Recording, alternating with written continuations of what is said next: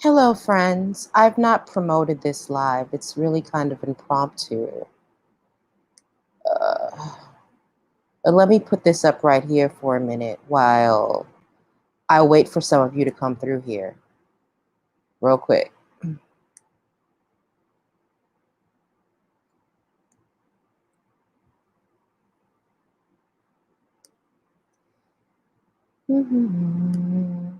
La la la.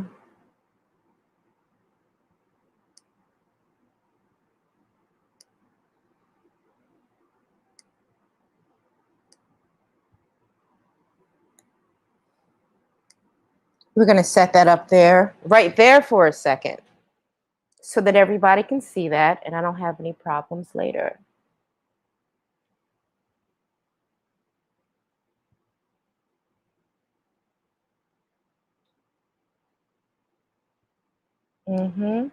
All right. Are you with me? Put that right there. I'm going to click here for a second while I pull up some other things and wait for somebody or some peoples to come through.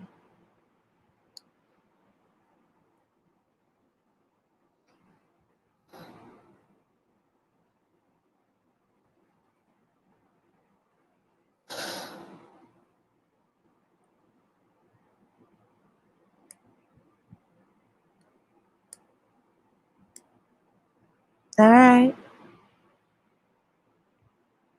So I hope we have the disclaimer here and understood and what have you. I hope people are out here in the building. If no, that's cool. If not, this is something that kind of needs to be said. So a friend of mine shared a post today from another friend of mine. It's very fascinating. Let's see if I can pull it up for you guys. Or should I even start there? Should I start with the actual post or what I think buck breaking was supposed to be? I'll start with what I think buck breaking was supposed to be. The documentary by Tariq Nasheed. I believe that buck breaking is a publicity tool that he's adding to his claim to fame, the Hidden Color series, you know, and he's using all of that to create this museum that's also part of that brand that he's built. And I'm not entirely mad at it. I don't like misinformation. That bothers me. And I think there is a lot of misinformation coming from Tariq Nasheed.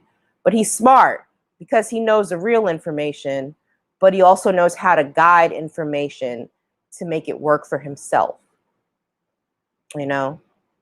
And one thing I'll give Tariq too is that unlike the other people that came from this era of consciousness, you know, like everybody started pouring out after Trayvon Martin was murdered by George Zimmerman. That's when we start really seeing all these people come out here and trying to be leadership in the digital Black community spaces. And, you know, one thing I'll give Tariq that separates him from the pack is that he always delivers a product. Like if Tariq says he's going to do something, he's going to do something. It might not be up to, you know, like a universal standard for people, but I respect the fact that if he says he's going to do something, he's going to do something, right? All right. So Tariq is trying to do something, and we see it. And it's cool. You know, he makes documentaries. He went into the mainstream and made a movie. I think it was supposed to be about eugenics, but it turned out to be some kind of teen scream movie. That was cool. He produced it. He did his thing. He's finding himself. He's making his money. I've got nothing against the brother doing that at all. At all. Because what I say is this, even if I don't agree, or if I don't think that your commentary is valid, if you are putting it out there to your audience, your supporters, and you deliver something that they accept, then I really can't say anything about that, right? But I do have to say something about this tonight. Um, all right. Anyway, I'm not sure if you guys are familiar with Dr. Stacy Patton. She wrote a book. She's a professor at I think at both Howard and Morgan University. A correspondent for I think Tel Aviv and a couple of other independent news channels, and I think even mainstream. I'm not sure if Stacey's done that, but she's done those things too. And she's currently working on a book about the history of lynchings of Black children in America. Stacey knows her stuff, right? So somehow Tariq Nasheed stumbled upon Stacey Patton's, uh, her post that she made, right? And he captioned over it on his Twitter. He like copied and pasted it or whatever, made like a little post about it and was like, huh? That was his caption on the top, right? So I was like, okay, what's okay?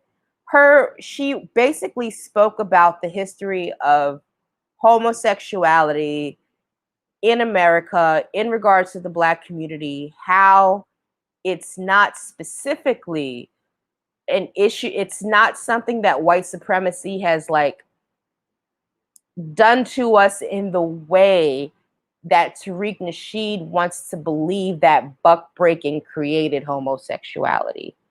It's not the case.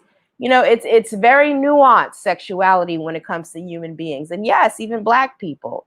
It's extremely nuanced, but Tariq is on some old, you know, white supremacy is making us gay. We got to listen to Frances Cress Welsing and read the ISIS papers because she was right. We all turned into the F words and whatnot. That's not what it is. But Stacey really like laid it out very eloquently about the history of, sexuality et al. When it comes to the Black community and historically, right? I guess Tariq didn't like it because it was off brand. So he had a bit of a problem with it. So, first of all, we're going to go to Stacey's post. See if I can find it.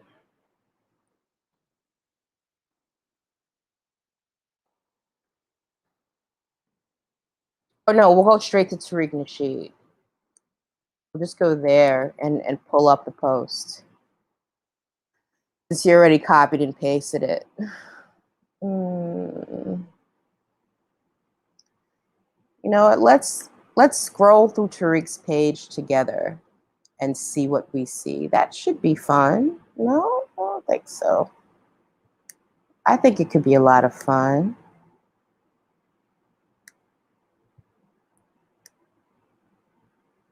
All right. So here's Tariq's Twitter. All right. Everything is very sensational on here. And the way that he works his brand is to promote fear uh, and instigate ignorance, I think,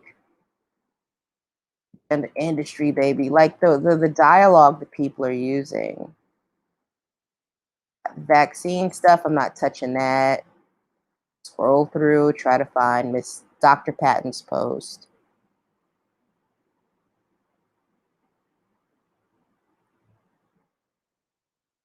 All right, Kamala Harris. I'll give my opinions on Kamala another day. Kamala, I don't, whatever her name is. I don't want to log into Twitter. Kwame Brown. It's so funny. Like, how is he Mink Slide, which is like the most moist R&B caricature that anyone could create? It's on some pimp stuff, and a lot of pimp stuff is pretty tender, as the conscious community dudes like to say. It is very tender. You know, grown men about that stuff, protecting women and families, they don't drip like that.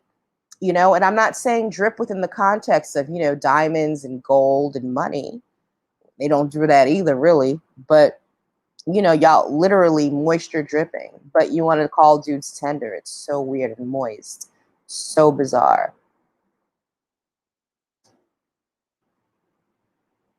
I don't want to sign into Twitter because I'm not ready for y'all to see my Twitter handle yet. I'll get to that. All right, so let me go here into El StreamYard. And I'm going to take the share off. I'm going to stop the screen for a second. And I'm going to try to pull up Stacey Patton's joint.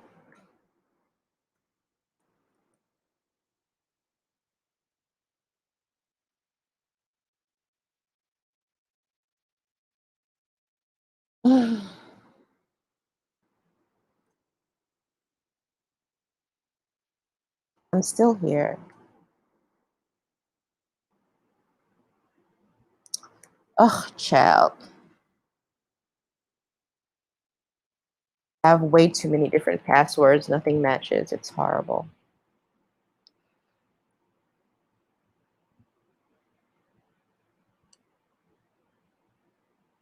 Hang on with me for 1 sec, you guys. Got a little tech difficulties. Hang on.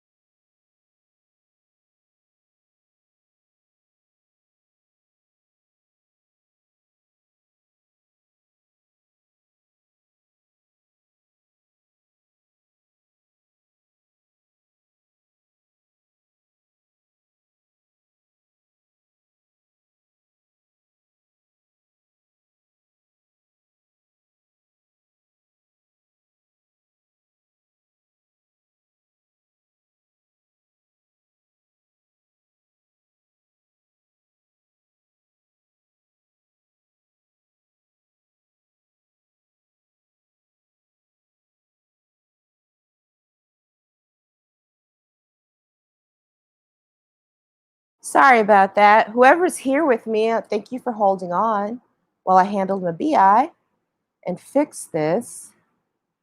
Hold on a second. Got that.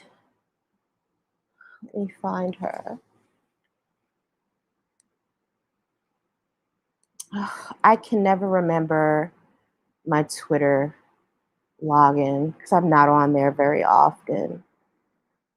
But so what I was saying before is that, you know, Tariq Nasheed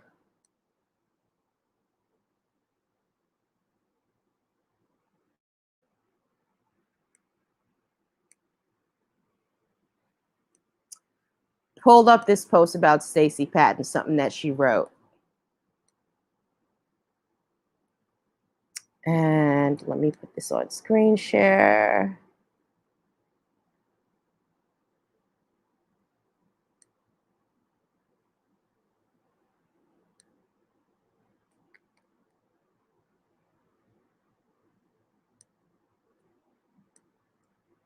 All right, I'm gonna make this big. So Sis put this thing up here. No, Tariq, I called him Sis. He put this thing up here that was a message or a post that Dr. Stacey Patton did on her Facebook page regarding the history of homosexuality and how, you know, that sexuality isn't a part of white supremacy.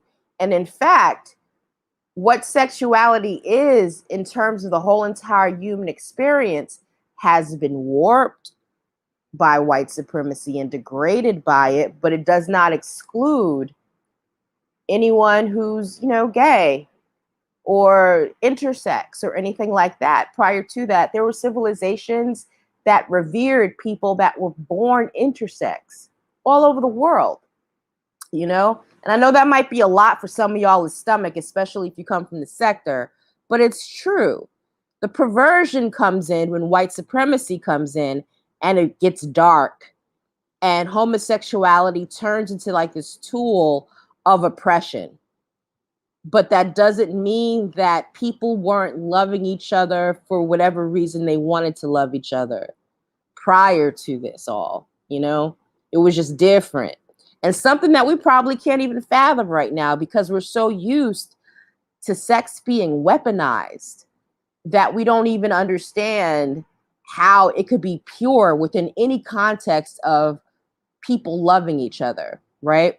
So anyway, Tariq posted up her thing, and one of his followers was like, "Who raised these niggas? This moist projector is trying to justify his own emotions, blah, blah, blah, by projecting on the straight black community, blah, blah, blah. Are you gay? No straight man would ever think that."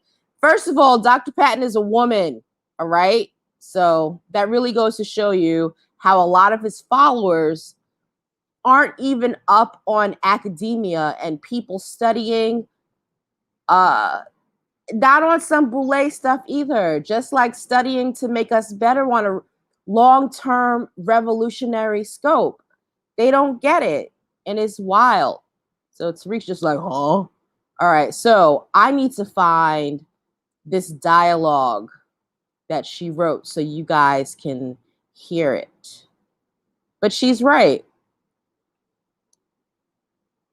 Hold on a second. I don't know who's here with me. If you're in the chat, just say hey. I'd like to know who stopped by. Hold on, let me stop the screen share for a second and pull up the post itself. If I can find it.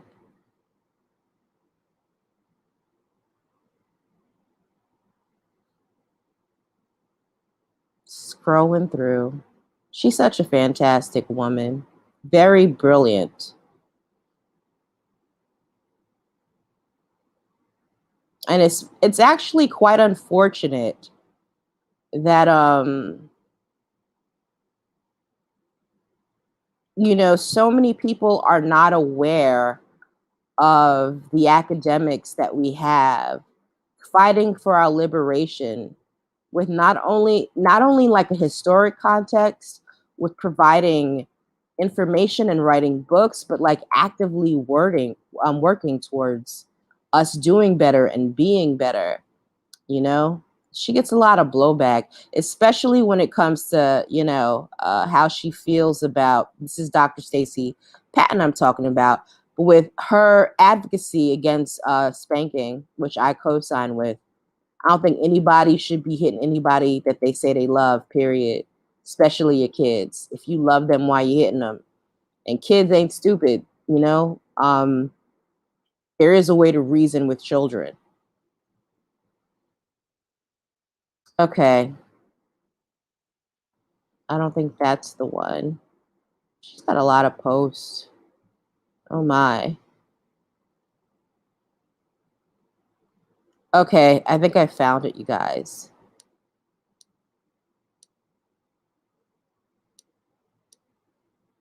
But I don't know how to.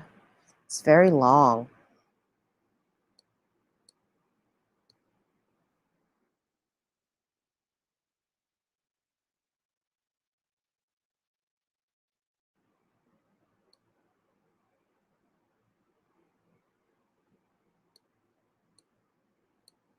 Yeah, it's very long. Let me see if I can just make it bigger.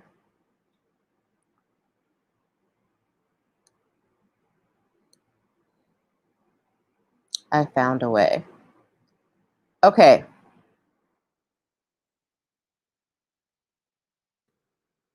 All right. So let me share the screen here. Do not show these tips again. Ready, chat.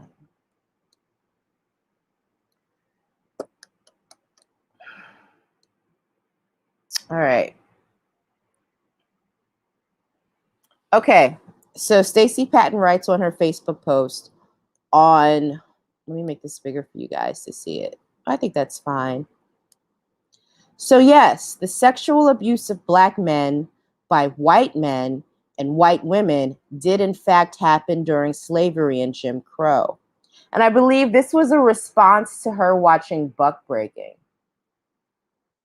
Then she goes, mind you, Dr. Patton is very well versed in the trauma, the abuse, the homicide, the murder, everything that's happened to Black Americans during slavery and, post-slavery during the Jim Crow South.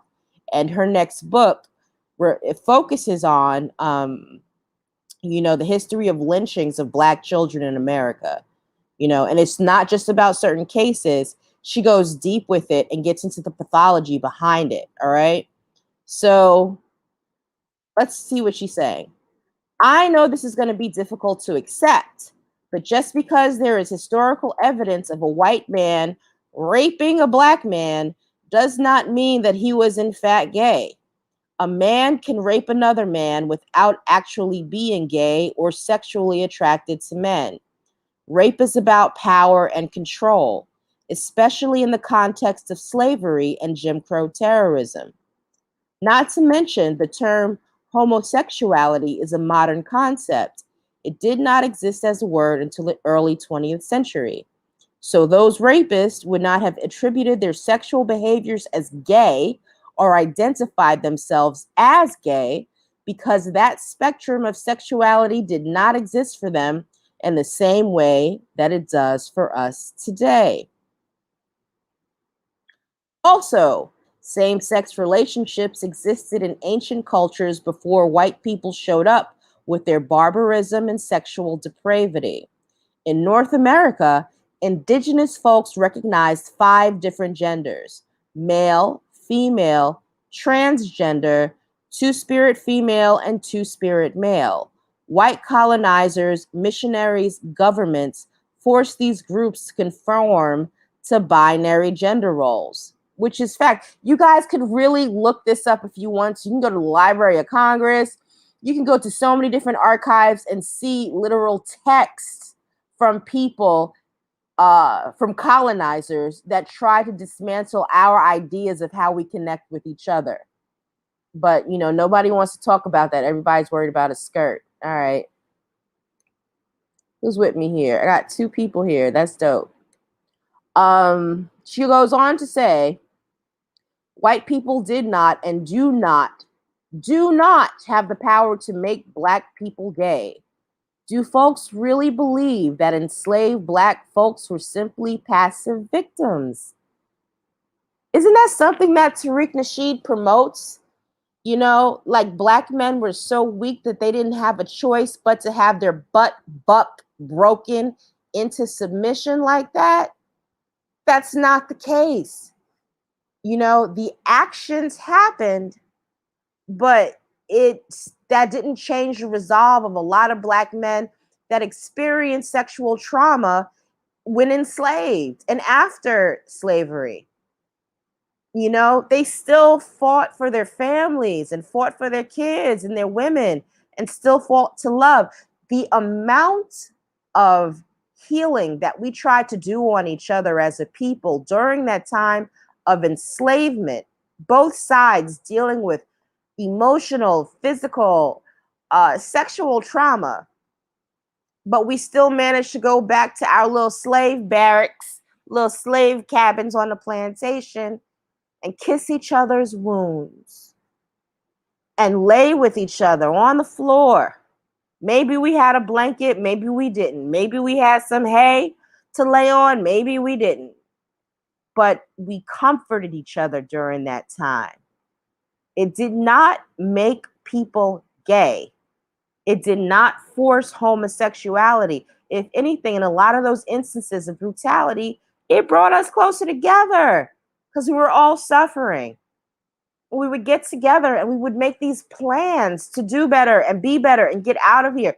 Anybody that was down for it.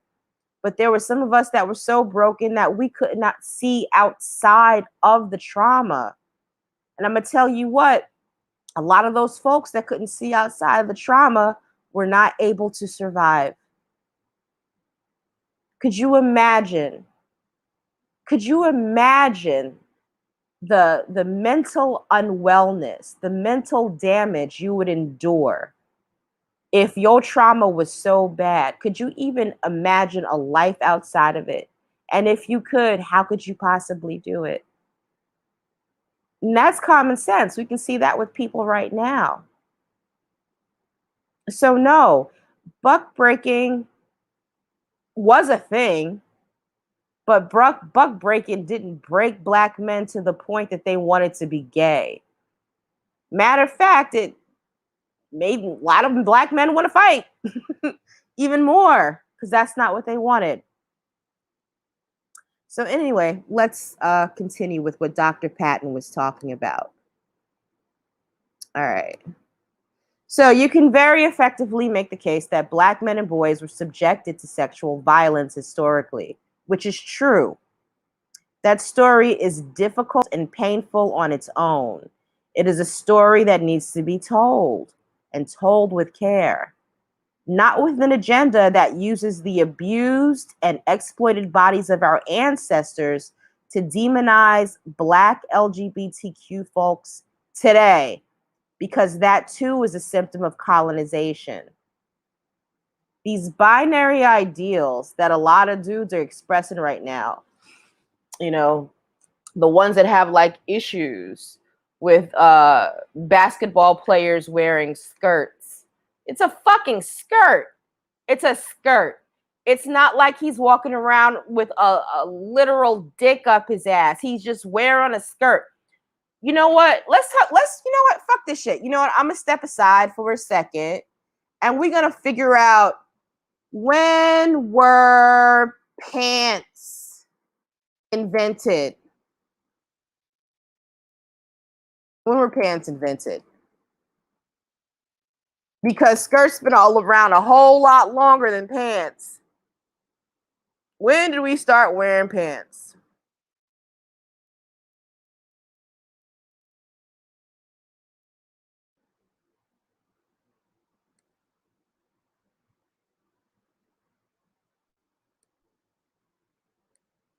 Are y'all still with me right now? Because I'm still talking. All right, we're going to share another screen.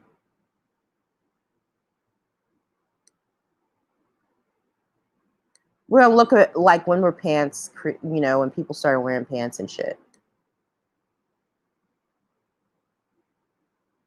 Do not show these. Oh, God. One day I'm going to get the hang of this StreamYard stuff. Or I might use another service. I don't know. But right now, we're going to learn about when pants were created.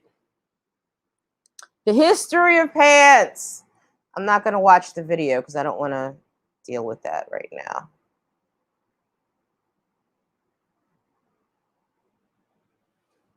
Pants were worn by ancient people. Oh, let's click this off. They said they're mentioned in the Bible. You know what? Let me find a fashion source because I don't know what this is. The history of pants.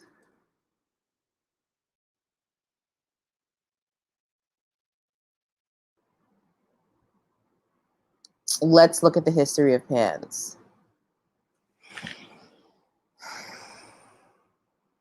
Trousers. Trousers. Trousers have been worn in the Western world since ancient times. They are now the most common form of low body clothing for men, practical and comfortable. There's no wonder they've been adopted by both sexes as part of their everyday dress. All right, personally speaking, here's an aside. I hate pants. I hate them. I will wear a long dress or a maxi skirt or just anything before I put on pants. I don't know why that is. For the exception of like my beaten up worn jeans that I like to wear in the house that are all shredded and stuff. Those I like. But I hate pants. But you know what? A lot of people, they do find them useful and comfortable. I'm just not one of them. Anyway, I digress. Trousers were first invented because robes are uncomfortable to wear on horseback. I could see that, you know, uncomfortable to wear on horseback. I don't know how many of you listening out there have like thunder thighs. Like I got thick thighs, and especially in the summer when I'm walking in my dresses and my skirts and that friction happens and rubs together, it is very not cool. I do have some tips for that though. If you do like a mixture of like shea butter and almonds, like medicated powder, and rub it on the inside of your thighs, you don't have that issue for the entire day. That's just a little tip. But anyway, so I can only imagine what hopping on a horse would be like. What would that be like? You know, in your dress, your kilt, your skirt, whatever you were wearing, chafing your inner thighs. That would be horrible. So that makes perfect sense to me that men wore pants, that trousers were invented to prevent thigh burn. However, women were not allowed to wear trousers. So for a very long time, women had to ride side saddle because it was inappropriate for us to hop on a horse with our legs spread open. Even though we had those pantaloons, well, we didn't have them, but the Europeans did. You know, those big ass bloomer pants that went down to the ankle, but still it was unladylike. So you had to ride side saddle. But anyway, that's how trousers were invented, you know, because people needed to ride a horse and not chafe. I guess they didn't know about shea butter and almonds powder back then, but that's perfectly fine. Moving forward, where's the, okay. The first recorded reports of trousers were made by 6th century BC Greek geographers. They noted the appearance of Persian, Eastern, and Central Asian horse riders. The comfort they provided from extended periods on horseback made trousers a practical choice. I can dig it. I would imagine that trousers are a practical choice. Like I said before, I can't even walk down Flatbush Avenue in the summertime without salving up my inner thighs because my thunder thighs rub together. So yes, trousers make a practical choice, but they were for men because at that time, you know, men. But as I said before, women had to ride side saddle for a very long time before we could even entertain the idea of riding pants, you know? But the ancient Greeks snubbed the garment, finding them ridiculous. They nicknamed them thalakos, meaning sacks. The irony of how silly togas look was clearly lost on them. I don't think togas look silly. They look really comfortable. Matter of fact, you know, you ever like, you know, you have a night with somebody that you love and y'all all sweaty and it's all sexy and you know clothes are somewhere but they can't be found, but then you got like Uber Eats coming to your door with the food but you can't go there naked, so you fashion a toga for yourself really quickly with the bed sheet just to get the food. I appreciate togas, I do. Anyway, subsequently, the Romans, who held the Greeks in high esteem, rebuffed them as well. They considered them as garments worn by barbarians. But as the empire spread further around the world, trousers gained more popularity. They couldn't deny the warmth and the practicality that trousers offered them, right? So initially, trousers were a military garment. That's the changing shape of them, right? So they went from being something that you rode a horse on, you put on your trousers, you what actually looks like little pantyhose from this picture, 4th century pants, look like pantyhose. Are y'all still with me right now? If y'all are in the building, if anyone is in the chat, hit like a 1 or just say, hey, what's up? I'd like that. That'd be really cool. But you know, you've got people, the original pants look like, look at this. I'm gonna zoom in on this. Look at that. They look like pantyhose. That's 4th century pants. They look like some damn pantyhose, don't they? But they were specifically made to make riding horses comfortable. So, all right, we're getting here into the shape of trousers and how it became a military garment and whatever. So, in the 14th century, that's the 1300s for everybody that doesn't understand how like centuries work, but like the 1300s, the Middle Ages, they developed into tight trousers with attached foot coverings, much like those stockings. The garment had the appearance of hose and was worn by knights underneath plate armor. And those were pretty slick because sometimes they were really like sick about their fabrics back then. You know, it wasn't like rough and abrasive. It was some of that was silk, smooth, clean, depending on your status, but whatever, or your stature. All right, by the 1500s, proportions becoming more and more exaggerated, trousers were voluminous, ballooning over the thighs and nipping at the ankle. They were made from ornate cloth, featuring slashes to reveal the colorful lining underneath. Honey, I'm sorry. So pants got fashionable, trousers got fashionable, and they got glittered up for men, for men. And this is all Western design, right? So then they were slimmed down into simple breeches that fastened at the knee. I don't know if you guys have seen that in early photographs, especially like in the 1800s, when some pants were short pants for the most part. And then, you know, they evolved into what they are today. Women didn't start wearing trousers. Look at her. Look at this fabulousness. Look at it. Look at it. Look at that. Look at it. I'd rock this. This look comfortable as hell. And I hate pants. Hate them. You know? But we didn't start wearing pants to the 1890s. You know? So the argument that, you know, pants is a relatively masculine idea is something deeply rooted in westernized thought, colonialism, and white supremacy.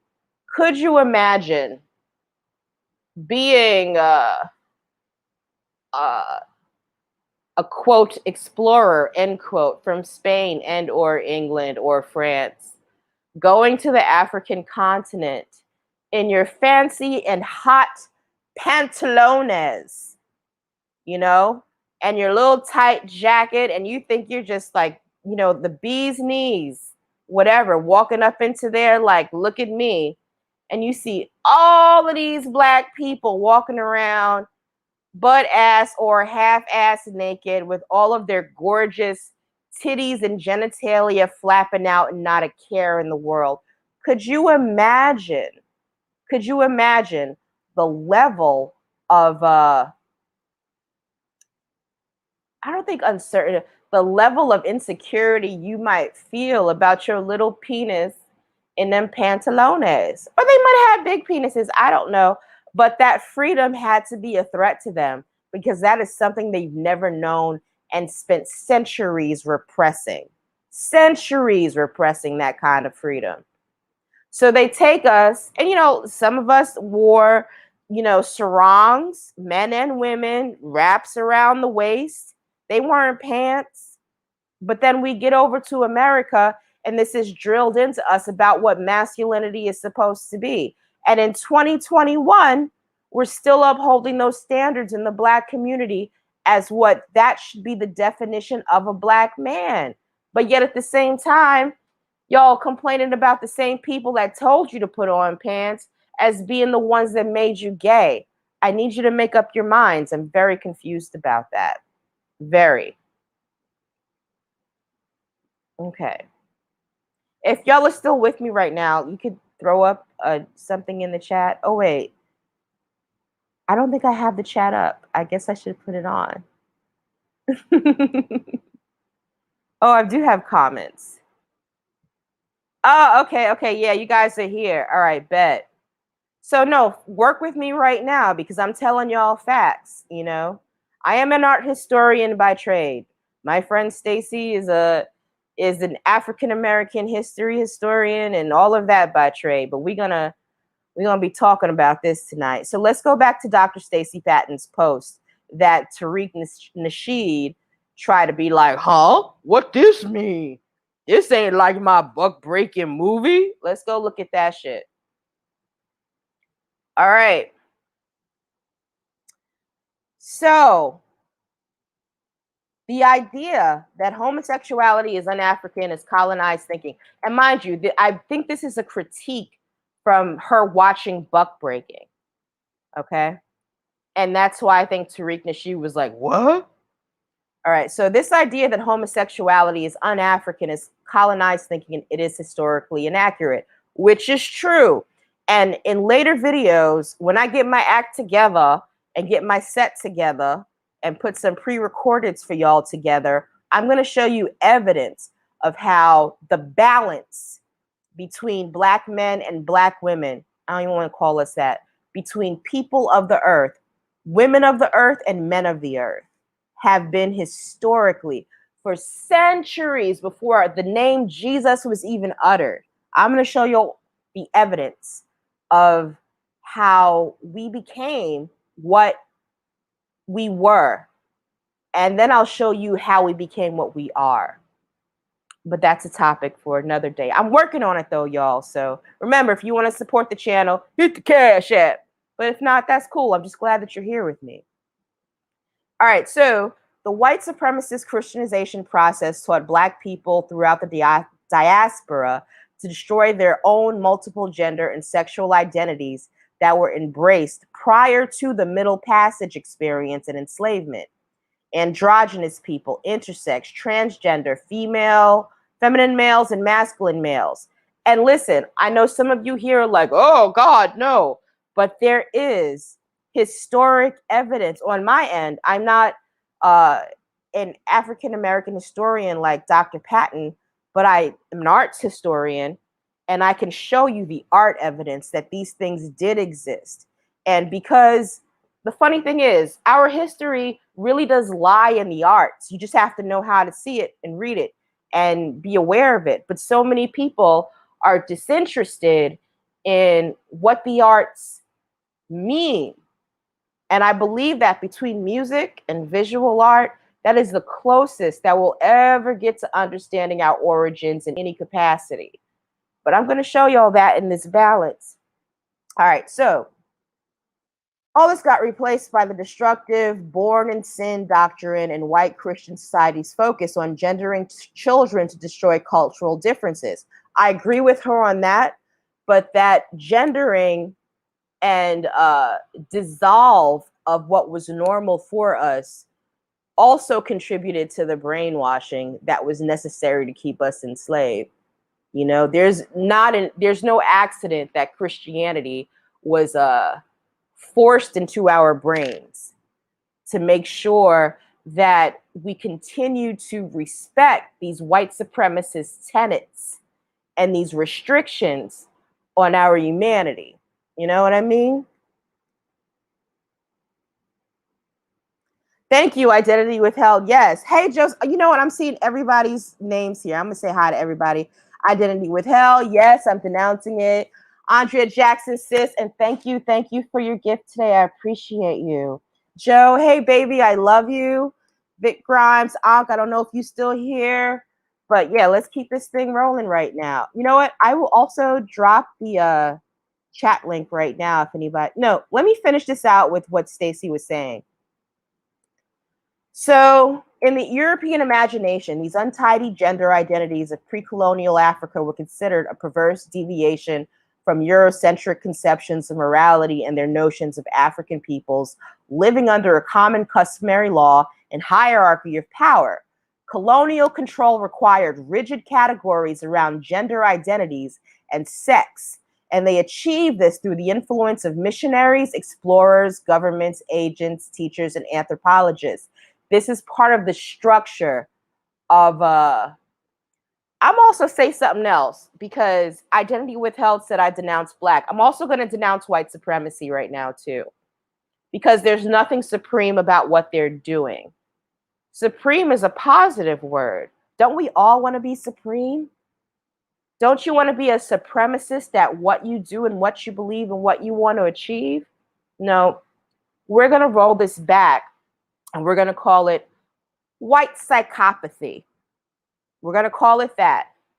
We can call it white sociopathy too, but we ain't going to call it white supremacy, because ain't nothing supreme about decimating masses. Nothing.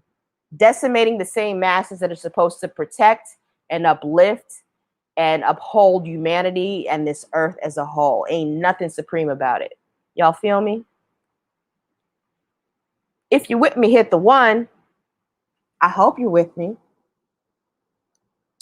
So Stacey gets into, her last thing. We really need to colonize our thinking about gender and sexuality and unpack the ways in which living in the nightmare of white, and I'm going to redact that one, psychopathy, and being processed as sexual deviance in racist discourse, irrespective of gender and sexuality, has caused us to become divorced from the most intimate aspects of our lives.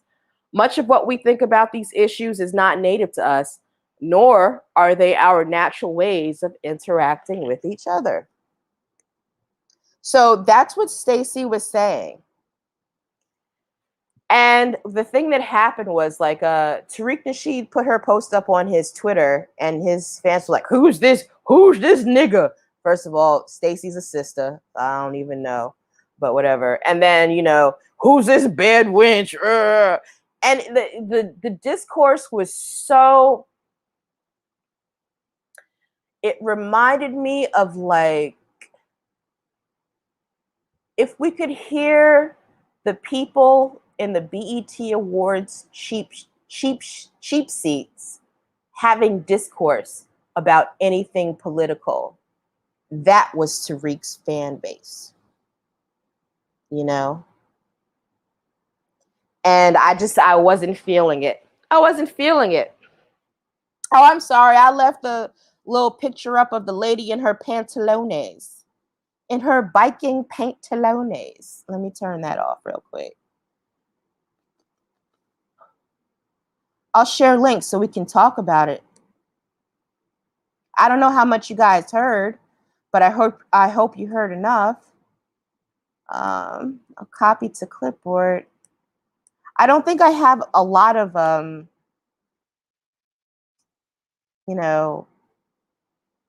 features here on StreamYard because I didn't upgrade it, and I also I have under 100 followers. So I think I'm limited to a lot of things on both YouTube and StreamYard. So, if you see the link in the comment section, hit the 1. And you're also more than welcome to come and hop in and we can talk about it. So does Tariq Nasheed know what he's doing? Does he know what he's doing? He has this whole Hidden Colors Museum coming up, and he doesn't even know, like, legit historians that could really fill out the whole context of our story. What I think Tariq Nasheed wants, because he's on that FBA, stream, that whole FBA thing, is he wants propaganda to support the colonized version of Black men, the Black male experience, which also includes Black women, but it has to be Black women that identify with that Black male experience of the colonized Black male mind. And that's where I have a bit of a problem with it. But if his friends like it, hey, then his friends like it. You know what I'm saying? Hang on a second. Fans like it. No, I just put my channel up. Okay, it did come up. I can turn this off. All right, but yeah, so Identity Withheld, you can absolutely challenge me with the existence of white supremacy. I know it exists. I know what it is. I'm just not feeling the name of it. But come on, the link is up here. I'll paste it again. And thank you, everybody, for being here tonight. I do appreciate you. But no, I don't think Tariq, I think that like I said earlier in this video, and I guess a lot of people are going to watch it on the replay, but I do appreciate the fact that out of everybody that rose up after Trayvon Martin was killed and this Black conscious community just invaded social media with all of these different leaders and talking heads, I do appreciate the fact that Tariq Nasheed has always delivered some kind of product. Whether or not I agree with what he produced or if I saw it as being valid, I appreciate the fact that he actually did it, which is really tragic that I'm saying that, because that ain't even Black excellence. It's just like Black settling because the rest of the dudes around you don't do shit. So you can put up something subpar and half-assed and think that that's enough. And you can do that because everyone around you ain't doing shit but hustling, you know? So I don't know. I think that must be where I stand with it.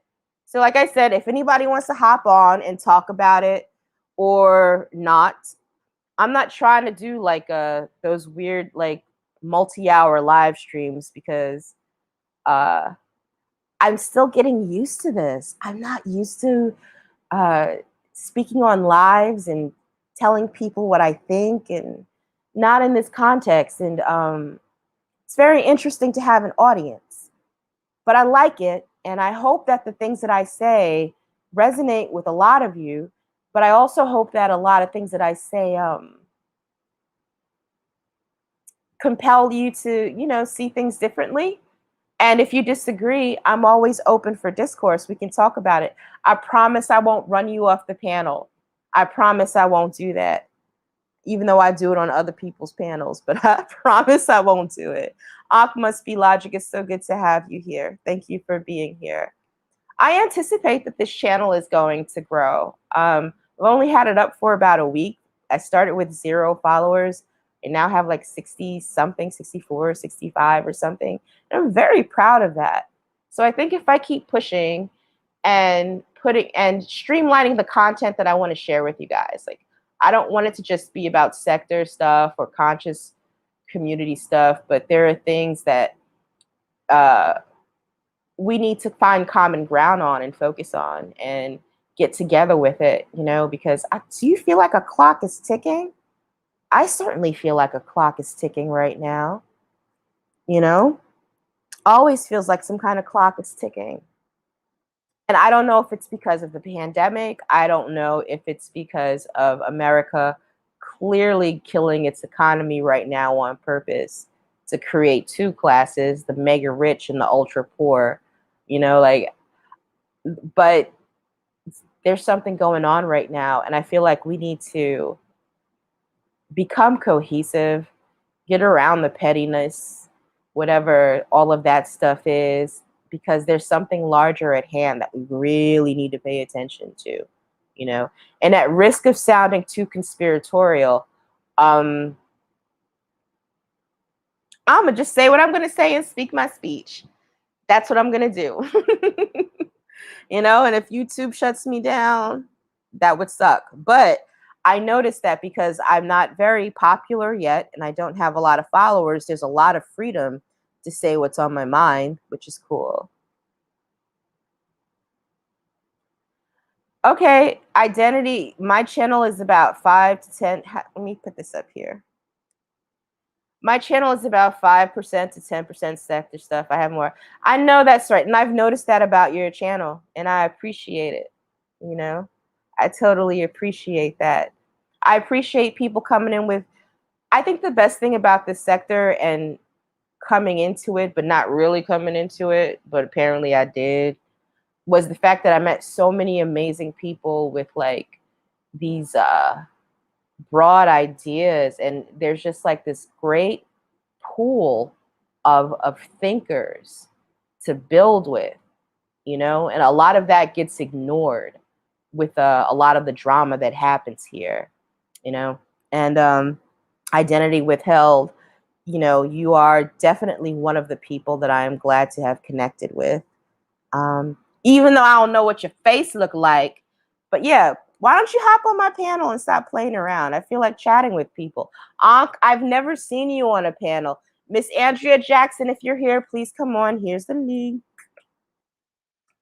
And talk to me. Tell me what you guys think about Tariq Nasheed and his documentary and his Hidden Color project, or you talk to me about what you think about Dr. Patton's post about, sexuality, and how what we did was inherent to human behavior as opposed to how the West came in and corrupted it,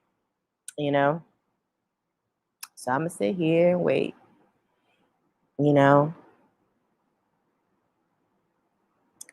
or I could just play a cat video. People love cat videos. I know I do. I love little cat videos. Cats make me so happy. They're so funny. They're such assholes.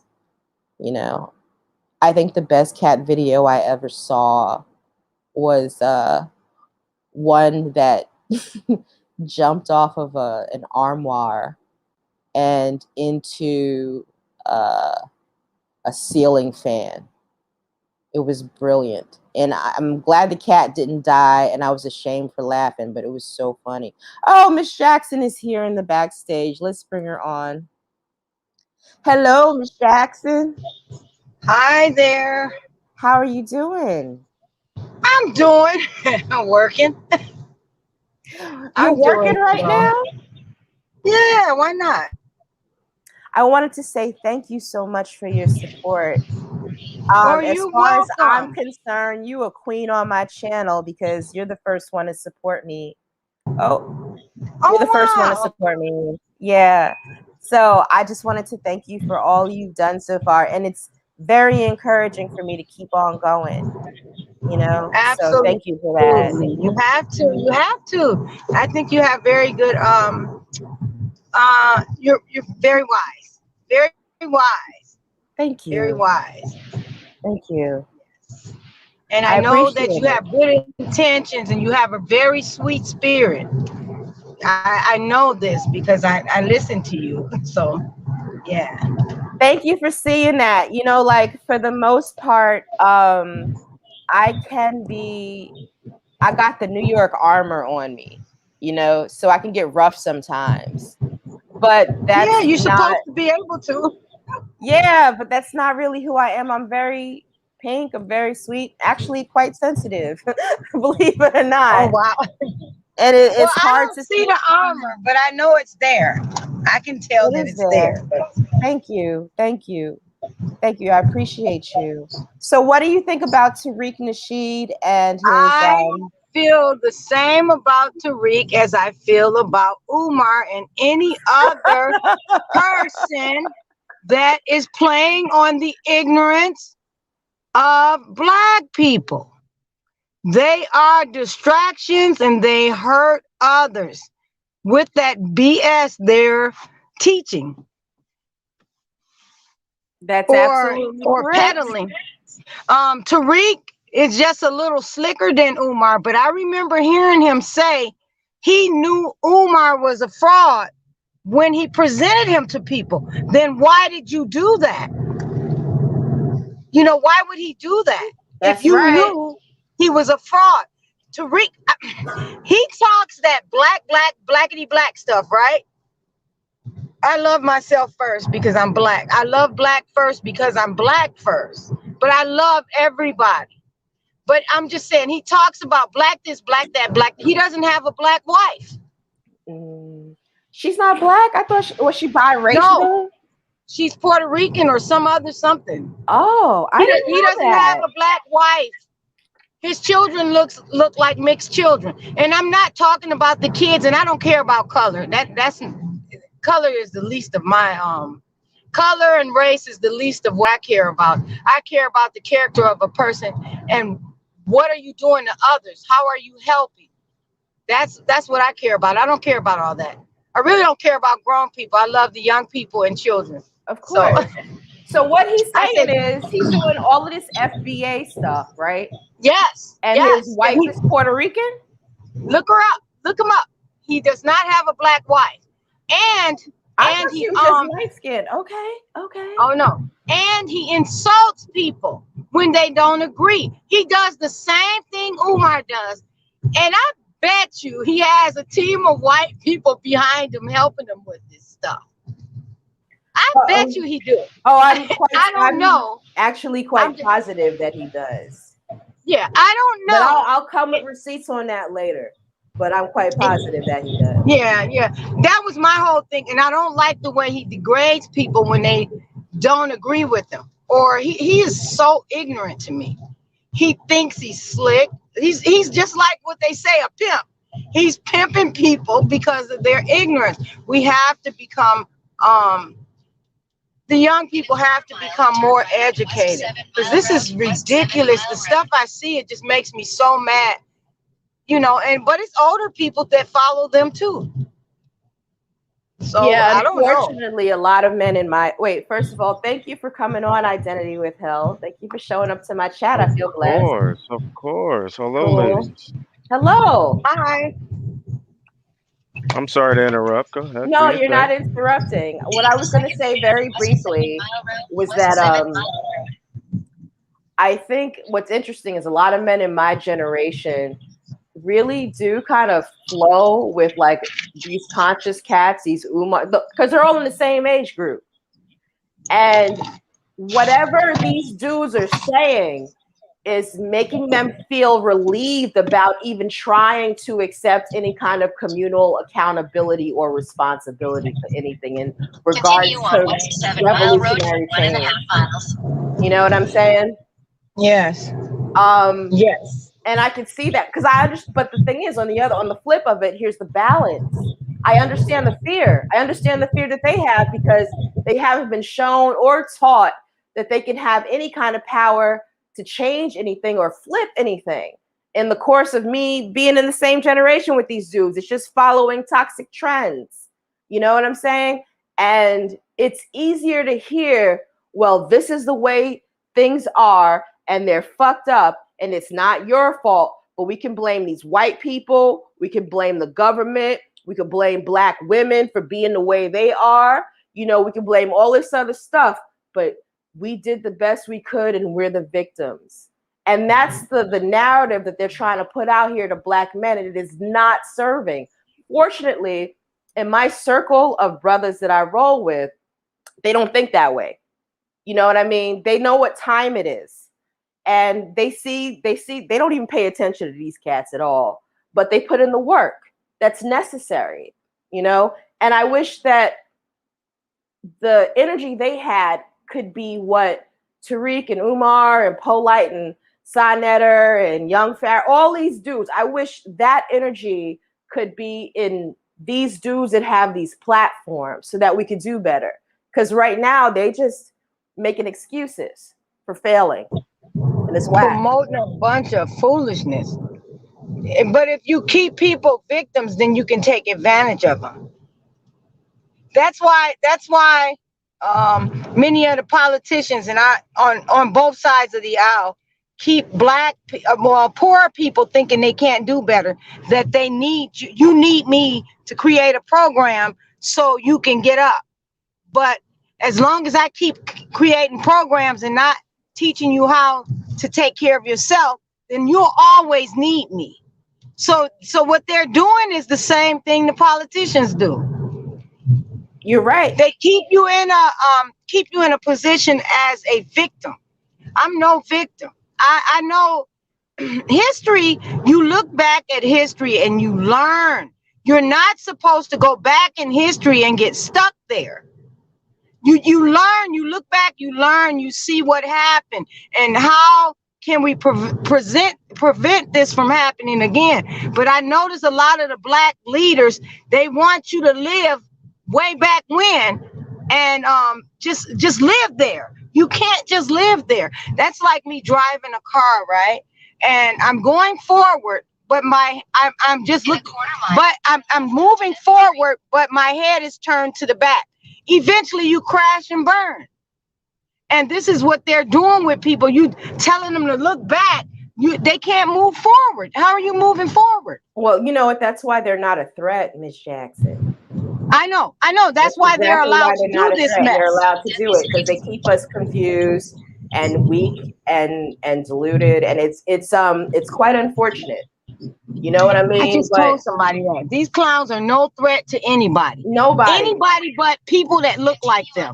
It's the only threat. They're That's the they're, only on, they're threat. only threats to people that look like them. I can't listen when you say I have to turn down when sometime when I watch Lennon and he's playing Umar's videos, I can't stand to hear his voice. I have such a disdain for this man. Also, Tariq, I feel the same way. I can't watch that crap. Yeah, I cannot. they both look like pimps. Yeah. And You know, Tariq, he look at his I have this and I have that. You didn't earn it. You misuse people to get it. And that's why when people say he put out a product, he put out garbage. He put out garbage to ignorant people that don't know better. I know. I'm not going to support that. You You don't don't have just to. support people because they're black. That's No, foolishness. no, I, no. I I like to support people that look like me though first, I do but too. Same here. but you don't just support somebody because they're black. Well, here's something that I promised Miss Andrea Jackson. Is it Andrea or Andrea or Andrea? Andrea, really. But Andrea. no, call me. It's okay. Call me Andrea. It's Okay. fine. No, Miss Andrea. I always tell people I don't care what they call me. Just spell my name right on the chat. It's important to me for me to say your name the right way, though. So, Miss Okay. Yeah. Andrea, I agree with you on that. You know what I'm saying? And that's why, like, with this channel, my goal I'm still learning how things work and I'm gathering things together. But what I'm gonna do is make sure y'all see people who are worth it. And none of them ask for money. None of them. None of them.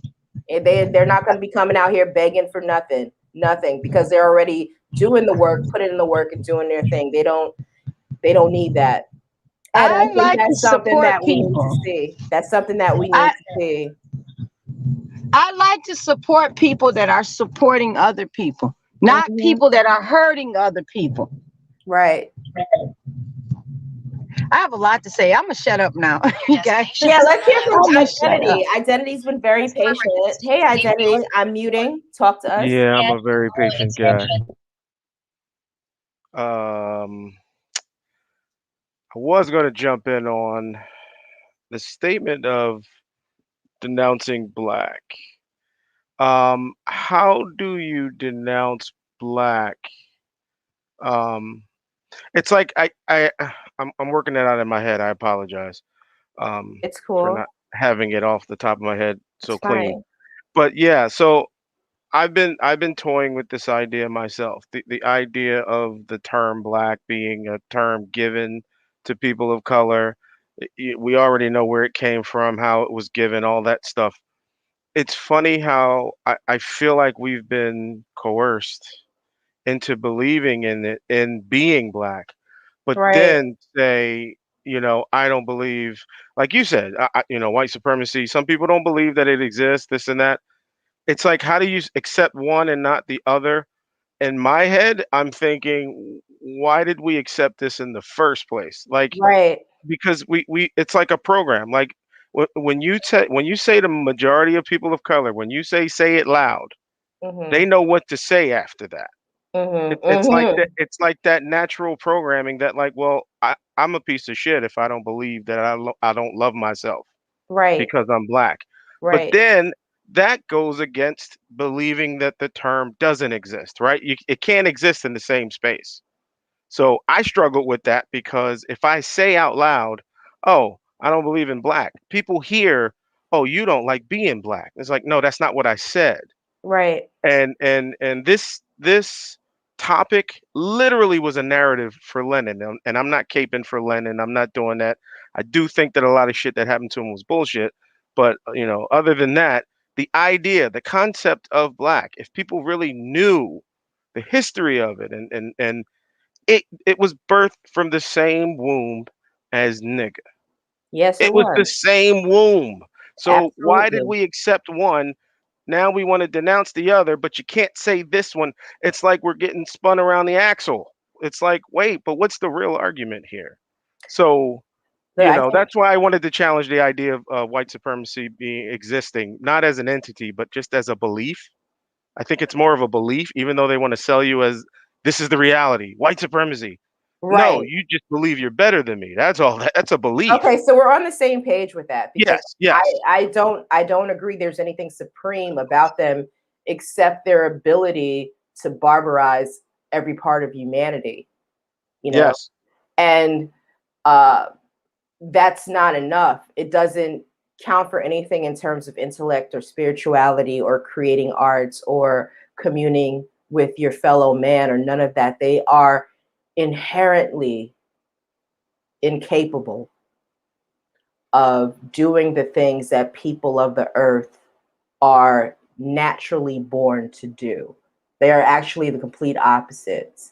And I think I there are so many different theories about why we've heard the yeah, two cradle theory, yeah, where they're not, and for those of you that are not familiar with the two cradle theory, it's this idea that there was a birth of two civilizations, one where melanated people sprung from, and another one where this where non-melanated people sprung from, and that's why we're so different. But then you hear like other theories about why they are the way that they are. But what I know is that I know when I see a group of people that are desperate to cling to life. That's what I do know. I see it in yeah. the It's a hood. natural. It's natural, right? It's It's a natural. It's a natural natural reaction. thing. Yeah, Absolutely. I see it in the hood because it's an unnatural circumstance that a lot of people of the earth are in. So they adopt those mentalities of barbarism into their daily lives in order to sustain, whether it's for, the sake of preserving ego or, just literally sustaining and having food in your house. You know what I yeah, mean? But with that particular group, it's so dark. It is so dark. And when we even look at the history of lynchings and genocide that they brought over here to the Americas, yeah, it was an offshoot of what they were doing to each other in Europe. That is who they are. And there is no other culture on this planet, no other group of people on this planet that had that level of destructive, demonic. it's more of a detachment. It's more of a, It is a detachment. yeah, it's like a, and I'm sorry if I'm taking your words from you here. No, no, no, I'm you're just good. speaking. Can I say hi to people? Sure, sure, sure. Do your thing. Nappy Yankee, I don't know if he's still here. He stopped by. Hello. Bro, New York. What is this? Black women don't like themselves, so they can't like black men. All right, Uh-oh. you can feel that way if you want to. That's your Yeah, business. that's a leading statement Yeah, there. yeah, like you're on the wrong show for that because I'm not even gonna that you just sound weird. I don't know. The people in my cipher don't rock like that. We don't talk like that. So that's your business. Yeah, he took a Um, left instead of a right. for Kevin real. Samuels is on the right. Yeah, you can be that if you want to, but we ain't that. Sable do or Sable deal. Yeah. I'm trying to get my French on. I haven't taken French since college. Sable deal. I don't know. Hey, thank you for stopping on the live. I appreciate it. All right, but you were saying, I'm sorry. No, you're good. So I'm working out, as you already know, in my short history between the two of us. I got a lot of things I'm working out just in life and seeing things a little different probably than some people. But I keep myself sane because some people actually agree with me. Like, okay, not all of us can be crazy. So, Right. um, Oh Lord. oh, Sorry. no, no problem. Y'all hear my phone right now? Yeah. Oh shit. I'm just gonna have to decline. He's gonna This my little boyfriend. He gonna have to wait a Okay. minute. Yeah. Okay. Okay, go ahead, y'all. Continue. Sorry to interrupt. No, it's all good. We over here building. Yeah. Yeah. So I I suggest you look up a guy. I don't know if you know about him, but Anthony Browder. If you ever heard that name before, I don't know if you Anthony have. Browder. So he is self-proclaimed archaeologist. He didn't go to school for it, but he did take on some work that passed on from his someone he was learning under, and he's actually doing some things out in Egypt where I he just Googled him. Yep. yeah, he was doing tours out in DC where he would actually do like pilgrimages. Am I saying that right? You did. You Um, are. and You're he good. would actually show what things that he's dug up in the last 10 years. I think he's been doing it 15, or probably longer than that. And he's now handing it off to his daughter. So his Okay. daughter's been involved with it since she was like 10, 11 years old. She's a grown woman now, but she so they've been uncovering some things, and so what he dug up thus far debunks a lot of the things that we've been told, Mhm. whether it's religious, whether it's whatever fact find that people come up and say, hey, this is the history of this. He found things that kind of contradicts a lot of the things that we believe to be fact, right? Mhm. One Mhm. of them being, which was one of the biggest eye openers I've ever seen. He has this timeline that stretches back, I don't know, a few thousand, like man, 5,000 years, 6,000 years back. Right. Right. And he literally shows, and this is putting everything in his perspective. He literally shows the sliver of time for slavery and the sliver of time of the supposed um, Africans getting stuck behind the ice wall and then becoming non-melanated and then coming out as you know, white people, if you want to put it just in general Yes. terms, Yes. before the term white people even existed. So Mhm. he has this timeline. Now, I'm not saying it's 100% fact, but to see the amount of time that we focus on, such as the sliver of slavery, that time period, it Right. is huge to the people of color in this country. It is, yeah, it pretty much springboards to so many other things, and but to see it and then ignore everything behind it, Mhm. it literally opened my eyes to say, well, I understand the importance of what happened during that time, or what happened to people of color at that time, but there's so much history behind that. I think somewhere down the line, we've been duped into thinking that everything that was created by non-melanated people, Right. which which doesn't make sense for one. Right. Because I don't care if you go timeline, I don't care if you go geographically.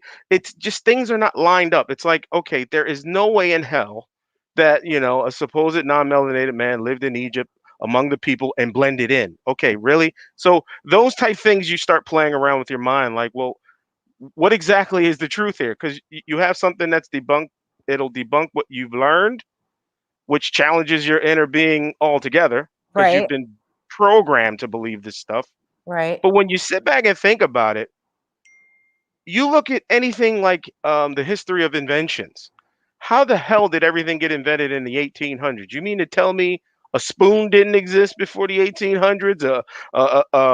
Just the idea that everything came out of the 17 and 1800s, it's ridiculous because you would have to ignore everything prior to. And you're talking thousands of years.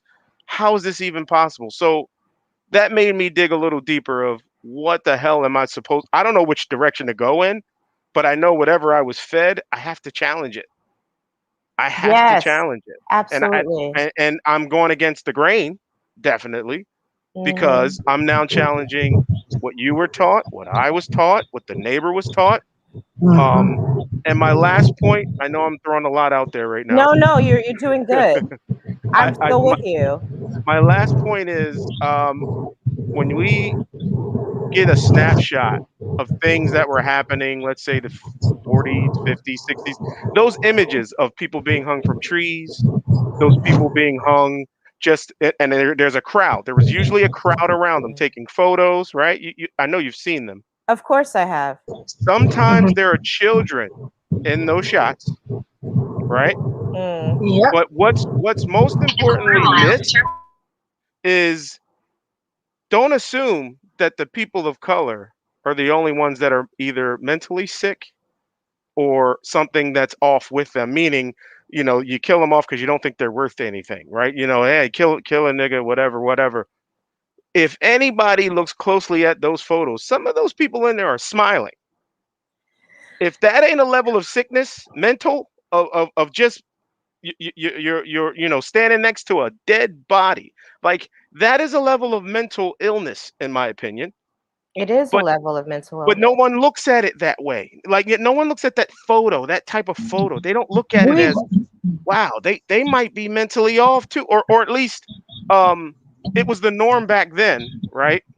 Depending on what side of the fence you're on, you were good with it. If you were Right. on the white side, you were good with it. But that's part of the problem. Like, wait a minute. If I need to get help from, or at least some sort of support, or I forgot the word you used on the last live, reprieve. Reprieve is a good word. I think that's the word you used last time. If we as a people are supposed to, or at least should have gotten that, then they should have gotten something too, because that's a level that's I don't know if I should All call it right. No, crazy. no, no. This is what we're gonna do. We're actually gonna put this into scientific reasoning. And Yes, Sandra, I'm gonna like mute your mic, keep your mic muted for a second because you got background noise. Or Miss Andrea, I'm sorry, Queen. Um, all oh, she's right. driving. She's driving right now, and that's cool. Yeah, I'm glad that she's present with us. I love it. But we're going to rationalize it in terms of science sure. because there is a scientific study that was done to understand the trauma that exists in Jewish people who survived the Holocaust Hmm. and how they were able to carry um, the trauma in DNA so that it was reproduced in their offspring. Yeah. And I think they were able to take it to court to win a lawsuit. No, that I didn't know. Yeah, let me just double check that because it's been a while. It's been like maybe like 5 or 6 years since I read that, but I'm gonna look it up. Well, hold on. I don't even know how to put in the Google terms for it, like Jews, genetic, DNA, trauma, lawsuit. Like, what do you type? All right, let's do that. All right. So, study of Holocaust survivors from The Guardian. This article is more than 6 years old, but then scientists, of course, tried to debunk it. Once, Black people started talking about how, well, if that could exist for Holocaust survivors, why wouldn't that exist for us? Correct. And when we started doing that and putting it within the framework of a thorough reparations initiative taken to the UN, then people were like, oh, no, we can't do all that because yeah, they don't want to give us that. They'll never do it. And there's reasons that I think that they won't give us reparations that a lot of people probably don't have their finger on. But we're going to talk about that another day. But that's when they were just like starting to like dispute that. But let's see. I'm going to pull up this article just to show the headline. And I'm not going to read it right now because I don't really Hmm. feel like it, if that's okay with you guys. You good? Okay. Hey, Share Max is in the screen. building. Yeah, I said what up with him. Oh yeah, I'm just now looking at the chat. Sorry. Yeah, Max is the homie. He's the one that like convinced me to get into this YouTube life. He He's such a convinced cool me brother. too. So if it doesn't work out, we're both coming for Max, yeah? Yeah, yeah, he convinced me to. I joined one of his lives and he's like, start your channel. I'm like, I don't want to. And then a few months later, yeah, okay, fine. Right. But so this study showed that like, survivors of the Holocaust, they passed the trauma down through their genes. So Black people were like, real like scientists, doctors, smart fucking Black people who give a fuck about the things that we're going through took this on and was like, you know what? This could be our problem as well. not the little, internet panhandlers and race baiters that we have out here purporting themselves to be revolutionaries, not the reactionaries, which is what they truly Right. are, but legitimate people that are not sitting on CNN and acting like they care about us, but people that are in the field and working. There's so many of us out there doing the work. It's ridiculous that we don't know everyone's names. You know what I'm Right. saying? But so they did that, and then it's like, okay, but then I started thinking to myself after I read this article, and then I read later on when they were starting to work on the trauma that's in our bodies of descendants of enslaved people from this country. Um, what about white people and the trauma they hold in their bodies? Right. That's kind of, I think we're on the same page with We the are on the idea same that page. they're not the only ones that may have been affected by all, or not may have. They have No, been affected to some degree where they're at, not all, but right.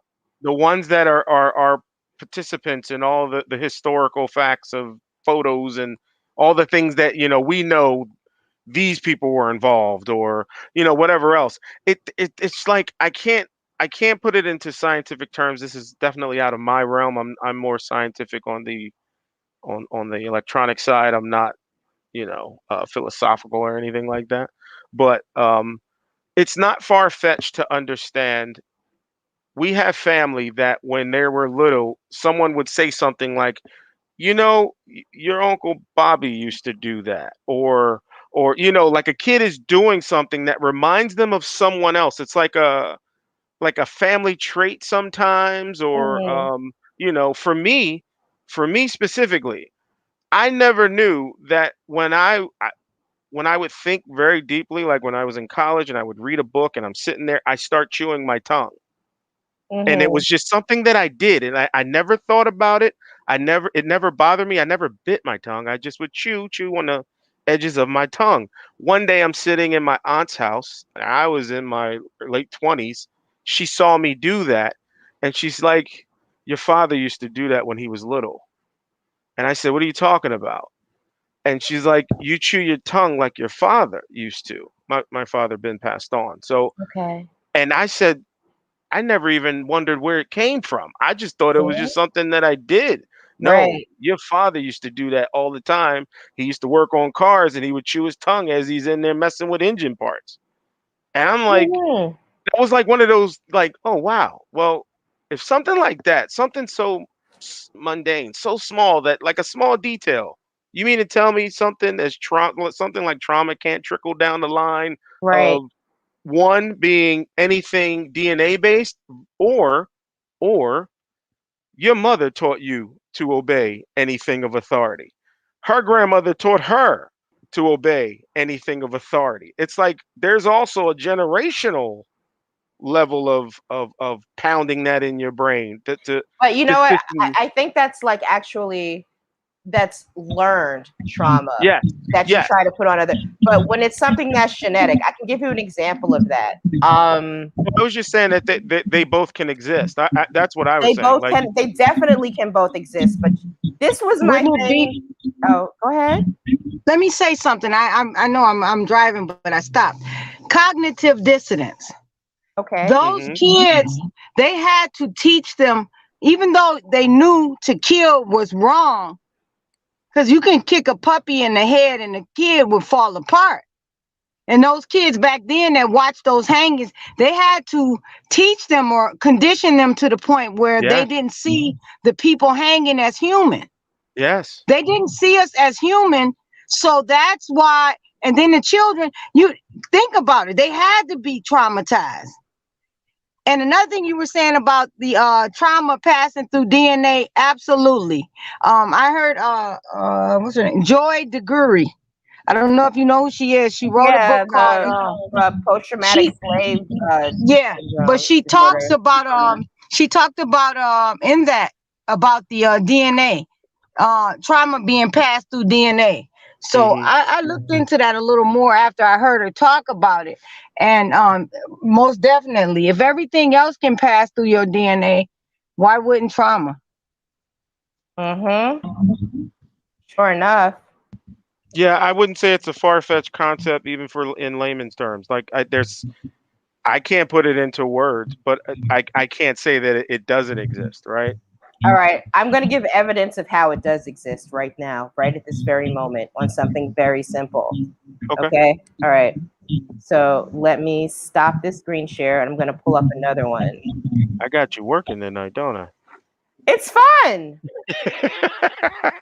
I'm just happy to have you guys here with me, that I'm not sitting here talking to myself and that we're vibing. It's Yeah. fantastic. You know, Well, I'm in my lab right now. I'm actually working on a circuit board right now, so keep talking. well, we both have labs. Isn't that Yeah, fantastic? that's why I said that. Yeah. Uh-huh. All right. So let me pull this up. This is gross. All right. Okay. Y'all see that? Yeah. All right. Y'all know what that is, what people look at that and they do have a certain fear of it. And I think it's called like trypophobia, right? Mm. And it's this fear of disorganized wholes. You know what I'm saying? And it's not necessarily like, oh my God, I gotta run away. But like there's this overwhelming sense of dread that people who see these patterns, I'm one of these people, so this is really hard for me to pull up right now. Hmm. But like, we see these patterns and it's just like, oh God, no. And what studies have found is that it goes back to an ancient ancestry of people that discovered that a lot of poisonous, um, you know, things that they found while foraging had these kind of patterns. So it evolved into like this natural thing where when you would see these kinds of patterns in certain things, your body would generate like this this rush, like this hormone would be produced where you get Hmm. this fear to avoid that thing. And it's carried out today in people that don't even do foraging or anything like that. You know what I'm saying? Like when I see Right. certain things, I'm not going to touch it. I got to think about it first. You know what I mean? But I mean, I'm thinking that, food and all of that stuff was very different way back in our ancestral times Oh yeah. prior to the colonists and, all of that stuff happening. So it's there. And I need to, you know what? I'll put that video up one day too. I think I should, explaining it.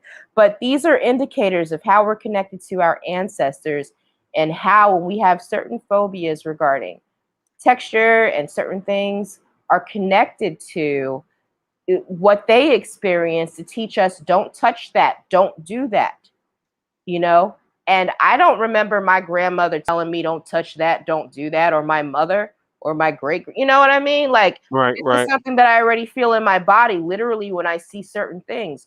So that is an indicator to me that we do carry trauma in our DNA. Very simply, in the most simplest way. I'm gonna take this picture off now because it's very much upsetting me. I hear you. Okay. I don't like it. It's Yeah, very I did. upsetting. It didn't make me, a bit squeamish or anything, but I Yeah, guess I don't have it. you don't have trypophobia. Like it's weird. I didn't know there was a name for it. When I found out there was, then I started doing research on understanding why I feel a certain way when I see like these certain kind of hole patterns. You know what I'm saying? With the way that they look and they Hmm. don't look safe or okay. You know what I mean? To me, in my head, that's what I've always thought. So knowing that, when I read this, I gotta pull that up. I'm not gonna do it right now, but I promise I'll get it to you guys. And if I figure out how to do a community page, I'll just share, studies and stuff with you, links to studies. I would love to do that.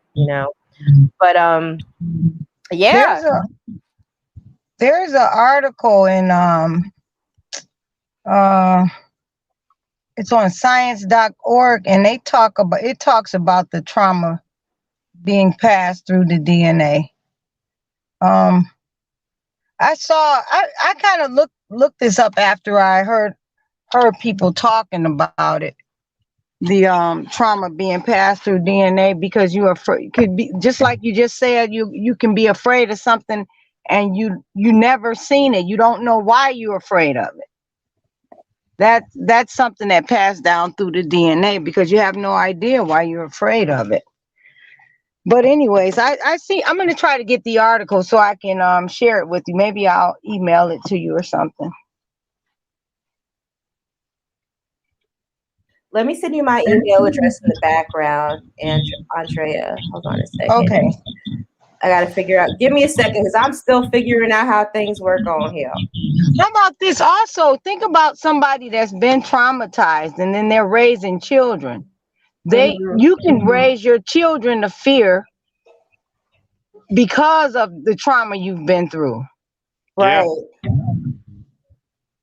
Even if Well, say isn't like that the whole concept of buck breaking? I know you were saying you didn't believe in that. I think I heard you say that. Well, it's not that I don't. no, I didn't say No, I I did. don't I said it. What happened to my camera? Hold on a second. I Yeah, but think that was but the the, idea of buck breaking. At least that's what I'm, to my understanding, is sending that message. Like, you will make sure your son knows the rules when he grows up, and it's just going to happen. Like, there's consequences. There's things that's going to happen. If anybody gets out of line, it only takes one, I'm not and going to somebody's going deny to pay that. for it. I'm not going to deny that the fear trauma. and humiliation. I'm Yeah, not going to deny the trauma wasn't perpetuated, but I don't think that it's to the extent that I don't think it's presented correctly in the way that Tariq Nasheed wants to push the narrative. I gotcha. think it exists. Um, you know what? Actually, I don't. I think it could be partly traumatic, but I also think that there are younger Black men who think that the only way to keep them from being killed is to be as non-threatening as possible. Yeah, I that's a do thing. believe that. And they're not even gay for most of the times. They just want to just not look like, a target. So they're going to do anything that they can do to make sure that they're not presented as a target, or they're as safe as possible. You know Right. who's like the prime example of that shit is Who's that? Terry fucking Crews. Yeah. Yeah, yeah. I mean, well, he admitted that when his manager, whoever, touched him, Mm-hmm. like honestly, I would have assumed he would have broke that dude's neck. Like, just looking at him, like, there's no way you're gonna let somebody do that. But he admitted that it was a level of fear that he would lose something, or he would look like the angry black man. Like, he didn't want to be that. He didn't want to be it. But look at Well, sometimes you got to be the angry black man. Nobody has the right to put their hands on you. So if you have enough nerve to touch him like that, then he should be able to react. Yeah. I think most men in his circumstance probably, you know what, I don't want to make an assumption. But what I will say is this: his actions following his claim about being sexually abused in Hollywood. That's the part that made me kind of raise an eyebrow about him and question everything. You know what I mean? Like when Gabrielle Union stood up for him about being sexually abused, but then when whatever that reality show they were on together, I'm sorry, y'all, I don't really watch reality shows and stuff. I just keep up with Black news. But whatever that reality show they were on together, um, was like a singing show or something like that, I think it was. And she had discrimination. She brought up discrimination charges against the production and the production staff of that show. And he played her. He totally threw her under the bus.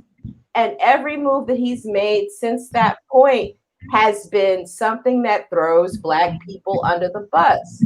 So I don't know if I'm entirely comfortable with feeling like, see, I don't want to judge because trauma is a motherfucker. But it seems to me like he already had his journey in mind of how to be a safe Negro. Right. and how to let that go and play it out. I don't know. I don't want to say too much on it, but Terry Crews is right now. He's probably one of my least favorite black people right now. Hmm. Probably, yeah. Oh, especially since he went out and told people that you don't have to bathe every day during a pandemic, like the rest of the white people have been doing. Like, what the fuck is that? Come on, He brother. says his kids are transracial. Did he I say heard that? that. He called his Child. kids transracial. Something is definitely not right there, and I'm not a fan. I'm nobody's fan. I'm one of those. I'm one of those people that stand back and watch the crowd. Right, right, So right. I am nobody's fan. So I have a. I'm not no special than anybody else. But I know how to stand back and just watch everything. And like you question everything, the truth gonna reveal itself. There's something Mhm. definitely wrong there because when he called his kids transracial, I said, yeah, something is definitely What wrong there. specifically does that mean?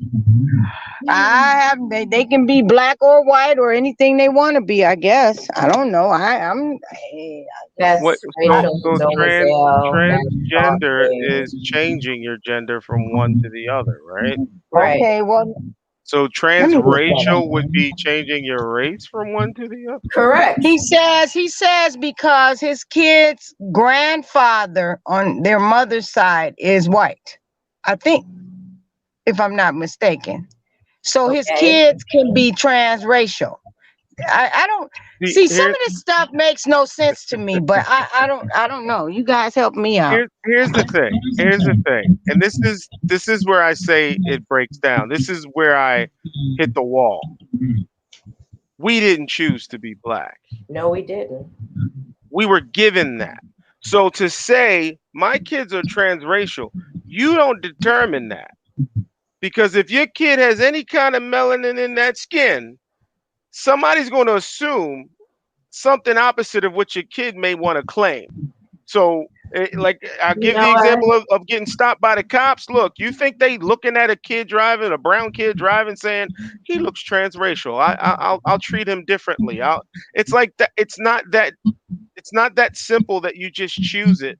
Like they're making, the I guess the idea of choosing a gender. I don't. I'm still confused on that too. Listen, You I'm know what? confused on a Identity lot of without, things. they all just tap dancing.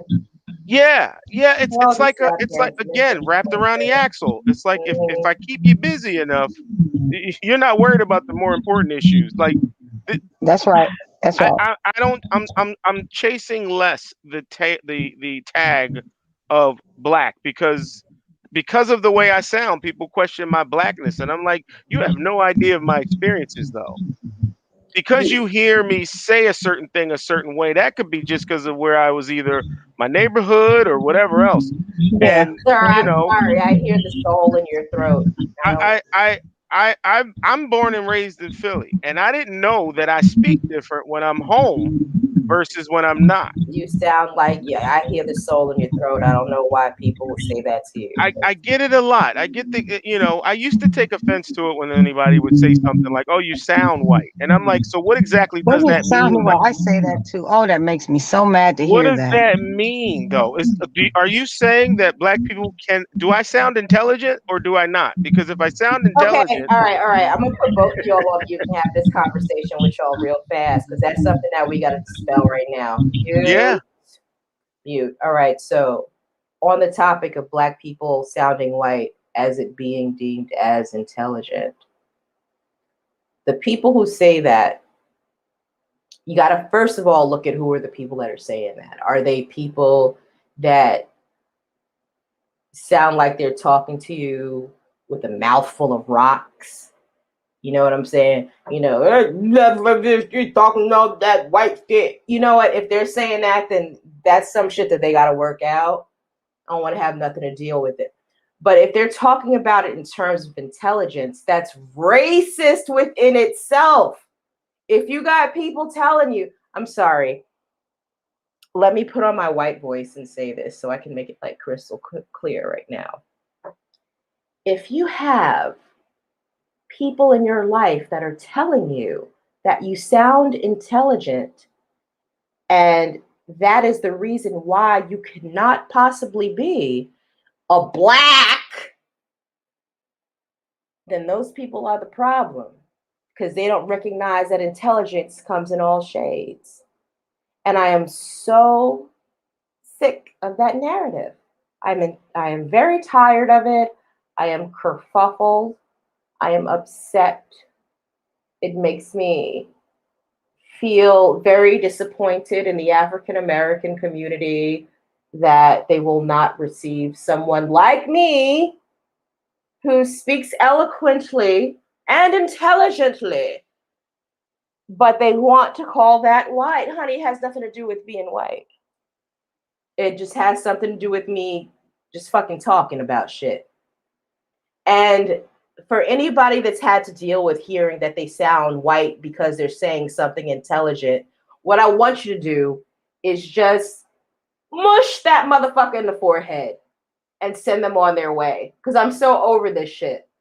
We're intelligent. Not only do we speak in different tones that aren't AAVE, but we speak different fucking languages. Parlez-vous français, motherfucker? These are the things that I'm trying to share with y'all right now. You know? So this is one thing that I'm not going to tolerate on this channel. None of that, you sound white. You sound like a woman. I don't give a fuck. I don't give a fuck. It's not going to happen here. All right, so I'm going to take everybody off mute right now. Hello? Hello? I'm sorry, y'all. Hold on. Y'all good with me right now after my rant? I'm sorry. I had to get it off my chest. I got you. I'm good. We can say whatever the fuck we want to say and do whatever the fuck we want to do. And if That's right. if intellect is measured by race, then guess what? You need to not be around these parts. And maybe you need to reassess how you've been living your life if you got to measure intellect with the color of my skin. Get the What fuck they out of don't here. realize is that they're insulting themselves when they say that. They're actually saying they don't they can't see past the voice and be and equate it to anything other than, I don't know. right. Trust me, I spent years trying to figure this out because I used to hear that and I'm like, wait, even in this sector it was like, oh, you sound like you read a book. I'm like, wait, is that a bad thing? What? It's crazy. It's crazy, but like I said, it's a level that you can tell some people haven't hit that wall yet. Do you understand? If I were your child, would you tell me to not sound intelligent because it sounds too white? Like, would you tell your child that? Well, some people Yes. probably do. They probably do. They Is that probably not like absolutely asking do. your child to be ignorant? Like, okay, don't sound as intelligent. Now, that is a narrative that you read about history of things that were passed on through generations. If you Absolutely. knew how to read, that's your ass. You're right. Like that narrative definitely carried a long way, and I think some of that has to do with the idea that if you go too far with education, that it's a bad thing. Like I know at some point that was the belief, but have we not evolved past that? Like it wasn't us. No, it wasn't us, but I don't think we've really I don't think I think we're getting better, but we've not completely evolved past it. Um and It's the level of separation of house Negro, field Negro, that type. I don't It's know. that I think you could call it house Negro, field Negro, but you could also call it people that consider themselves to be more educated. I don't consider myself to be more educated than anybody. I mean, right. I've studied, I've gone to college, all that shit, but I know that there are people in my life there are people in my community that have not even graduated from high school, but have an entirely deep level of global experience Yeah. because of the path that they went on that make them far more educated than I am. So I can't even judge that. So it's like, well, I feel like there's still, I can't even call it small. I don't even know. I can't even measure the disconnect between, you sound white and, I'm intelligent. I'm not sounding white. I can't even measure that shit anymore because I'm so far removed from it. I'm really on some next shit right now. I don't give a fuck. Yeah. I You know think what I mean? I've evolved to some degree from it Hmm. because I do remember the thoughts I had in the progression through it, right? Right. I heard the nerd tag a long time ago, and it bothered me at one point, Man, it but it followed didn't stop me. me. It followed me my entire first 14 years of life. Yeah, yeah, but it didn't Entire. stop me. Fortunately, it didn't stop me Hmm. because some people fell victim to that of like, oh, I don't want to be that guy. I don't want to be the guy that reads. What? What? Wait, what? Hmm. Are you listening to yourself? Right. So, but there was a time where I started seeing a difference in my environment, meaning, on the collegiate level. Like I started seeing less and less of myself amongst me, Hmm. around me. Hmm. I end up becoming like the one guy in class, that guy. That one guy that's in, oh yeah, that guy. He's very easy to notice in this class. Like the more I traveled down that educational path and started getting really, really deep into the sciences, I started noticing that I The was becoming only. the anomaly. Yeah, The I'm the only. one off. Yeah. And I almost started believing, because at one point I did, that I didn't belong, that I wasn't supposed to make it. I was not supposed to. It was like something that no one ever said it, but based on the environment I grew up in, I wasn't supposed to because no one around me that I grew up with and hung out with and all this. Where are they? Like, am I the only one that came this right? Went this far with it? It was something I had to work through. Of wait a minute, what am I talking about? I don't belong. I earned this, regardless of what someone else thinks of it. I earned it, but I didn't think like this all the time. It was just I had to work through that. It's Um, hard. It's hard. I'll give yeah. a quick story that I want to bring Max in. But Oh, Max V's in uh, the house. Nice.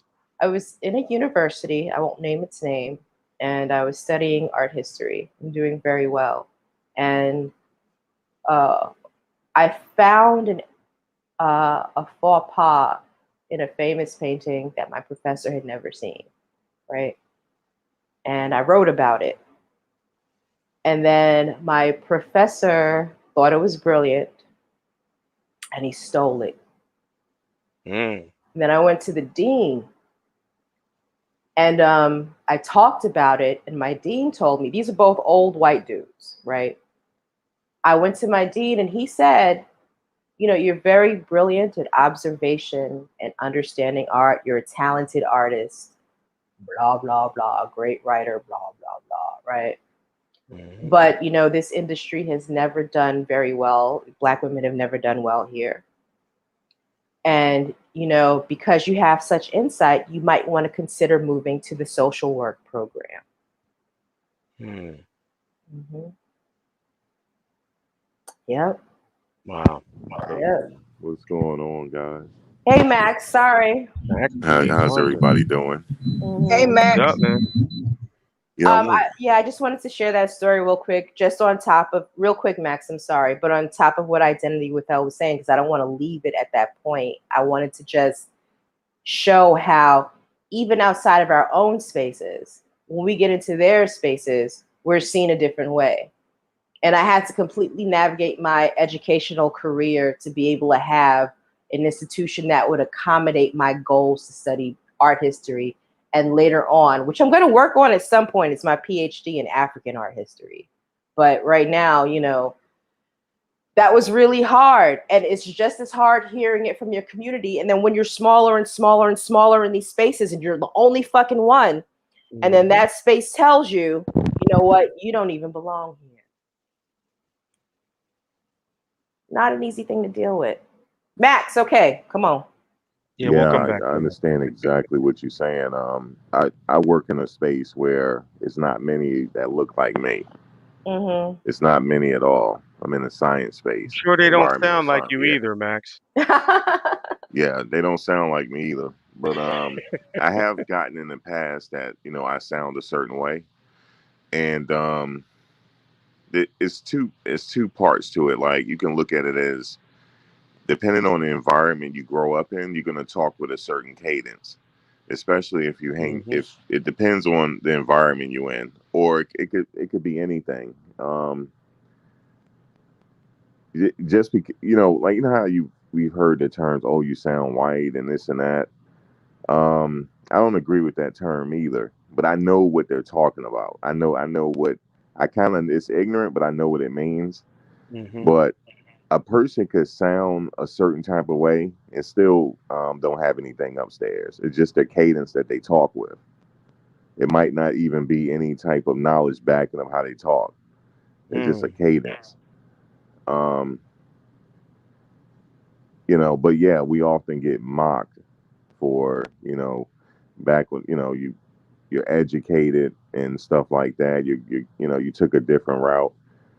I would just say for young people to ever listen to this, um, don't mind that. It's cool to actually it's cool to actually have something upstairs and have education. It's actually a cool thing. But yeah, I've heard it throughout my life. I got picked on because of it. Wow. Wow. I wish my daughter was available so she could tell her story. Let me turn this off right here. Hold on just a second. But she quit school. She had a full scholarship for engineering at Michigan State, and my daughter has an issue with her skin color because she's very bright skinned with these big brownish green eyes, and Yeah, we got a huge people call elderly her mixed. too. And she had a really hard time at Michigan State. She quit school. She quit Yeah, school. She walked away from her scholarship because she said she didn't fit in with the black students or the white students. And yeah, I never knew she was suffering this. I was just really angry at her because she quit school because she's so smart, you know. Yeah, But I yeah, had the she had same some problem. I had the same problem as your daughter. Like it was hard. It was real hard, especially in my major. You know. Do you think, Kels, you would have fared better, or Andrea's daughter would have fared better if she didn't have that sort of community that she tried to fit into? No, no, no. I don't think You know so. what I mean? Like if you go to college and there's like if she was the anomaly, if she was the only one, versus trying to fit into an already existing group of black girls. Because I've heard that story before, and I'm just throwing a question out because it No, just came to mind. I've been on both sides of it.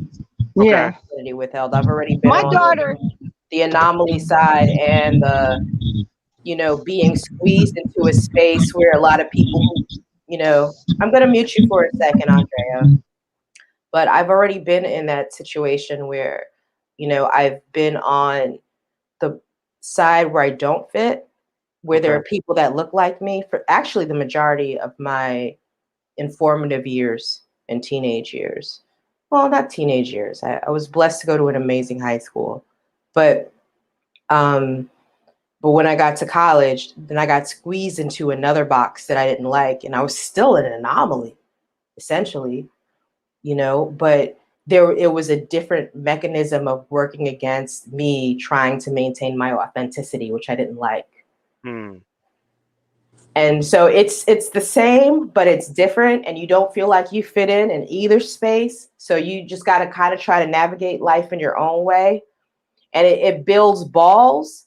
And despite my experiences, I wouldn't trade it for shit because, even though I can be very pink and very sweet and extremely empathic and sympathetic, um, I've got thick skin. So I'm grateful for both of those experiences, putting me where, I am right now. And I wouldn't be able to accomplish the things that I accomplished today without both of those lessons of learning. You know what? You don't fit here. You don't fit there. Perhaps you don't fit anywhere. So you know what? You need to create your own little universe, Create your Kel. own lane. Right. That's just what I was about to say. You will Right. develop thick skin because I didn't Yep. fit in. I didn't feel like I fit in anywhere. Right. Even around my own people, they say stuff about my skin color, my eye color. Oh, you're not black and stuff like that. Like we come in all shades, right? But we had this huge colorism issue. But over the years, it just gave me thick skin. That's why I'm like a loner, because of that. And Right. I developed a lot of thick skin. So pretty much I created my own my own world. You know what I mean? That's why I agree. I feel you on that. Yeah, you kind of have to. And it's empowering in a way because like I don't know. I don't know if I was talking to you about this, Max. I think I did bring this up on your live once. Where now in our adult lives, it's like instead of being in the mix and walking with the crowd, you kind of like sitting up high, perched like a gargoyle, watching everything. And you got like this bird's eye view of everything that's going on because you've had to extract yourself out from norms and create this new lane. Right. You know what I'm saying? So it's easier to get like a broader perspective on things. And this is why I'm grateful for it. And I hope that if there's any young people out there listening who might be struggling with something similar, or, you want to put your kids onto it for them to listen, just let them know to hold on, because the best lane you can go down is the one you pay for yourself, period. Yeah. You know how bad I wanted to reach back to that little kid that I was, that little black kid trying to figure shit out, just things happening around me and Yeah. like Right. looking around and watching my environment and wondering, is there anything better than this? Because most of my friends had just accepted it. This is where I'm going to live, this is where I'm going to be, this is where I'm going to die. Like that was a common thing. And I was standing in the background like, no the hell it ain't. Like there's Same something here. different out there that I need to get my hands on. And Right. that was kind of separating me, I can play ball, not with the best of them, but I played ball, but I wasn't great. I was at the time I was in school, I was doing good or well, but I wasn't excelling. I don't know if that was me just kind of like just doing enough to just not fail.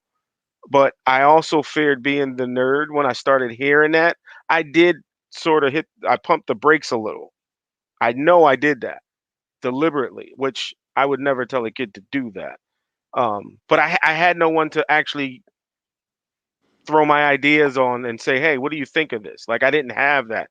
I would love to be that for some little kid out there in that space. Like, I have no idea who to talk to about this. This is a weird space. And maybe we should create something that we can talk to these kids and let them know that they're not the only ones and that we can be something outside of what everybody else says that we're supposed to be. Yeah. I Well, would love to do something like that. it I've would have been nice tried, to do it but at FDMG, though, right? you know what? We But yeah, so, but that you get what I'm saying, FDMG. though. Let me reconfigure that acronym. Hold up. FDMG. It says, Fuck "Fam, the that. money is gone." Fam, the money is gone. How about fuck that Oh God. mother gucker? Fuck that mother gucker. Fam, the I'm so money is over gone. it. I'm Fam, so the money over is it. gone. His money is gone. But But keep yeah, You donating. know what? Hold on. What the fuck is James Jones talking about? I think this is a troll. oh, And also, Andrea and Identity and Max, I put you all on here as admins or moderators, if Oh, that's thank you. okay. oh, cool, cool. Yeah. But he's saying, who care about a scholar? All I hear is fitting in. Hold up, let me put up the things. This is funny. Who care about a scholar? All I hear is fitting or give up. What? Yeah, I'm not sure what he's talking about. These kids are not shy nowadays. You know what? What? Yeah. Mr. I James don't think he Jones. even know what he's talking about. I don't think so either. I think what you need to do is gather yourself and get a cohesive thought before you roll up on my chat, because I have no issues with giving smoke. You know why? Because I don't give a fuck at all. At all. You know, you like me, you like me. You don't, you don't. And that's that. Bye, Well, James. thanks to Max, I questioned my existence on YouTube at the time when I first talked to you, Max. I didn't think I fit. I really didn't. I was Neither did literally trying to I, find identity. myself. Same here. You know what And though? over You time, I started realizing, as Kel said, like, hey, create your own lane. And I'm like, I think I'm already doing that. you already And did. You know You why? definitely are. You know why? You think you don't what's fit that? in because there's only one you, and you bring something unique to the table because you're Yeah, you. I didn't see it. That's how you have to look You at it. you you kind of walked me into looking for it. Like I didn't see it. You know what I mean? Because as Kel said earlier, I was trying to fit in. I was trying to, where the hell do I fit in this? Like it's just trying to put a square peg in a round hole. Like this something's You not created right your here. own lane. You created your own lane because YouTube is so vast. All you Yeah, have to do, because it's just you. You like, for example, you guys' perspective. I was just listening. That's needed because you're bringing a fresh new perspective because it's you. right. You know, and you're gonna build from there. We're all still building. We're all in it together. That's why I like that Kel's got a page. You have a page. Andrea said she's thinking about one. So I won't feel alone. Max So I trying can to have get a some It is show. YouTube friends. Andrea. It is pronounced Andrea. Oh, Andrea, excuse me. Mhm. How did I say And it? Yeah. yes, she Andrea. absolutely needs a page. I'm here for her. And this queen always has a throne in my cipher, man. For I real. enjoy you guys. I'm so glad. Well, I stumbled across Max a little while ago. I just didn't say too much in the chat and all that. But then I Mhm. stumbled across Lennon, and then the other people, a lot of other people, I just said, I can't listen to this mess. You sound like me.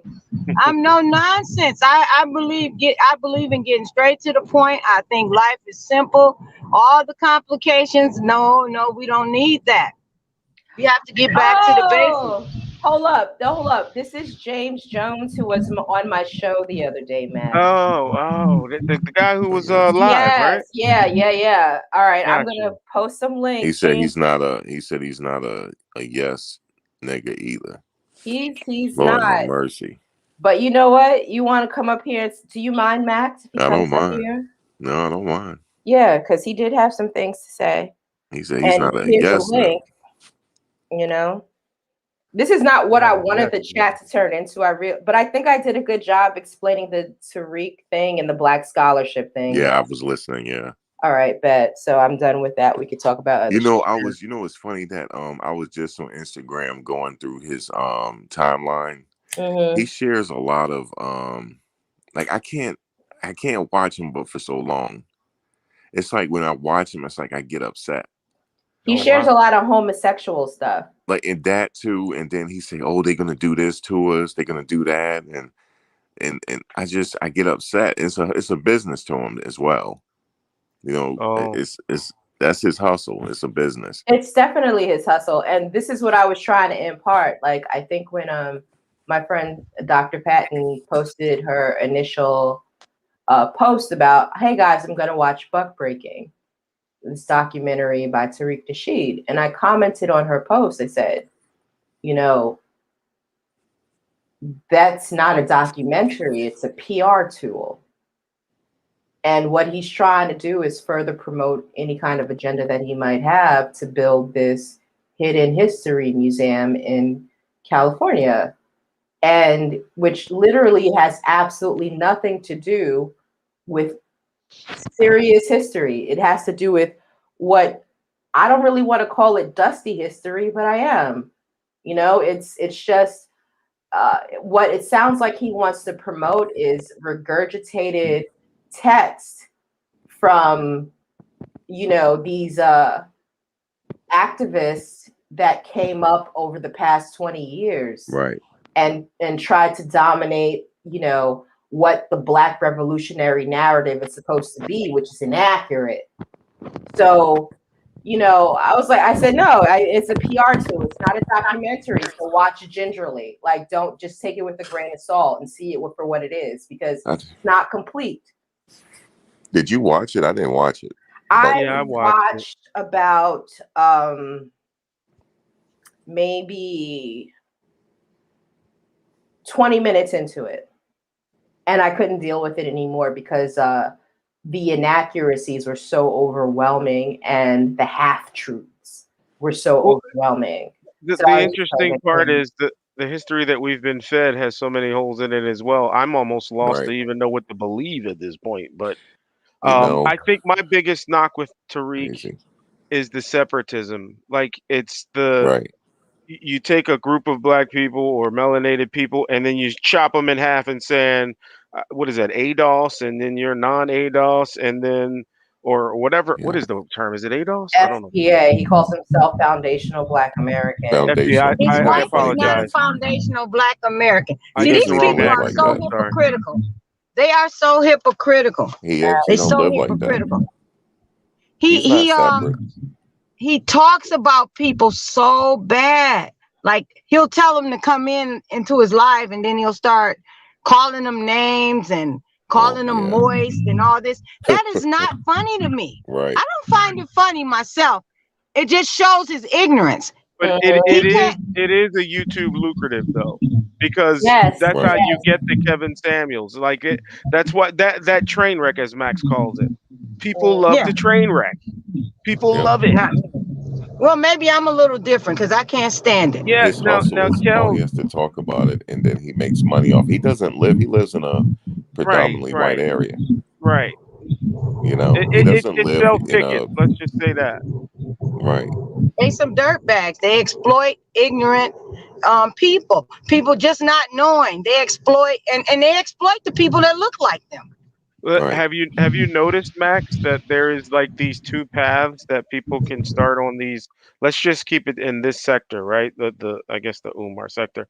There's two paths that people come in. There's two main paths. Either you go with the effery to get the numbers up, or you go your own lane and do the slow grow. Right. Because the slow grow it's not as pretty.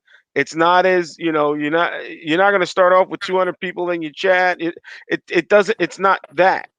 The train wreck though, it looks flashy. It looks, look, so many people and so much attention. Yeah, but obviously it doesn't sustain itself. No, it doesn't. It eventually dies out, and then you start seeing those same creators try to change lanes. Right? They try to start doing something different. It's like, let me get what I can get out of this, and then I'm a springboard off that. That's a path that people follow. All right, if that's your route, go do your thing. It's the evergreen content that's going to sustain you. It's content that stands the test of time. It's called evergreen content. If you make a couple of videos of that, you will literally get paid in your sleep. I had made a video on evergreen content. It's just like builds like this, uploads, like it might not even get views right away. I remember I had a video, I think it maybe got 10 views in like 2 weeks, right? And I forgot about it. And next thing you know, out of the blue, it just got thousands and thousands of views, and it's still getting thousands of views. It's evergreen content. It takes a while. And I always say just worry about the quality of the content and build your as I say, catalog, and then it'll just take off. Right. I'm still present. Don't mind me, guys. I'm gonna be like trifling for a second. Hold on. Oh, it's fine. Yeah, it's like for example, I watch a YouTuber. I've been watching him since he was in grammar school because he does tech reviews, and he's really good at it. And because I'm not really good at the tricks of the phones, because I used to have Android back in the day, and he used to give tutorials. Because I was just watching him because he know how to work these phones. And now, fast forward, I think he's in his late 20s or mid 20s. He's like a millionaire now, Mm, and he kept on and kept on and kept on. He didn't give up. Yeah, sometimes it takes a while. So yeah, the fuckery, yeah, instant numbers, yeah, but over time, it's not going to sustain itself. In fact, YouTube will eventually get around to washing those channels up anyway and taking them away. that's right. That's right. They They're want gonna, yeah, they're YouTube moving wants towards that. like they want like content.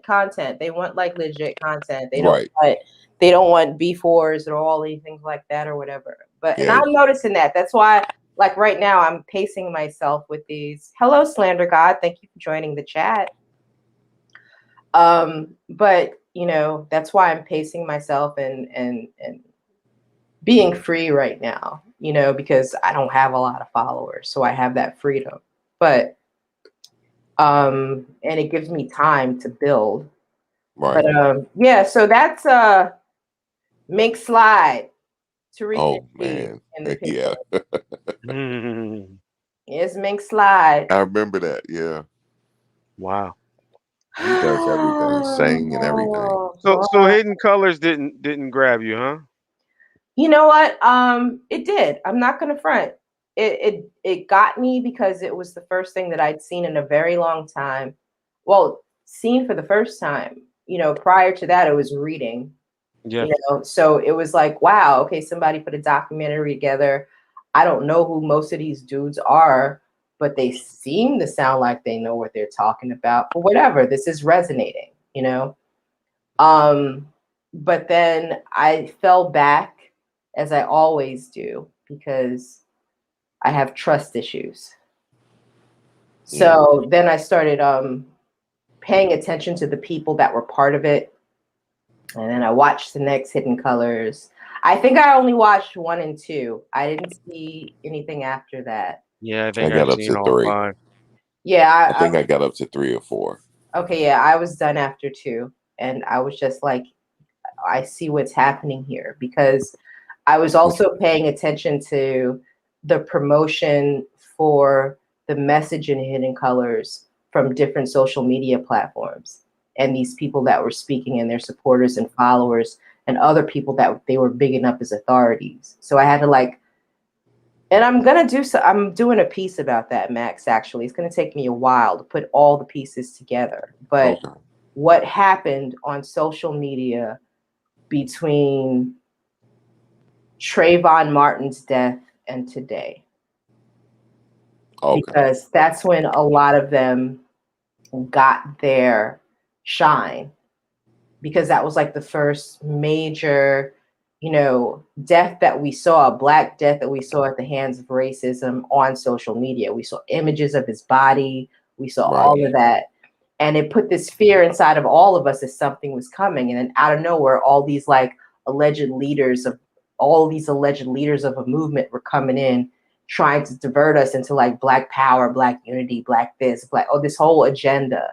Right. And then now we're starting to see all of that fall apart because we're seeing what they really are. Right.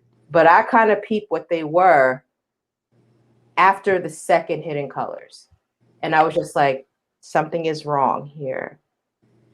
And I don't know where these motherfuckers came from, but Yeah. they came here Yeah. and they're not in prison. If they were about their salt and about change and they have all this social media access and influence, they wouldn't be here right now. That's Right. all I know. That's what kept like driving, you know, my skepticism. Like, why are y'all still here? You got all of these, you got this reach, you got all these people coming to you, all these people following you, you got people posting your pictures and changing the Black Power fish just on the strength of what you said. Right. And you're still alive. You're not incarcerated. Right. What's the problem here? So I'm putting something together. It's going to take a while to do it because there's a lot of stuff for me to go through. I Right. don't know when I'm going to get it done, but I'm going to do it for y'all. Okay. I guess I'm- I'm not as shocked as most people are when you see like when the story came out about Polite. It's like Yeah, I I wasn't didn't see shocked. him Me as a neither. leader. I didn't see him as a leader. So I mean, he's an entity within the social media spectrum, right? He commands attention. You know, he has I guess specific accolades, but not necessarily anything that I'm chasing. So I didn't see. I look at him now as, hey, if he did that, he's just a piece of shit. Like, you know, I Well, don't care what title he carries. He's just Right. a piece of this shit. is the thing with Polite in terms of how he affected the Black community through social media during this time of unrest and uncertainty and fear. Is that Polite ushered in this idea that polygyny was the way to go. You know what I mean? Like, because Black men were going to prison en masse and getting killed by the cops en masse, the only way to preserve the Black family is to go through this polygyny method. And you know, I'll even admit I had there was one dude that I met through Facebook who tried to groom me using Polite videos about why I should Wow. subscribe to polygyny and why it would be good for me. And Mm. this dude, he would double down on it and be like, you're a successful Black woman, and if we have successful Black women together, we can build this community together, Mm. and I'll keep you safe, I'll keep you protected, and blah blah blah. When the reality is, this nigga just wanted my bread. You know what I'm saying? That's Right. what it That's the was. hustle. That's Yep. the hustle. So, Queen, but you're my queen, that's Kels. that's what Polite brought Yep. into the mix, and I'm speaking to that from firsthand. And I was like deep into that whole like I've been Black Power stuff most of my life, so like it was a very easy, transition for me to like get into that in social media. But then I started to see predatorial behavior and I pulled back. I didn't like it anymore. I saw what the hustle was and I did not like it.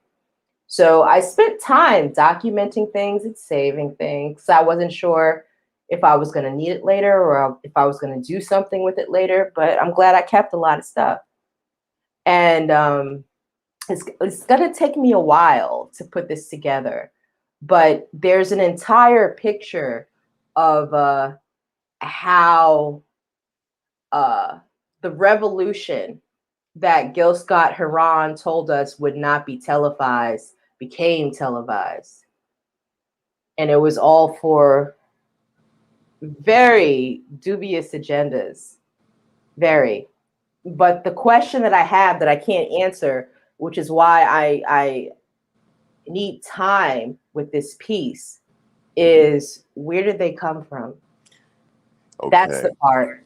I always ask that question, who sent them? Because Who sent them? they came out of the blue and immediately they gained steam on social media. Mm-hmm. Immediately. Like it's two other guys all I talk about as well. They came at the same time and they all know each other. Okay. And if you look at their comments on Instagram, they like each other's content. They all connected. Now Mm-hmm. Tariq, I can say Tariq, he kind of built his own audience by himself. He didn't need the conscious community because I've been following him since the MySpace days when he was doing Mac Lessons radio show. I remember the Mac lessons. Yeah, he built his audience over time like that organically.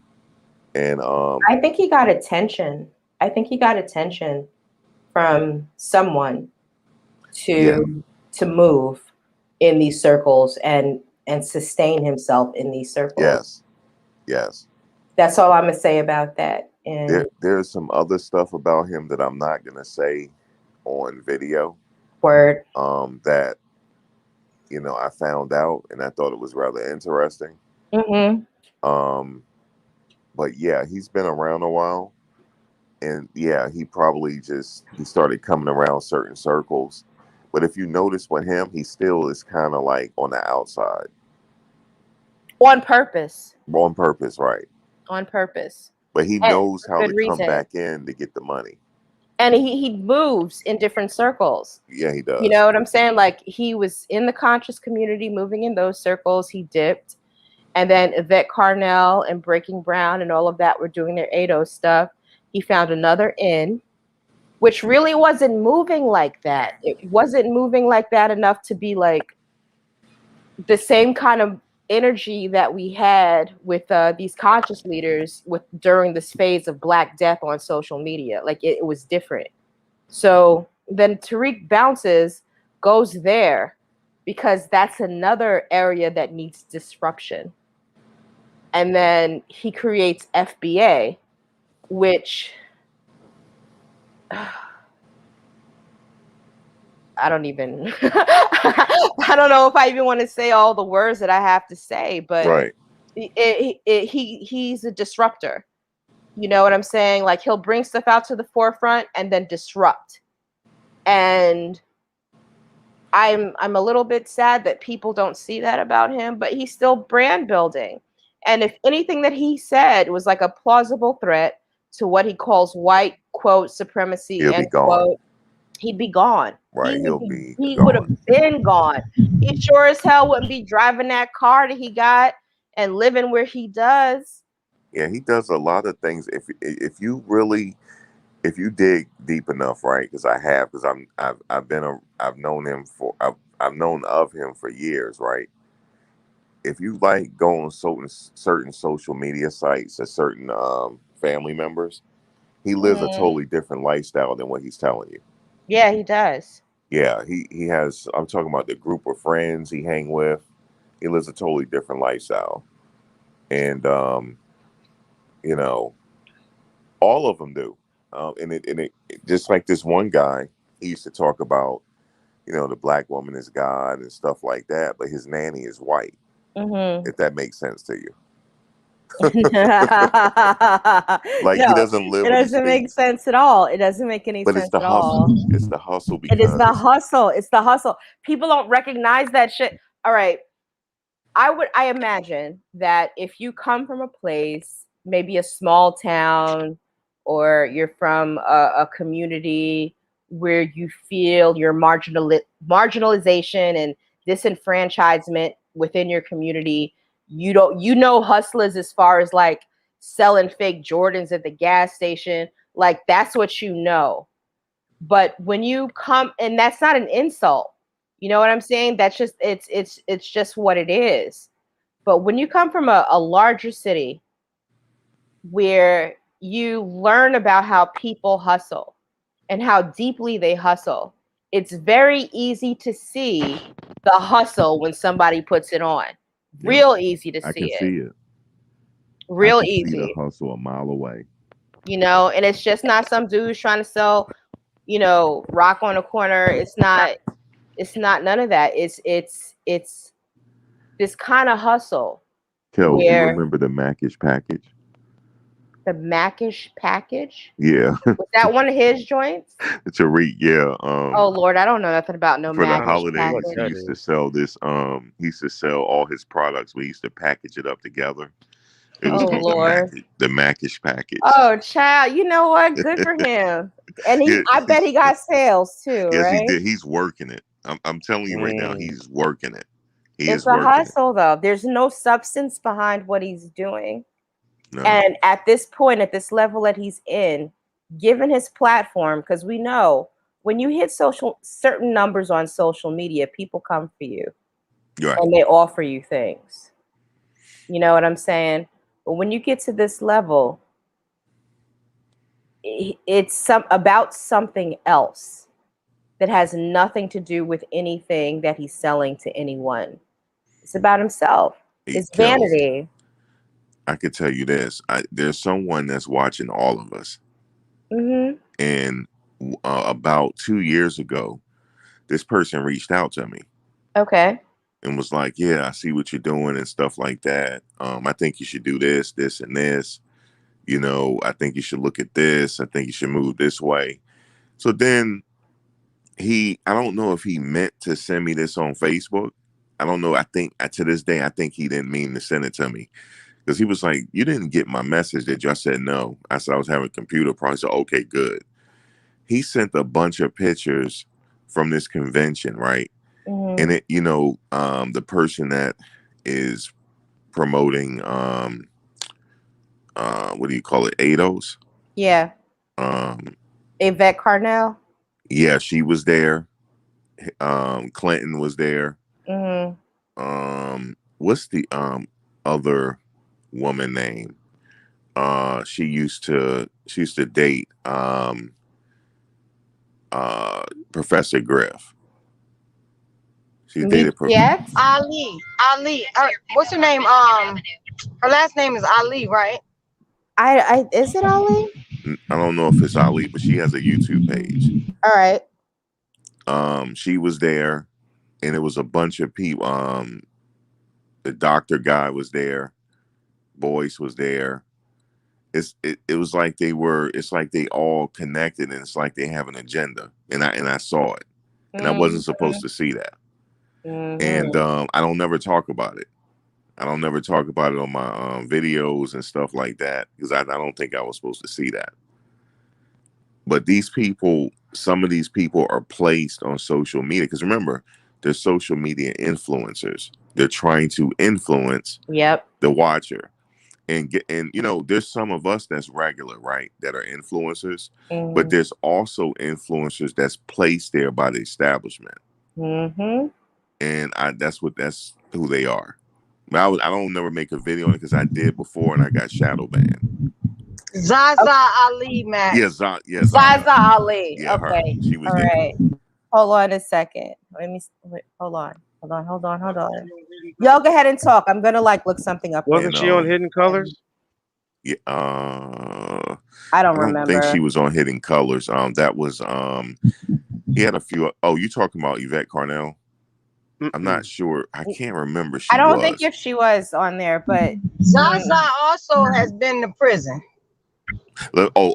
Okay. See, now you're giving it away. Now I'm gonna tell you a little bit. Oh, okay. I'm sorry. No, I'm no. gonna You don't stop. have to give it. No, you can give it away. No, but since you brought it up, a lot of people that I'm not gonna name, they all have something in common. They've been to prison and they got their sentence reduced early. That's all I'm gonna tell you. And it's a major person within this community that, yeah, they've all got that in common. And another thing that they have in common, they were in the military.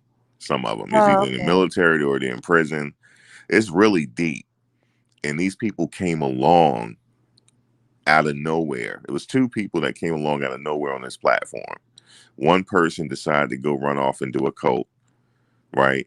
Saying that he's God. Then he tried to tell people he's Jesus. And, they also big up Dr. York.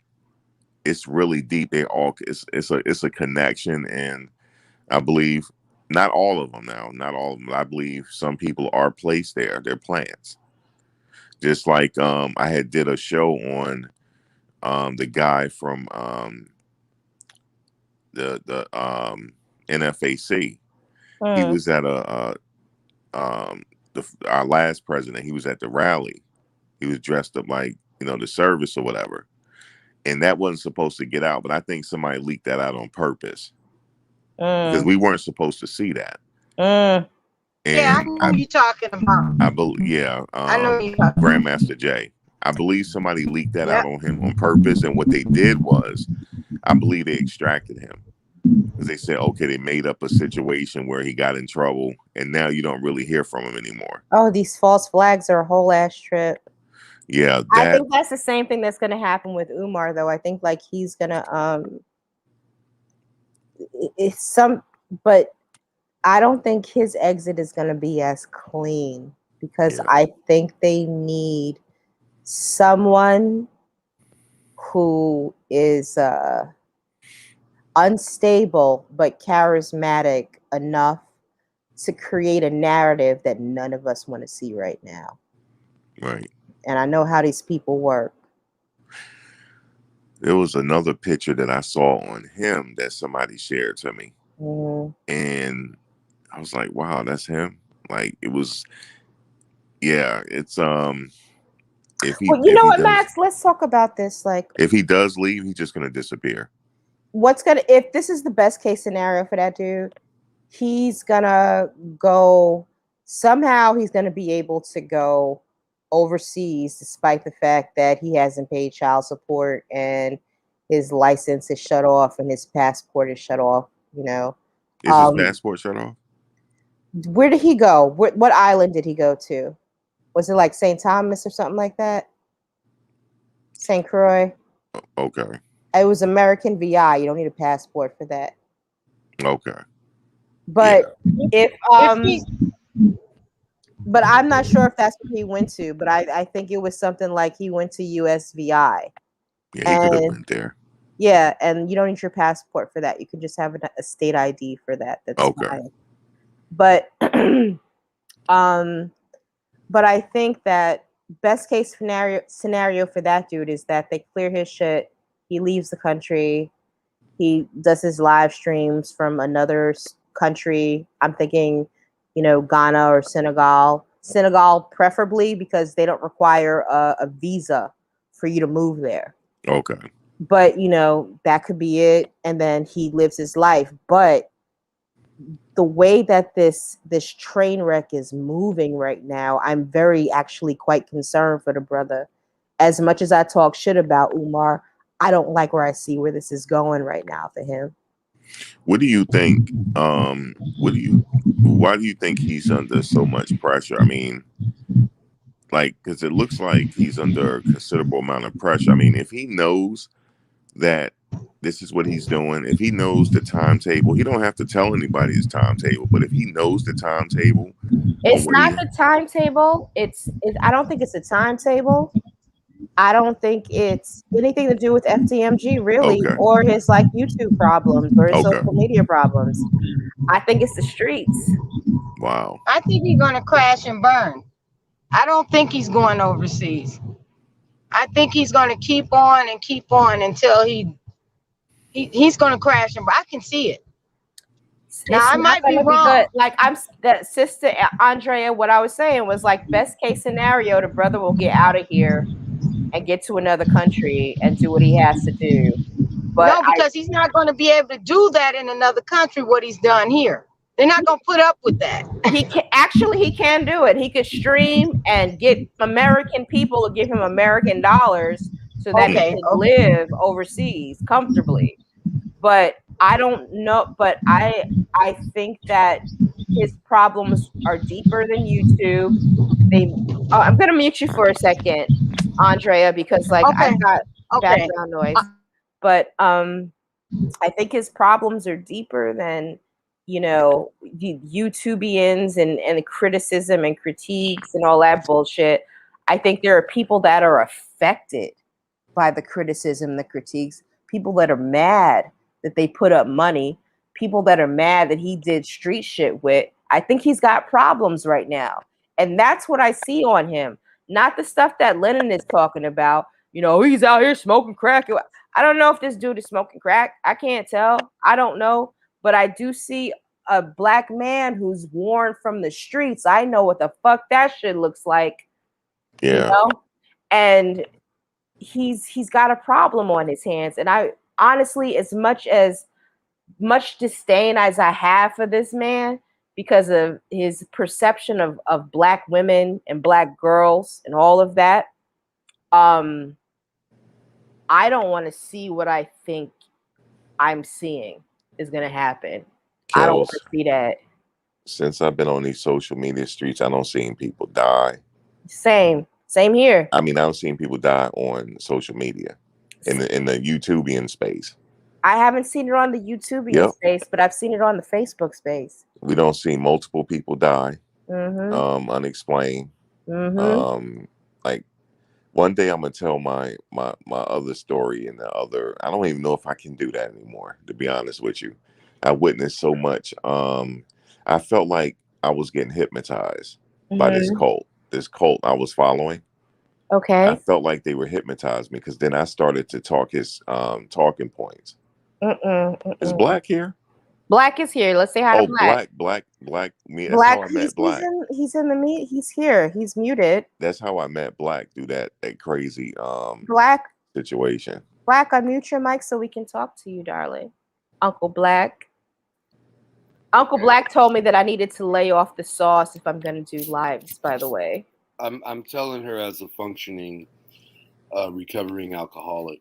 It's all good. It's all good. I love you, How's darling. it going, Max? Oh man, I was just telling them, I've been in these YouTube streets for a while. Sometime, like that last space I was in, I had to take an extended break. Black will tell you. That's where I met Black at. Max is ready to join the cult, y'all. Yeah, I was What gonna cult? join. What? If you put it in the back chat, Max, if No, you I could want tell to. you it was a black. It was called the Black to Nature cult. But Right. Max wasn't ready to, go and empty his pot Empty my pot. Right. in the yard and wipe himself with a watermelon leaf. Yeah. He wasn't ready for that. That dude's Yeah. instructor? Yeah. Okay, I got you. Yeah. I But wasn't gonna do that. hello, Andrea, and hello, Mr. Identity Withheld. How you doing? How you doing? I came up because there was a distinguished panel up here, number one, and I want to show Kels the ultimate support with her laboratory. But I just have a couple of questions, Kels. Like, I was watching the show earlier. I was in and out. Mm-hmm. I noticed your title says Tariq Nasheed doesn't know Black History scholars. Now, when I clicked on originally, you were talking about trousers. No, you have to go back to the beginning. Okay, and then I see this picture of Tariq right here with some fur on. And my other question was, are you guys aware of his origins, like how he started out? Yeah, I know he started out, from what I understand. He started out when he moved to LA. He tried to be a rapper. Right, K Flex. Right, K Flex. And then I know that he ended up on the college circuit. No. He wrote a book. He wrote a book, and it ended up on the college circuit called The Art of Macking. The Art of Macking. And he went on the college circuits with that book, doing like speaking engagements, trying to teach people how to date or what have you. If I purchased the book. Did you? Oh, Max, damn it. I reviewed the book for my magazine, and what really stood out about that book was he had the girl who was in Destiny's Child for like a week. Right. And part of the reason she got kicked out was because he had her on that book. Right. And then one of my editors actually did an interview with him about that book. And so it's interesting to see how far he's come. He's come a long way. With the Hidden Colors series, and then his social media acumen. And now apparently I heard Max report that he raised $1 million for a museum. So my question is, do you have issues with Tariq? What's going on, Kels? That's why I'm here. No, I don't have issues with Tariq. Tariq. I don't have any more issues with him than I do with anyone else that I think is abusing the fragility of our community. So he's no different from anyone else in my book. Okay, anybody on this? But the only thing that I don't want to say that I like, I'll say that I don't dislike about Tariq is the fact that if he says he's going to do something, he's going to do it. Right. And it might not be, up to standards for anybody else that, has some sense in their brains or some sense in their heads. But he's a smart dude. He's a smart dude, and he'll deliver something. It might be like, what it's like? It's like, let's say I had a lemonade stand, right? And I was like, oh, my lemonade is the best lemonade in the world.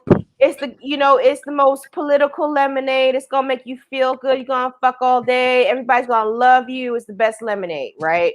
And I put it out there, and I know that lemonade is legitimately lemon, sugar, and water. Right. Ain't no Spanish fly in there. Ain't no Adderall in there. There's nothing to make you any better than you are. It's just a glass of fucking lemonade. Okay. Then made to the best. Wait, hold up. Made to the best of my ability. So then, for each cup of lemonade that I create, it costs about 15 cents to do. but I'll charge everybody $10 a cup. That's Tariq. Something basic, created at the lowest baseline price possible, but hyped up for people to believe that it is the best thing in the world. You've He's a He's also a great salesman. explained. You've salesman. also explained the market space for Starbucks.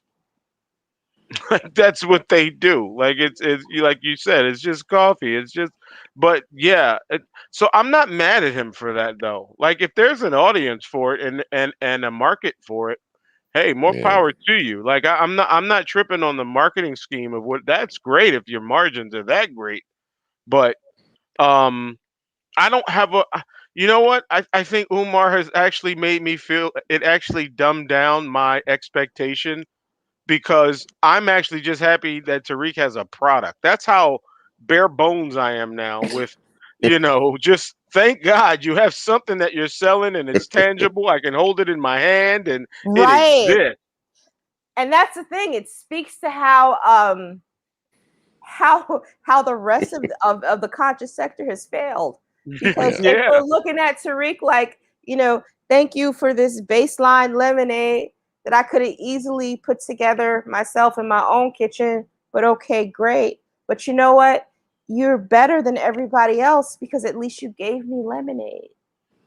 You Yeah. know? Okay, Gotcha. I have a statement. I want to just address what you said there, Kels, and then I want to Mhm. leave with the question for the panelists as well as the chat. First of all, I think that Tyreek, as well as Umar, Brother Polite, Sinetter, and on, Cyrus Mhm. Study, the quote unquote conscious community caricatures Caricatures. they have realized something that everybody else knows about our people, Black people, and that Mhm. is we are the world's biggest consumers. Right. Right. And Right. so, if Tyreek has figured out the hustle to where he makes everybody else that I named, with the exception of maybe SETI, look like shit because he delivers. Like you said, it's lemonade, but he delivers. He'll give you that lemonade and he'll dress it up, and people will give him money for it because At least a- they got something. as consumers, he realized we'll buy anything as long as it's packaged correctly. Right. Okay, so with that being said, now his latest project before he procured $1 million from Black people was that buck breaking documentary. So I want to ask Yes, everybody on the panel: have you seen it, I've heard seen it. about it, and your thoughts on it? And especially for the audience at large, because that was something difficult for me to not only watch, but I had to decide that I wasn't going to review it or do a live on it. So go ahead. What do y'all think? I didn't I've watch it. I've seen it.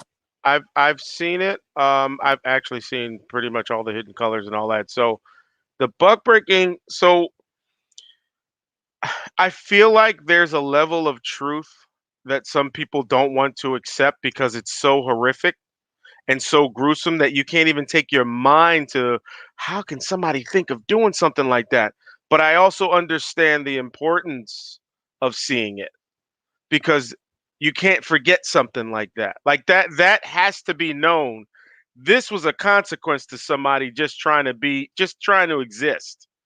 And they're subjugated and I'm not saying everything he said was 100% truth, but some of those truths we have receipts from some of that stuff, and I'm not talking slavery stuff. I'm talking about physical people collect these artifacts like the slavery collars and the like that stuff existed at some point. That was on a human at some point. Somebody used that to.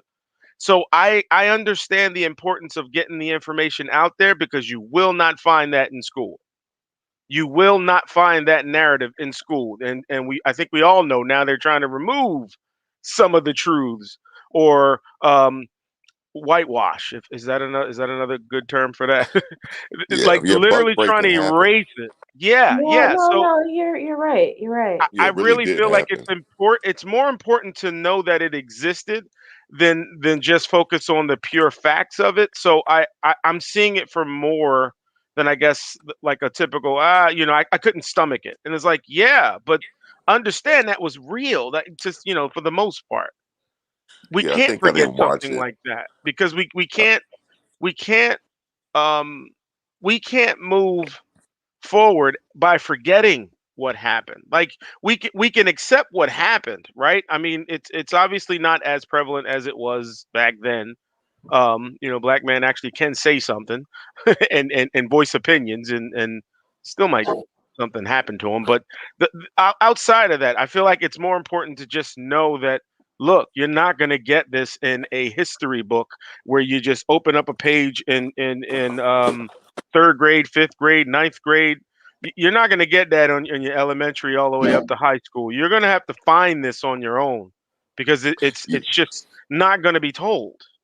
I had a really good history teacher in college, and we covered buck breaking, and it was a way to demean the man. They'll take the strongest one. They'll take the strongest one and make an example out of them, but then they'll have the women and children around Yeah, to watch. And it's yeah, gruesome. yeah, it was really gruesome. And so I don't know. I don't know. I took a break from Tariq for a while. I still follow him on social media, but I had took a break because when I watch him, when I watch his lives, it's like it'll get you upset.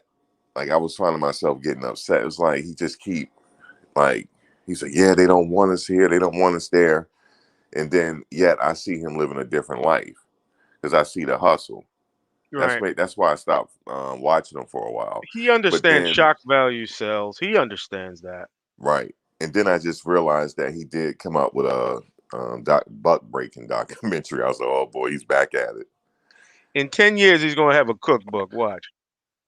Hell yeah, whatever that can make money, he'll do it. This is And the oh, problem. he had Ogun juice, Oh, Kels. child. Oh, Oh, goon juice. boy. Kels, did you Wow. get the Ogun juice? No, You no, didn't get your Ogun juice? I did not get no damn The Ogun pepper juice. spray. It's a pepper spray? Yeah, he said it helps Yeah, fight racism. you know what? He made a I statement can't. about the guy that died in Georgia. If he would have had the Ogun juice, he wouldn't have died or something. You Right. remember that? Oh, He said that. You see, this is why these people are, man, I can't stand them. Oh my goodness. wow. All right. Let me stop thinking. But Andrea, if you didn't have that, if you have that Ogun juice, it protects you from Listen, racism. He said, all and you right. can Well see the then, smirk. That's You, like literal snake oil yeah, salesmanship. you Yeah. can yes, see the I can't smirk. stand this guy. I You Lord, can can't see the stand smirk him. on his face I when he can't was saying it. even. All right, so you know what? This is what I feel about buck breaking, and how The I'm gonna. movie or the idea. The idea is real, and it Okay. Okay. happened. I am not discrediting that at all. It's like historically documented what was done to black men. Yeah. But where Tariq fucked up was that he tried to put it on a homosexual agenda instead of Yes, it. he did. Instead Thank of you, Kels. Thank it's you. That's what turned me off about it. But go ahead. right. Instead of how buck breaking literally affected the black family and the black community, and what we're seeing today with this result.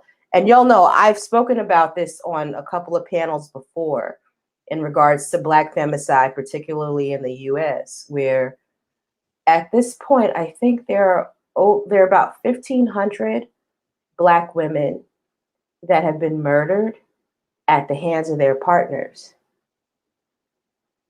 which is a lot higher than black men being murdered by police, right?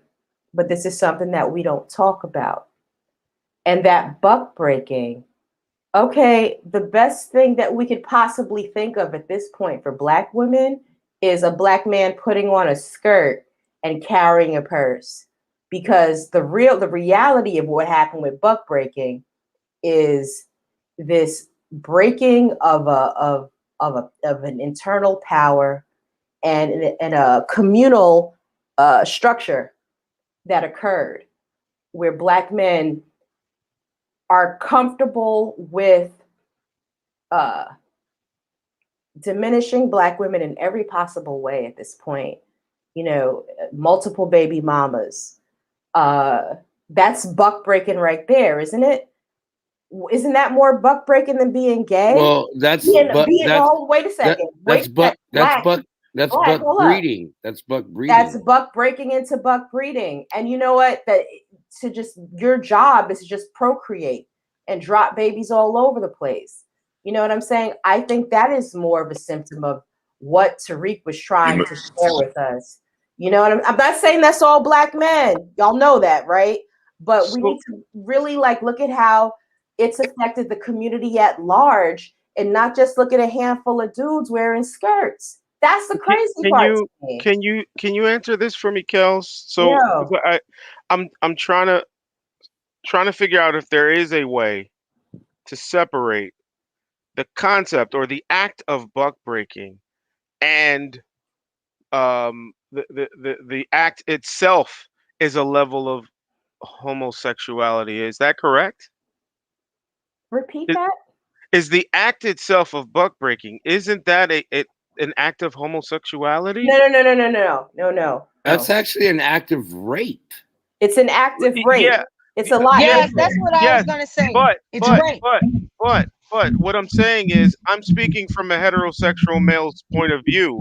If Okay. I'm thinking of the R word, and I'm not saying I am, but I can't imagine it being with a dude. I just in No, my no, head no, I no. can't do that. So if I go as far as to maybe you're doing it just to make sure you sell the point that you're really well, buck like I'm I gonna don't break know. this I'm down to you asking how right do you now. separate it? I'm gonna break this down to you right it's a now in terms of predatory thing. It's no, a sadistic it's thing. not a predatory thing or a sadistic thing. It's a power thing when Yeah, it that's comes what to I'm saying. sexual assault. Yeah, And Yeah, dominance. it's a power thing. It's a power and it's a sadistic mindset. I'm gonna speak to you guys again because on another live I spoke about a time that I was sexually assaulted. I don't know if you guys heard it. I heard. I got your story. All right. But, you know, there's something that happens after someone uh, exhibits power. Now, this dude, yeah, he was straight. Yeah, I'm cute. Yeah, he knew I would have never given him the time of day in that regard, and he took an opportunity. I get all of that. But it was deeper than that with him because it was more about power for him more than anything else. And he hated the fact that I had the power to say no to him all the other times. So the act of rape itself has nothing to do with being sexual or turned on. You know what? Not true, because there are fetish communities that would disagree, but we're not going to include them because that's fetish and kink. But by and large, it's about power, exertion, and control. So it's very easy for men to sexually assault other men to assert power. It was done in war for centuries. When these men had just the adrenaline was rushing, they're with the enemy, they want to just shut it all down and just break them completely.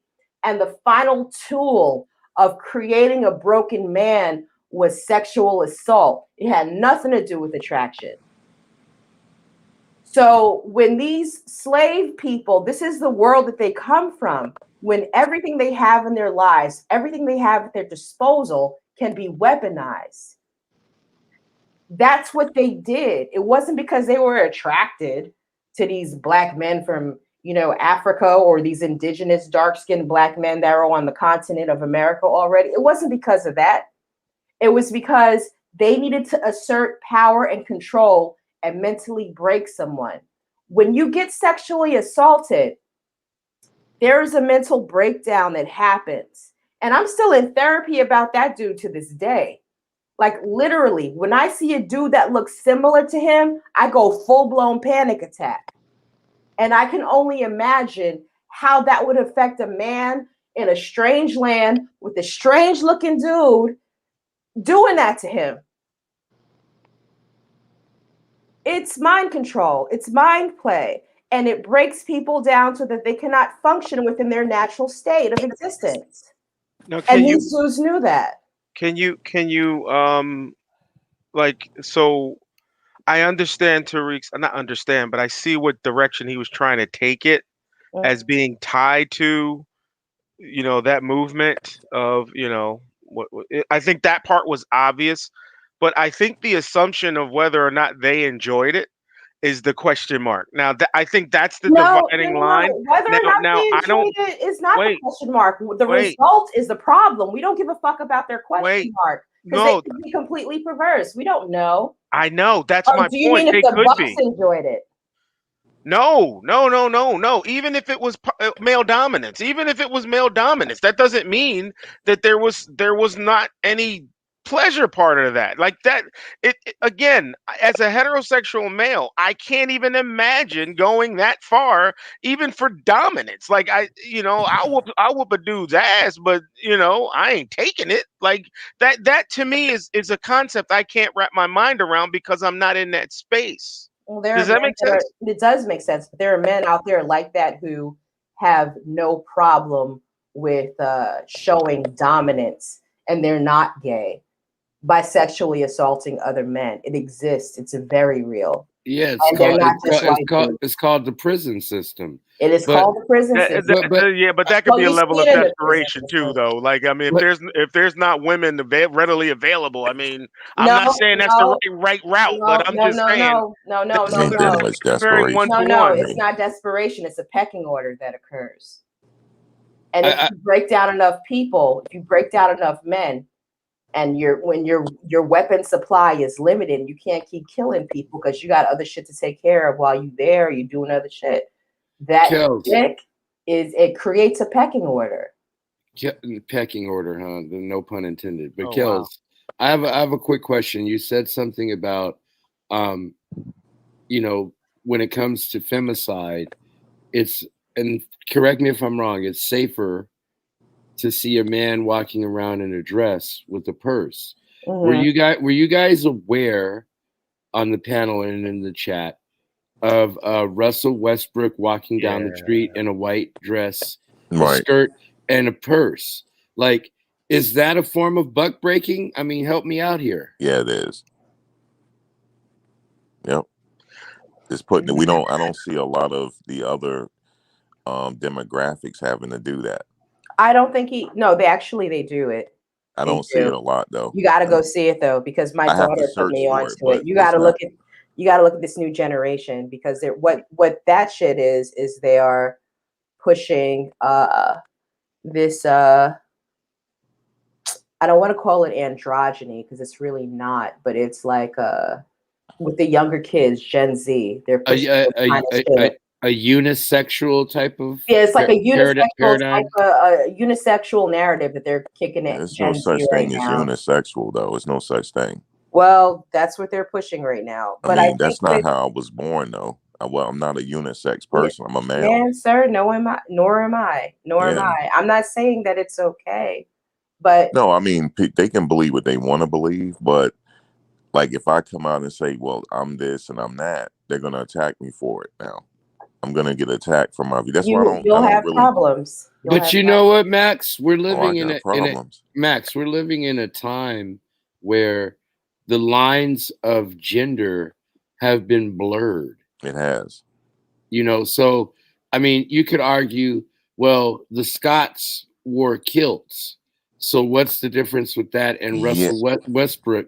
But the other argument is, when it comes to us and our culture as Black people, it seems like our masculinity is being, called into play. It is. Like when they have, basketball players, football players are considered to be some of the most masculine symbols due to sports and athleticism. So, it started with Caitlyn Jenner, and those lines got blurred. And remember at the ESPY Awards, when she came out, she said, if you want to make fun of me, go ahead. I can take it. Let me tell you what happened to me recently. Like I said, where I work, I'm like one of the. I stand out just because who I am. You know what someone told me? I was scared of you at first. She went to management about it, and they was like, "What are you scared of?" She was like, "I don't know about this guy. He's a big guy. I'm just scared of him." But she didn't realize that I can have her fired. I can have her fired for that, because I was in charge of the hiring process. But she didn't know that. And we still have an issue with it because I was like, she has to go. Like that, she wasn't supposed to say that. But the reason why she said it is just because of who I am. This is my reality now that I have to face. I'm always been the boogeyman to people. I don't fit in anywhere. I'm the boogeyman around certain people. This is, we have to go through. We have issues in life too, and I think there's a concerted effort to try to minimize certain heterosexual men, like heterosexual men that we're getting. I don't want to get into it, man, but I see the agenda out there. I see the hustle, and it's also a hustle too.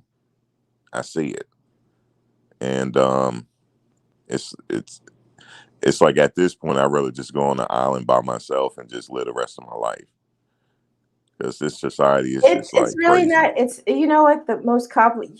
It's crazy hearing this from So, men right now, man. It's so, really crazy hearing it from y'all so because then, What's that?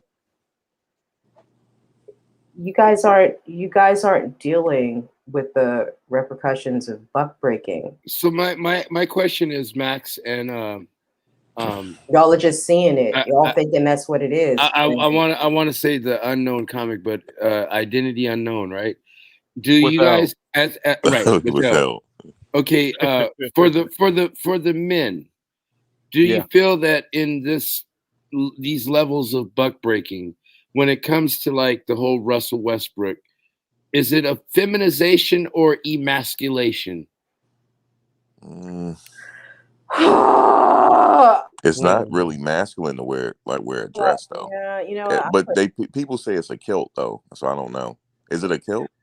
Hold on a second. I'm trying to mute. Nah, it was a, it was I'm muting Black for a second. Uh-oh. And I love Black. I love Black to pieces, but you guys are worried about a skirt right now. You worried about a dude in a skirt. Let me tell you something. I have a son, and he will be 14 at the end of the month. And we have these conversations. I ask him, "What do you think about this? What do you think about that?" He's like, whatever. I don't care. He's 14. I don't care. Mm-hmm. Um, but he's still him. He's still the very male cisgender child that I gave birth to who talks a whole lot all day and all night long to his mama, and he won't even let me go to sleep. He's still that baby, but he's not moved or phased by these images that everyone is so afraid of sullying children. He don't care. He knows he likes girls. He knows he likes pants. He's a sneakerhead. He's happy with that. He's a gamer. He's totally happy with that. And the only people that I see really up in arms about, you feel like this is the effeminization of black men, are grown ass black men. Why are you worried about that? See, The that's why I real feel like my voice. That's why I don't. That's why I don't really. I'm be care. That's why I'm careful when I talk because I don't feel like it. Like for example, I don't really too much care about Russell Westbrook wearing a kilt or whatever it is, but I know that the media is a very powerful entity and they're Yes. pushing an agenda. Did Black leave me? Hold on. Did he go away? Did he get mad at me for No, you got to more? understand, Kels. I Like think Black got mad at me for like muting him. when we talk about this, I don't. Hmm. There's certain things I don't really talk about. Really, religion, politics, and this Right. because this is a very touchy subject for everyone. And I feel like everyone's voice needs to be heard here. But I feel like men voices are being put on the back burner. That's how I feel about this. That's why I don't really talk about it. I want to talk about certain subjects online, but this one I stay away from. Yeah, well, you know what? I think that men's voices are actually talked about in a great. Hold on, Black. Let me tell Black, come back on here because I So just had to pause it for a second. I don't let know me where you went. But I think they let said me it was double a dutch in here for a second. he's wore a kilt before too. So I think it's a kilt. I feel like the importance of imagery. It's the idea that seeing the Huxtables as lawyers and doctors was huge, right? Right. Because we've never seen it. It's like At some point in time there was no black doctor, black lawyer. That was something we didn't even envision at one point, right? That's where I feel like it plays a role. The imagery of it. Now, a 14-year-old kid, I would not imagine that he or she would understand it to that level unless they're in deep with understanding the effects of it. But growing up, just having that image, that wow, that they're like a whole black family with professionals, and just seeing that is huge because at some point it'll become the norm, and then it's more of an example that you're not even really thinking about, but it's not a far-fetched idea anymore. You know what I mean? So I feel like this generation, it's almost like I'm part of the baggy jeans and this whole skinny jean thing threw me for a loop. I never wore a pair of skinny jeans. I don't even know what they feel like because I don't feel right in them, but I know that's not my time. Not like, I'm not living in this time as a 15-year-old now. Skinny jeans are in. But Styles I repeat. and I'm in my head I'm thinking, nah, no dude wears tight jeans. But yeah, now they do. Does that mean that they are feminized or whatever term that people want to use? I don't know, but I know it's more accepted now. And that's where I feel like imagery and all those things media driven comes into play. It's there's a level that we don't control the black media to some degree. We don't Okay. control it. All right. You know what? I understand how you guys feel about media portrayal and how it does affect it is propaganda. Propaganda Yeah. is a very real thing. I dig that. But I'm going Yellow back Journal. to Yep. I'm going back to buck breaking again Hmm. and how it's affected the dynamics in our community to the point that black women are dying en masse right now. And that's what Tariq Nasheed did not talk about when he put that documentary together. He was too concerned about how, all that made everybody gay. But the psychological impact of what that did reversed the masculine feminine order in the black community. And it took a while for it to progress, and it also took like external social policies in our communities to make that shift, to create this climate that we have right now, which, I mean, like, personally for me, especially working with black female activists that are documenting all of the deaths of black women and children right now at the hands of domestic violence, usually at the hands, 98% of the time, at the hands of black men.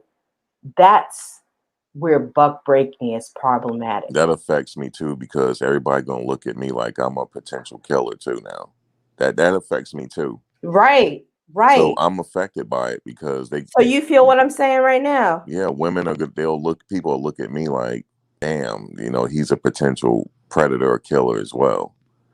They're not really specific on who's doing it, but you said 98%. It's That's a huge percentage. Max, I've got so much data on this, and it's disturbing. Can you Disturbing. restate that? Yeah, I'm gonna stay single. Can I Can No, you you don't have restate to that? I'm stay staying single single, yo. because we For need, real. like, black men worth their salt to, Nah, like, I'm good. I'm reverse staying that. single. let me say something, guys. I gotta I go. think I'm But 10 years please, too late because I've entered the matrix. It's like this matrix we're in. I'm 10 years too late. I should have got married 10 years ago. Like, I can't do it now. I got to stay single. This environment, this reality we in now is just too crazy. Black is over here saying also sublimating black female femicide with buck braiding is a hell of a stretch. Man, are you serious about that? let me say this, and then I'm gonna go, guys, because Man. I'm working. Oh, Um, I'm not even ready to have that argument right now. That actually quite breaks my heart a great deal that you feel that way. But It no, really it's a does. discussion we're having. It's like I think the discussion is needed. Nasty, you've got feedback on your shit. Oh, Do I? Yeah, yeah, Hold yeah. Yeah. on. Hold on. And Andrea, you got background noise. I think Andrea's trying to jump in. Not me. I'm not. I Is it appreciate going? the discussion. It's like Yeah. I like No. that you guys are not afraid to discuss it. I'm gonna There mute we you go. for a second, I Nappy. like that you guys are not afraid to discuss it. I'm not afraid to discuss it. So it's a discussion that is needed. I Yeah, don't hear this discussion seriously. a lot on social media, really. No, but Max, nobody's talking about it. No, Nobody they're is not. I'm talking about. afraid to talk about it. And obviously, a lot of people should, because we've got so many This is different. more up my lane, man. I like You having should talk these about it. taboo Y'all should combos, talk man. about it more. You guys should talk Yeah, about I'm it good more. with it. Yeah. Can I just say something and then I'm going to go, guys, because I'm working. Okay, But I Miss. want to say it's important to hear what the men have to say about this, because I'm a woman and I don't know how that makes a man feel seeing another man. However, I don't think it's a to me, it's not a big deal, but I can understand the imagery. But it's important for men to be able to speak and let us know how they feel. And to me, right now is a time where it's shut up and just be a man and don't open your mouth. Well, You know, like Max said, he's a. I'm not really trying to do that. I'm not trying to tell anybody to shut up, don't be a man. No, not you. I'm just saying in the media, it just really seems like all important. around us. Like, Black women dying right now is a public health crisis, and I'm very concerned about it. You know, as being a Black woman, I'm very fucking concerned. And being a Black woman living in the hood, I am very concerned about these things that are happening. Kel, Are you going to do a piece understand. on it, Kels? Are you I going to do am. a piece I on am. it? I am. Understand. No one's trying to minimize the voice. I think we're both screaming that something's wrong, and Right. I'm not going to say one's better than No, the other. One. actually, Black Enigma is right now telling me that he needs to see evidence just to leave my emotions out of it, because that's not going to work for him. Well, I mean, that's if it's something he could research and find out the details of that. That's one thing. I'm speaking in general of understand we both have voices. Now, I don't know what it's like to be a Black female going through the struggles a Black female goes through, and vice versa. But, one doesn't minimize the other. Now, the narrative could change that. The narrative could say this is more dominant than this, but it's still a voice. So, understand that if you see certain things about, like, a guy wearing a skirt, as Andrea said, we see it differently because we're not seeing it through the lens of a Black woman. We're seeing it through the lens of a Black man. It does not minimize my argument or yours. It's a different level of experience. It's a different level of appreciation or lack thereof of just seeing that. Because again, I'm from an era that won't fly. That wouldn't fly when I was growing up. Yeah, it wouldn't. I understand that, but this is what you guys need to understand. And if you want to participate on my page, this is something else that you have to understand. My page is coming from a perspective of a Black woman. Yes. All right. And I need y'all to respect that. And what I want to deliver to you, which is the only reason that I created this channel, because I've been on panels and have been dismissed for the things that I've been trying to tell people. Like, look, Black women are suffering. We're hurting. And I think I understand the dynamics of it. And I think I understand the history of it. Will you listen to me right now? If you want to talk about skirts, there are 100 channels you can go to right now and get that, point across. I will listen to you and hear you. But what I'm not going to do is have my voice as a Black woman silenced on my own channel. Does that make sense to everybody right now? Because if y'all ain't feeling that, Black Enigma, respect is a two-way street, though. You know what, Black? I'm not your wife. If you don't think I'm respecting you right now, you could really take that to another channel. B, here, I'll put it up. Okay. Respect is a two-way street. I thought I was being respectful to every. Was I not? Was I not listening to you guys? I didn't think that I wasn't. No, I feel like you're very passionate about your position. I am passionate about myself because I'm tired of seeing Black women dying at the hands of domestic violence. And I think that is part of the buck breaking that Tariq Nasheed tried to talk about. It is an inherent DNA legacy ingrained, I'm glad I didn't watch it. externally portrayed problem that right now we are seeing the effects of, but everybody's focused on a skirt, and that bothers me. It bothers Well, the me. reason why is because the It's media in is the pushing it media. right now. Yeah, it's Well, everywhere. It's the media doing the it. media puts it out there, but nobody's putting out the literally alarming stats of black women so being killed right now. It's here's like the thing. ridiculous. That's why So I was Kel, telling you you need to work on that piece. I yes, am going to. because if Right. you see Tariq, you see his angle. He's speaking from a black male. He can't speak your voice. He Oh, can't. look s- at He Black can't. is being just He nasty can't as speak hell your right voice. now. Is he? Look at this. What is Oh well. that? I am Okay. not being nasty. I'm talking about how I feel right now. And I don't understand how that's nasty. Do I sound nasty to y'all right now? I might sound passionate. I can dig that. I get it. I mean, you know what I mean? But I do I get it. sound nasty? No, I get it. I get it. What do you get? Do you get me being I nasty? get the passion of it. Yeah, because you want to bring attention to it. Well, Attention. yeah, I want to bring Right, attention. you want to bring attention. I want to bring attention to what's happening right now. And I think Tariq, I hear somebody's background noise. Big Okay. snap Nappy Yankee. All Yankee. right. The thing with Tariq's his buck breaking thing that really bothers me, and his whole, the body of work that he's doing, is that there's just always this focus on black dick.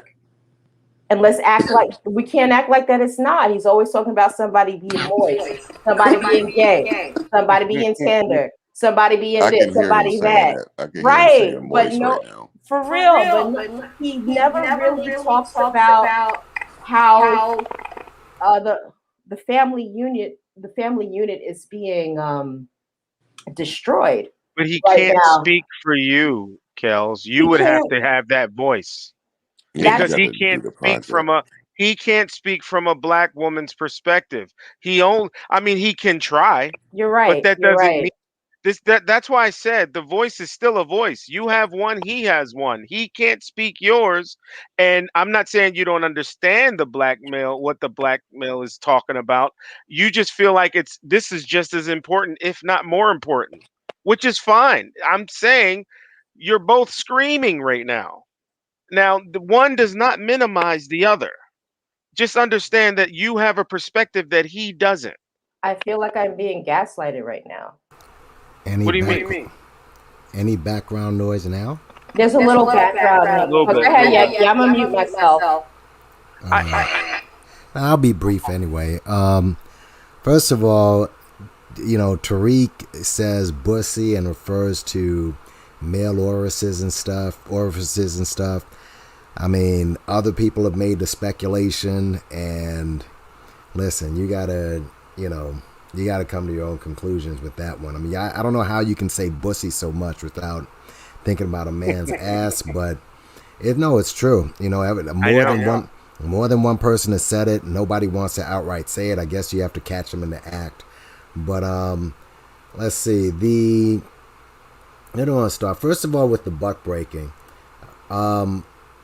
Understand, if you've seen that documentary, there's an image in there. There's several images, and I think some of them were, the painting of the black man bent over, and the white man. Mhm. I mean, it just, and for those who didn't see it, I don't want to be too graphic with it, but it makes the black man seem so weak, and he never puts that picture in context. So you mean to tell me, and this is according to Reverend, what are those reverends in there?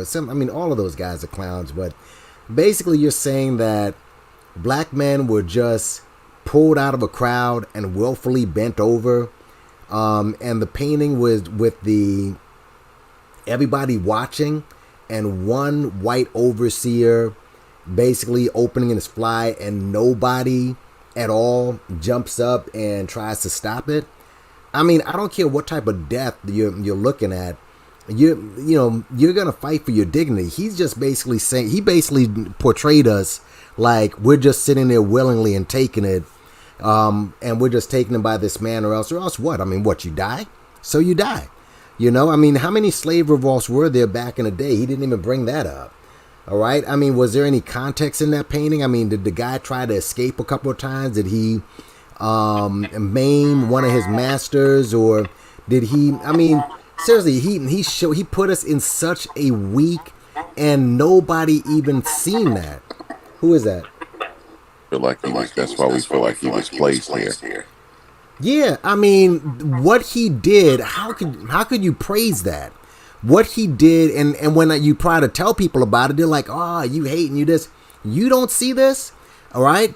And plus, as far as the museum, and I've told Kels this, and yeah, you both were there. He got the museum already.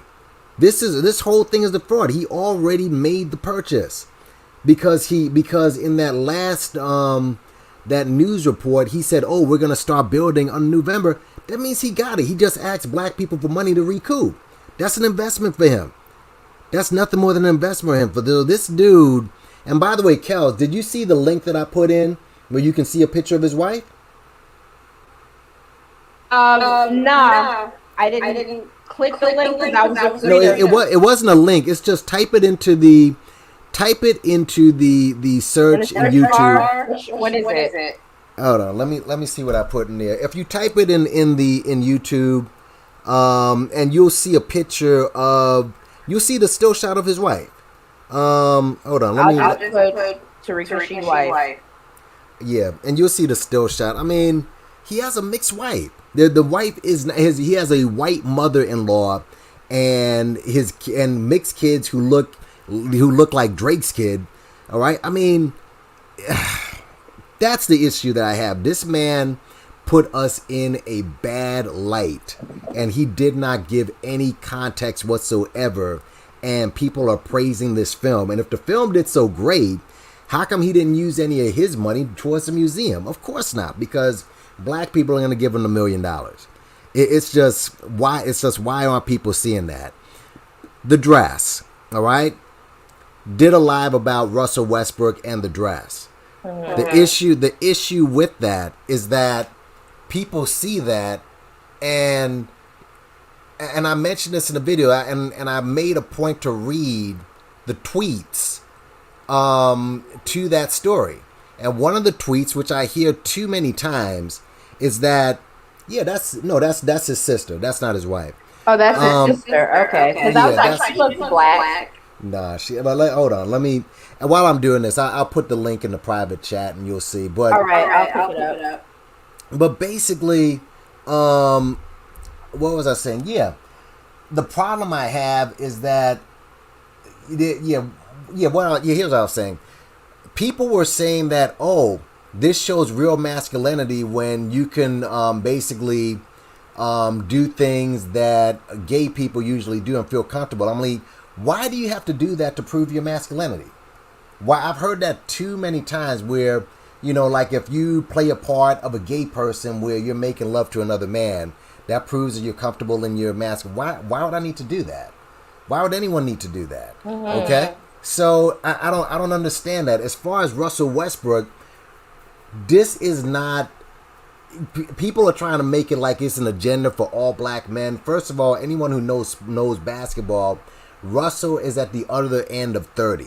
So he's not really appealing to young basketball players like that. He's not the most he's a great player, but he's not the most popular player in the league right now. Giannis is. All right? And Kwame Brown decided to open up his mouth like he knows everything. And he came up and I proved to you that he sounded like an absolute fool when he said that, he just went into some conspiratorial rant. Men have to do these type of things in order to be accepted. That's why I stayed quiet all those years. No, you stay quiet because you were a stinking coward. All right? And I named a bunch of players that didn't wear dresses, didn't do the stuff that Russell Westbrook did. That's a singular act. This is Russell Westbrook. This doesn't represent all black men.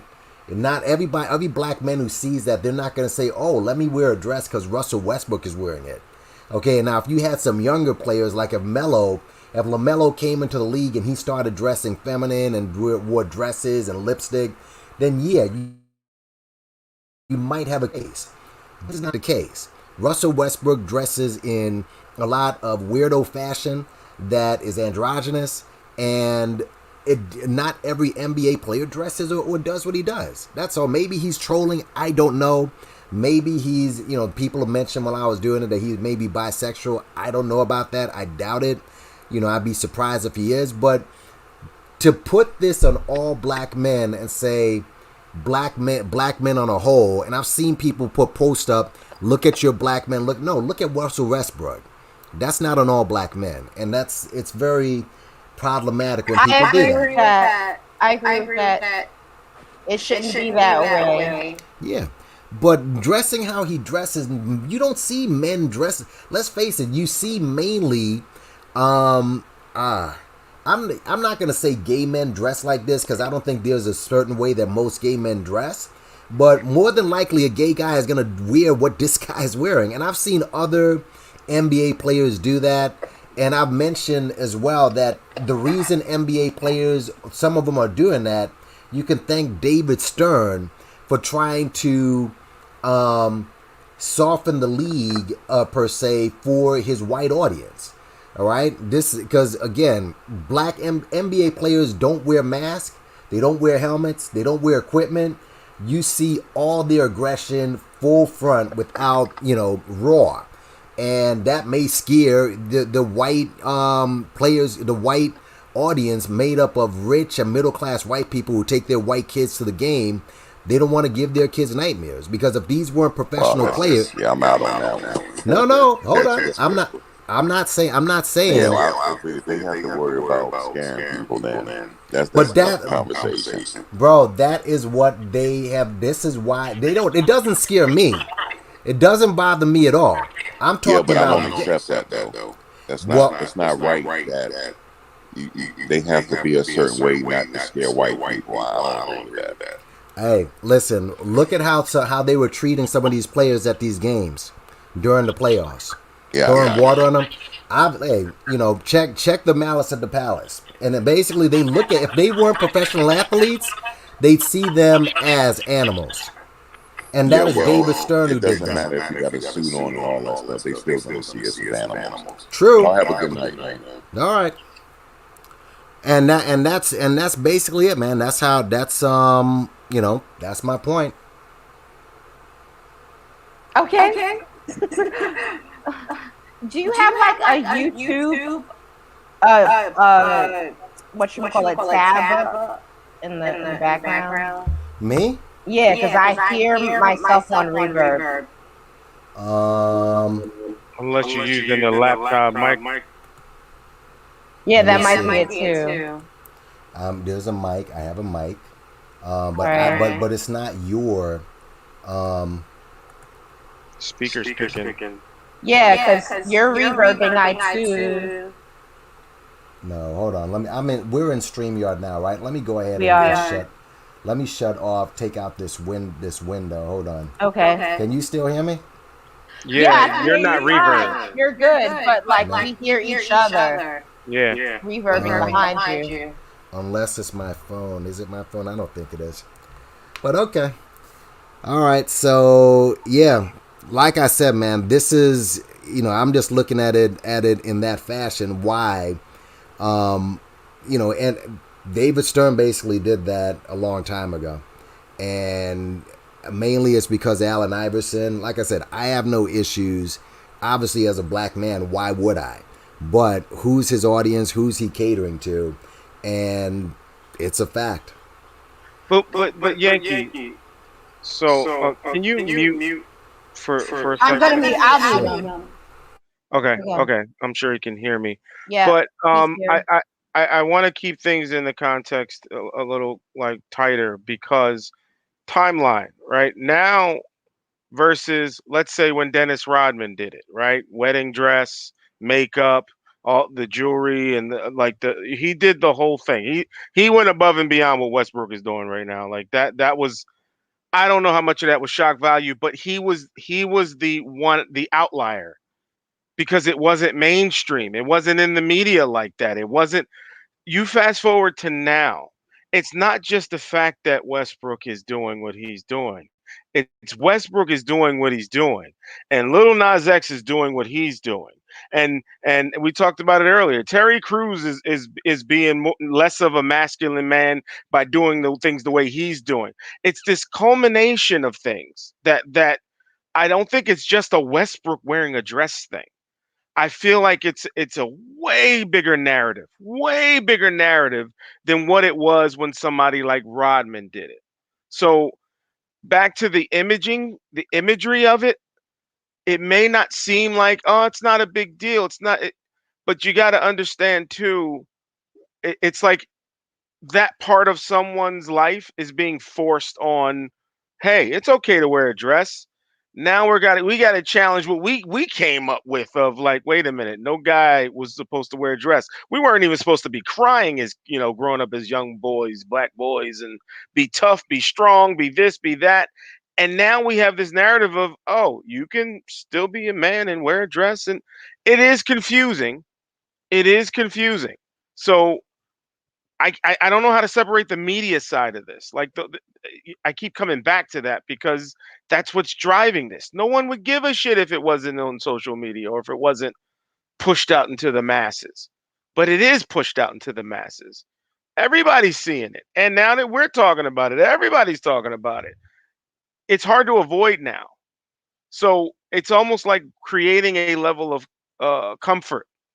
It's no big deal. Yeah, but is it? Is it really? Or am I just being paranoid here? Am I supposed to keep my son from seeing things like that? Or Well, you know what I mean, right? well, I never said that it's no big deal. I'm just saying that it would be more impactful if someone like LaMelo Ball did it or Zion Williamson did it as opposed to Russell Westbrook. I think it'd have more of Hmm. an impact.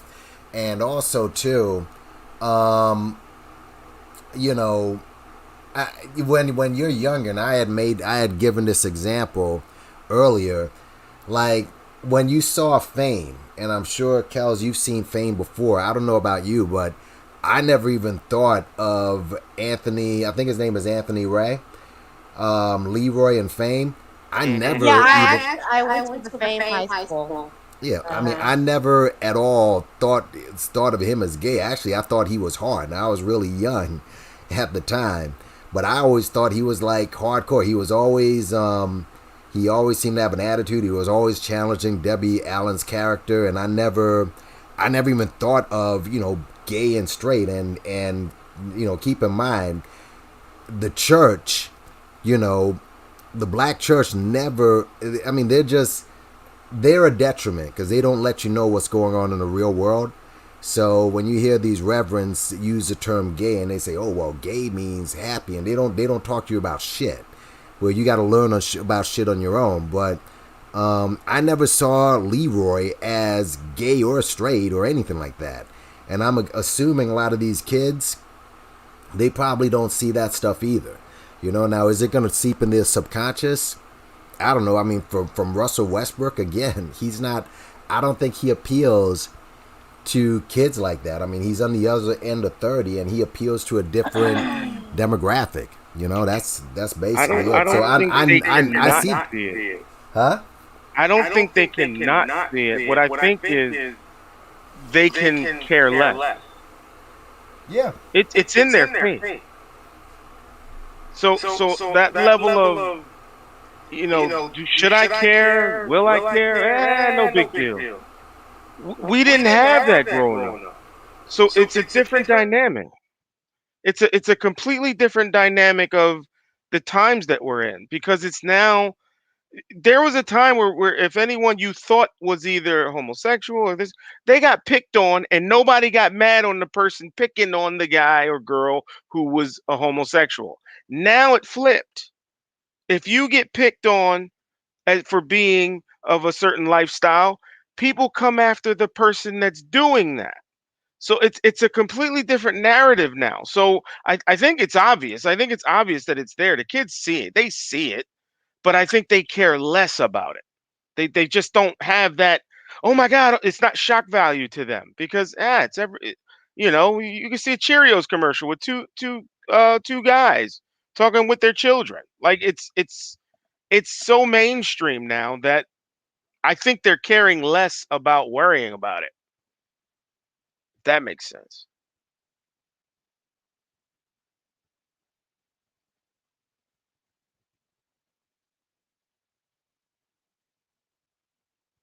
I'm present right now. Let me I see you scrolling. yeah, you saw that. I see I you scrolling. Why didn't you get the one where he's pregnant? if that's what you think it is, okay. Where's Yankee? I Yankees. don't know. Oh, Yeah, I'm Yankees here. I still. said, who is this guy? This is some dude that All right. just a Google search for black man and skirt. Well, like, Can you? There's you got like feedback, bro. all right, hold on. Let me turn off my fan. Do you have feedback now? Not at all. Okay. Oh wait, Ba- yes I do. I hear myself. You hear You have yourself like to the You got to me? get your YouTube channel headphones. up. No, I don't have. Hold on. Let me You need take out. headphones. I'm gonna take out Your all of my tabs. windows and see what happens. You hear anything now? It only Um, happens when we talk. yeah, it only happens when yeah, it's happening again. All right. Wow. I mean, I have no tabs or nothing. You All need some right. Wait a headphones. second. Do you have headphones? No, I don't have headphones near me. But Mm. basically, oh, I hear what you're saying now. Let me get off and then come back on in a few. All right, bet. Okay. We'll be here. Thank you.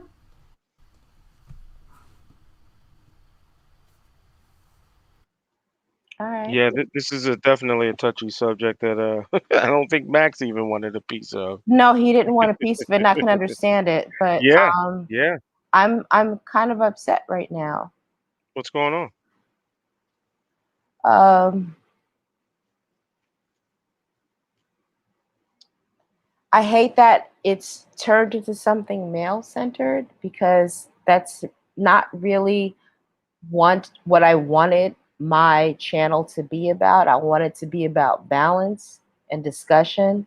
Hmm. And even if I sound passionate about something, and if I do, I've got really good reason to feel passionate about it. But like, I don't like where this is going right now. It's I your feel like, channel. Redirect. yeah, or like change the conversation, right? Redirect. Yeah, it's Flip your the channel. table over. But I don't like where that went, especially with Black. I'm kind of upset about that, where he's like, oh, I don't. That's not my goal. I want us to find common ground with each other, but I don't think anybody is having this conversation about how Black women and families are suffering and struggling behind systemic racism, but not in the way that people think that we're suffering behind it, you know? And I don't want to come off as like I'm yelling about it or, you know, I just want that balance for us to have this conversation so that we can get to this point where we're taking care of each other. That's all I want. And I feel Well, like that's asking for too much. What do you think, I I Identity? I will give you a piece of advice that I've learned in my very short time on YouTube. Right, A lot of times, the angles I take are not popular. right, And it's not just because the topic's taboo. It's not just that. It's sometimes the audience doesn't know where I'm going with it. And to be okay. honest, I'm really just giving them a different perspective, right? Right, right, Your perspective is your perspective. And the more you probably travel down this lane, the more unique you're going to see that you are. And I, in my opinion, for me, I'm not necessarily trying to convince anyone of anything.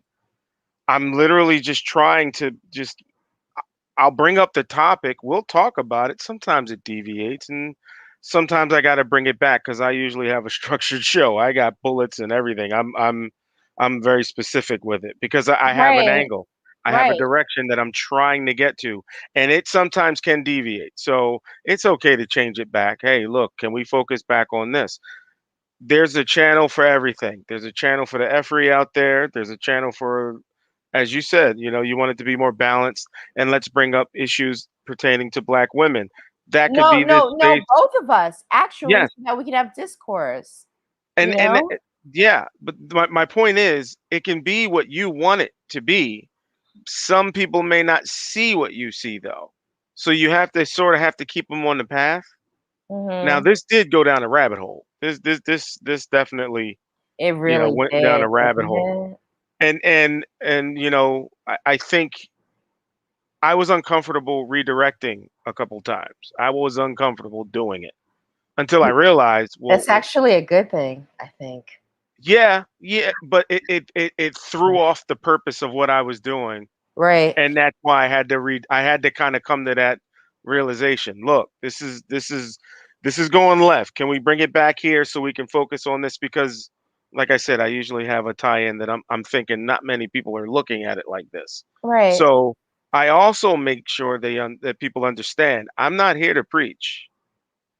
I'm here to talk. I'm here to have the conversation. I'm here to listen. I'm here to it kind of keeps people at ease a little better than just throwing stuff at them. Not saying you do that because you don't do that, but the Thank you. idea of it is I have a direction.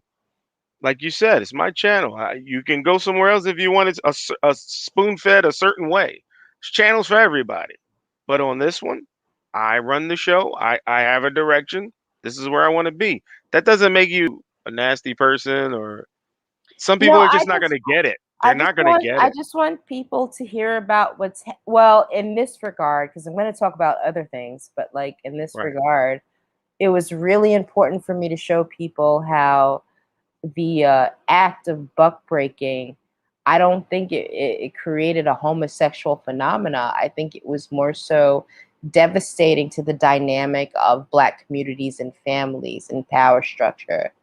And I don't think anybody really wanted to hear me on that. And presently, what we're seeing right now in our communities, and this tremendous increase in Black women being killed domestically and domestic violence, man, it is crazy. I think that is more so a result of buck breaking than what Tariq Nasheed purported it is being as this homosexual issue. Hmm. Um, I believe that there is something happening out there to make Black men feel like they have to subscribe to a certain culture in order to be safe. I do believe that. And a Hmm. lot of people will chalk that up to being like gay or whatever. Or it could literally be that Black dude who works in your firm who speaks in a very effeminate voice and he knows all the lingo that they all know and it seems gay, but he's not gay. I think that's another phase of buck breaking. Like, Mark Lamont Hill is like that to me. You know what I mean? Like, Mm. just be comfortable and just make us feel comfortable and be smart and be educated and talk to us and make us feel safe around you. He's one of them dudes. I see where that is when it comes to like Black men trying to find a safe space in America. But there's no but about it. That's fucked up. But on the other end of the spectrum, you have Black men that can't be Mark Lamont Hill, so they have to find other ways to assert masculinity, and a lot of it is inflicted upon Black women and children. Hmm. And this is what I really just wanted to impart. And apparently, I'm being too emotional about it, and maybe I was because I couldn't get the words right at the time. But that's where it is. It's so much deeper than the bullshit that Tariq Nasheed put together to explain what buck breaking is and his fear of having a dick up his ass, which is what that documentary was mostly about. I said it. Fuck it. But there's so much more involved with that: the psychological impact, the DNA impact, how it not only affects us as how it not only affects Black men as individuals, but how what they are experiencing affects the community as a whole. You know, when Black women are trying to seek safety, but they can't because because a lot of Black men have this thing ingrained in them from the buck breaking, from the DNA, from the freaking random hole phobia that I showed you guys earlier. Like that stuff that's in your DNA, this impossibility right now, this fear, and it's constantly reinforced that Black men can't take care of their communities. That's the problem. The problem isn't about being gay. That's what they did with the buck breaking. And Yeah, I don't know why anybody is mad at me about that or think I'm bugging out about it, but it's a reality because we're seeing it play out right now. Like, what the hell? yeah. Honestly, I'm sorry. Did I upset you just now? Or... no, no. Okay. I'm listening. I'm trying to process. I'm trying to It's understand. a lot. It's a lot. It's a It lot. is. But I would definitely want to say that Oh, you. Oh, he's back. uh-oh. Yeah, he's back. But go ahead. Um, Finish your comment. yeah, you're not going to be able to reach everybody for one. That's a given because there's going to be some backlash. If you're going to go like against the grain or an uphill battle, whatever you want to cliche people use, understand there's going to be some level of misunderstanding. I already know that I've been through it. I'm good with it. Okay, and that's fine. That's what I'm saying. That could be what that is. Like, okay, they may not have understood your angle. Fine. That's Mm-hmm. fine. But that doesn't that in my opinion it shouldn't change your purpose of what you want to do. You I know, want like balance. I just want people to understand that like things are not what everybody is saying that they are. That's it. And I have mhm. perspectives that would make women mad too. Totally, totally angry. And I know that. So I'm a little bit afraid of being on YouTube about that right now because I'll have enemies coming from both angles. But, I feel like some things have to be said if we're going to Yeah. create some kind of balance. Yeah. All right. Nappy Yankee, you got your audio together because we heard some noise in your background again. You heard noise in my background still? Yes, sir. Um, You have headphones? no, I completely I re I no no I think I hear it. I restarted the whole computer. You know. Hold You're on. on a laptop mic. Yeah, I'm on a laptop and I have a mic plugged into my laptop. Um, But your speakers are on. the speakers. Let's see. Better. Well, how are you hearing us? No, Oh, I'm just it here. went low. Did it? How's this? Hello, hello, hello. Yeah, we No. still hear us. What the hell? I'm just here. I'm hearing the same thing. I don't know where the hell that is coming from. Um, How wait. about you just pull It the just mic went down? down. It just went down. You hear it now? Hello, hello, hello. Yeah. Okay. What the hell? What is going on with me today? Anyway, let me just say this real quick. Yeah. You had mentioned that you know, and the identity withheld. You mentioned that kids are gonna hear about this or know about this type of stuff, and the thing is that all right, yeah. The thing is that I don't know. I guess like I was giving you an example when I left. Seeing this thing on Snoop Dogg's seeing this thing on Snoop Dogg's Instagram, and he was basically had his I guess his head was superimposed on. Can you hear me? Yeah. Yeah, his head was superimposed on this dancing tranny hooker, From what I understand, it was a software that trick, and they said that his head was actually superimposed on Jermaine Stewart or something like that, and it just caused me to go back. And obviously you remember Jermaine Stewart from back in the day. We don't have to take our clothes off. But when I looked at all Jermaine Stewart's videos, because he died. From what I understand, he died of AIDS and what have you. And I'm like, I didn't even notice, what that this dude was gay back then. I just knew that he had music, So I think that at a certain age, you don't even think about those things. Because you look at his music now and how he talked and how he was and everything, it's obviously he was a gay man, but I would never know back then. I mean, it's those things that wasn't a dominant thing in my mind. So I don't know if, like, someone with Russell Westbrook, again, for new kids who are watching basketball, I really don't know if the really younger ones even take that in and say, oh, wait a minute, he's wearing some dress or he's gay. If it was someone younger, like the younger basketball players I mentioned, maybe, but not Russell Westbrook. I just don't think so. Or I would hope not, you know? Yeah, I Yeah, don't I don't think they think they would would see it see it the the way way we we see it. see it. I like I Like I said, I said, just I think just think they'll they'll care care less. less. They're They're if Westbrook is older and she's not that generation, it's still obvious. Like, I mean, because like you said, social media is blasting that thing. I saw it and I wasn't even looking for it. It just popped up on like Instagram and YouTube and like everybody's talking about it. So it's hard to avoid, right?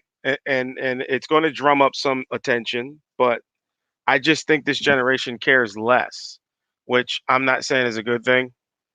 I'm from that generation that's saying, wait a minute, like why are we doing this? Like I'm freaking out mentally because that's the era I come from.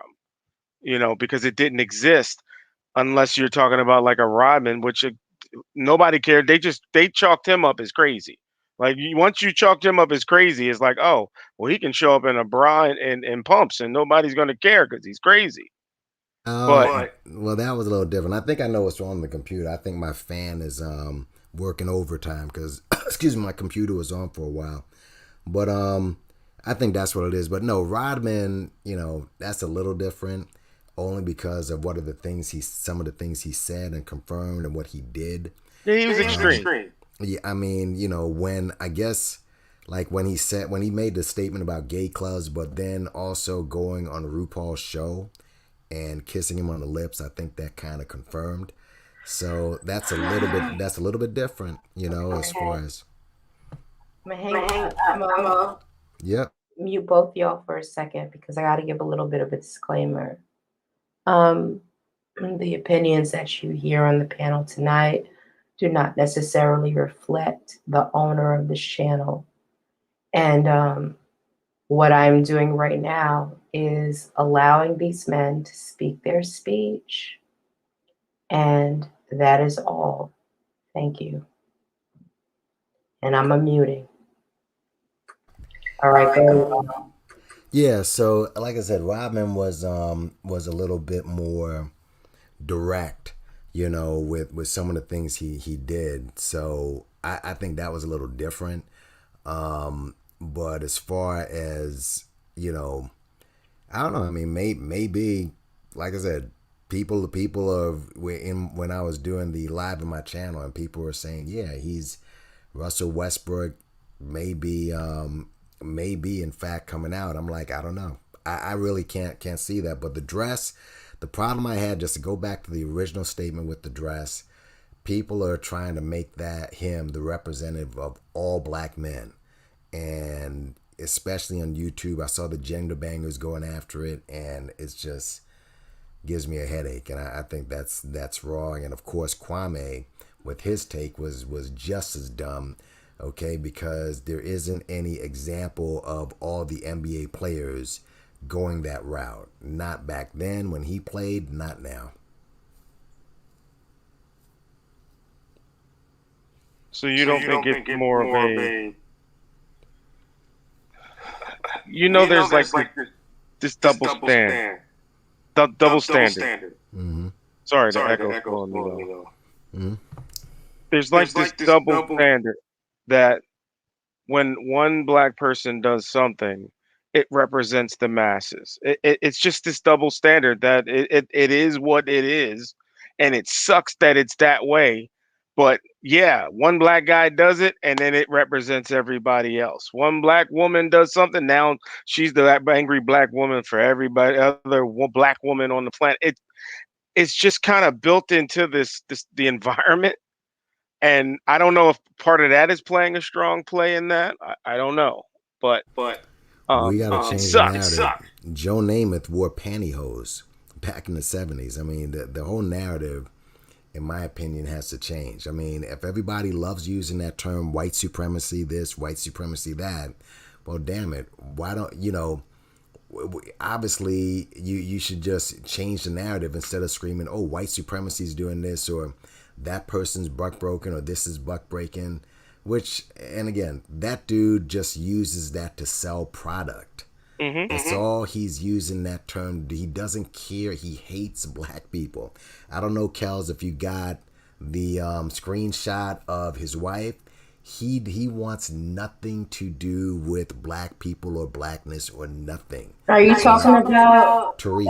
Tariq right now? Yeah.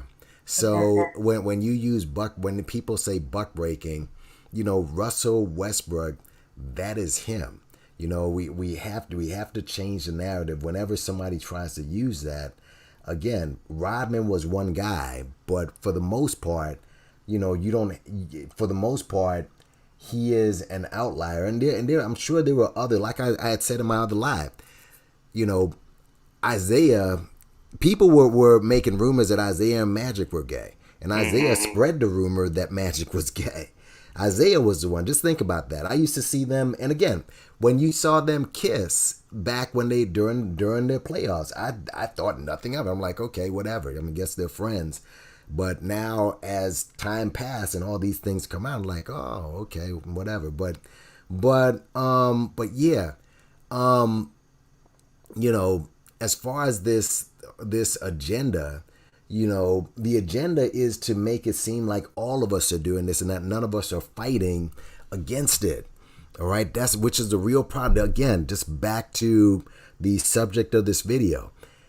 Tariq made it seem like we are doing nothing or that we're just succumbing to it. No, he's succumbing to the whole shit. He is. When you really look at it, he's doing that. He's the one who's narrative. Yeah, that's his life. That is his life. So, with Russ, again, look at the shoe. And I've seen other NBA players, like I said, dress like this, but not all of them.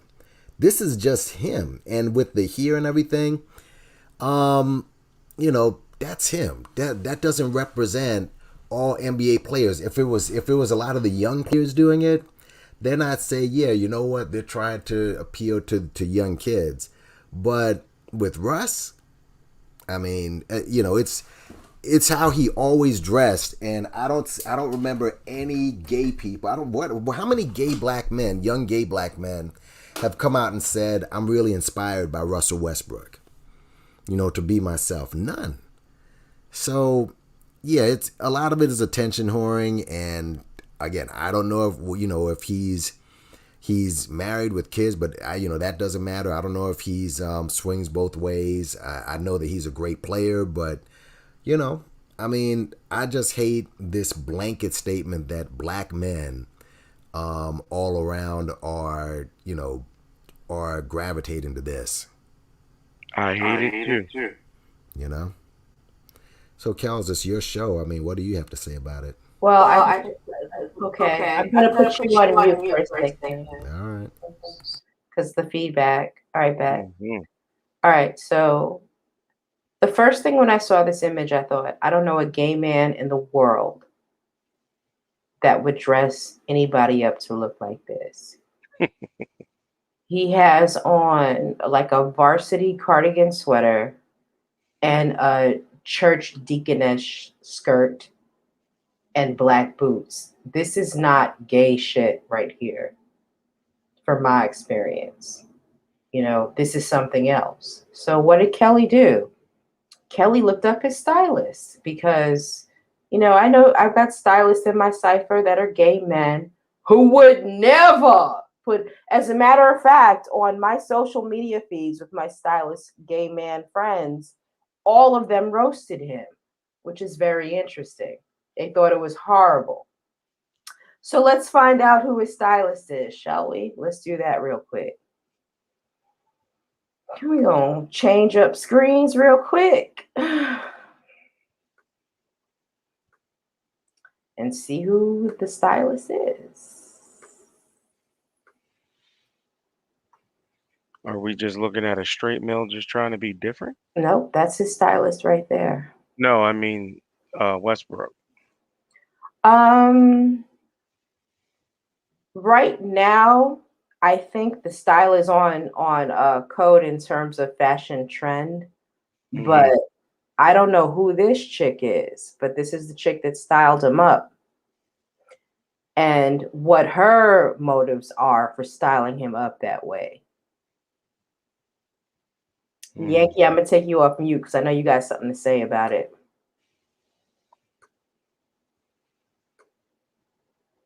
Or Yankee, you can take yourself off mute. I tried to just now, but it didn't work. So if you're here. All right, I'm here.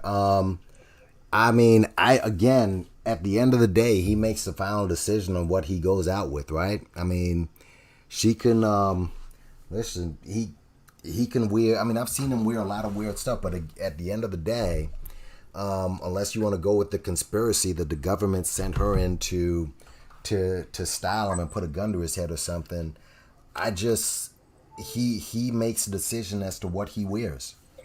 That's on him. You know, Yankee, Yeah. all it takes is the chat. All it takes is the chat. Yeah, but again, not every person dresses like that.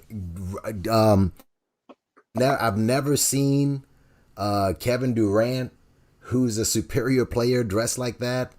I've never seen, for the most part, LeBron wear that. All right, the weirdest thing I've seen LeBron wear is when he wore that suit with, if you saw it, the shorts, the legs cut off or what have you, the ankles. But I don't see guys wearing that. But Russ dresses like this all the time, and it's weird. This is actually tame when you consider some of the stuff that he's worn. And I've said, in my other live, this is a big man. This guy's 6'5" and 220 plus pounds and muscular and big. So it's obviously he just looks strange wearing these outfits, but this is just him. It doesn't even look I don't know. Even the style, it's the boots and everything about that is just weird to me. So forget the androgynous nature. It just looks. I just wouldn't wear that. It's hold on, I'm gonna make this that. It's trying too hard, But my friends in the fashion game would say he's trying too hard. Well, that's what I said earlier. Is this a straight male just trying too hard? Like That I think it is identity withheld. I don't really see like the gay on it. I see like you have trying to be different. I think he's selling himself right now to the best of his ability. Selling because what? Oh, No, I was saying selling what? I know you're saying selling what, but oh Lord, I didn't even want to get into this tonight, but Redirect.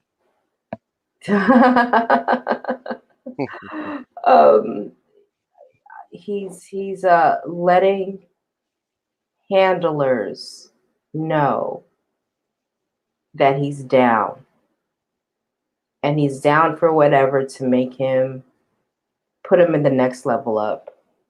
That's what I see right now. Because this doesn't look like a gay man to me. This looks more like actually gay for pay. And his styling is totally off. There is not a gay man on the planet who would put this look together. It's horrible. It's horrible. I know you guys have your own ideas about, what, gay people and what they should be and whatnot. But between my social medias and all of these gay men offended by his look, literally offended by it.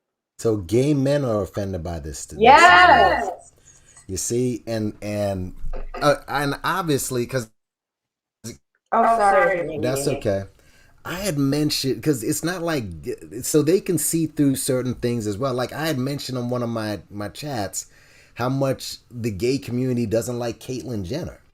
Okay, they don't. It's just because you're gay doesn't mean that okay we're gonna accept you. So when you say gay for pay, so basically you're saying that he's not a heterosexual, but he's No, I think he is heterosexual. But I think he also understands, like, hold on, I gotta read you again, because I don't like hearing myself. All right. But I don't think I don't know if he's gay or if he's heterosexual or what.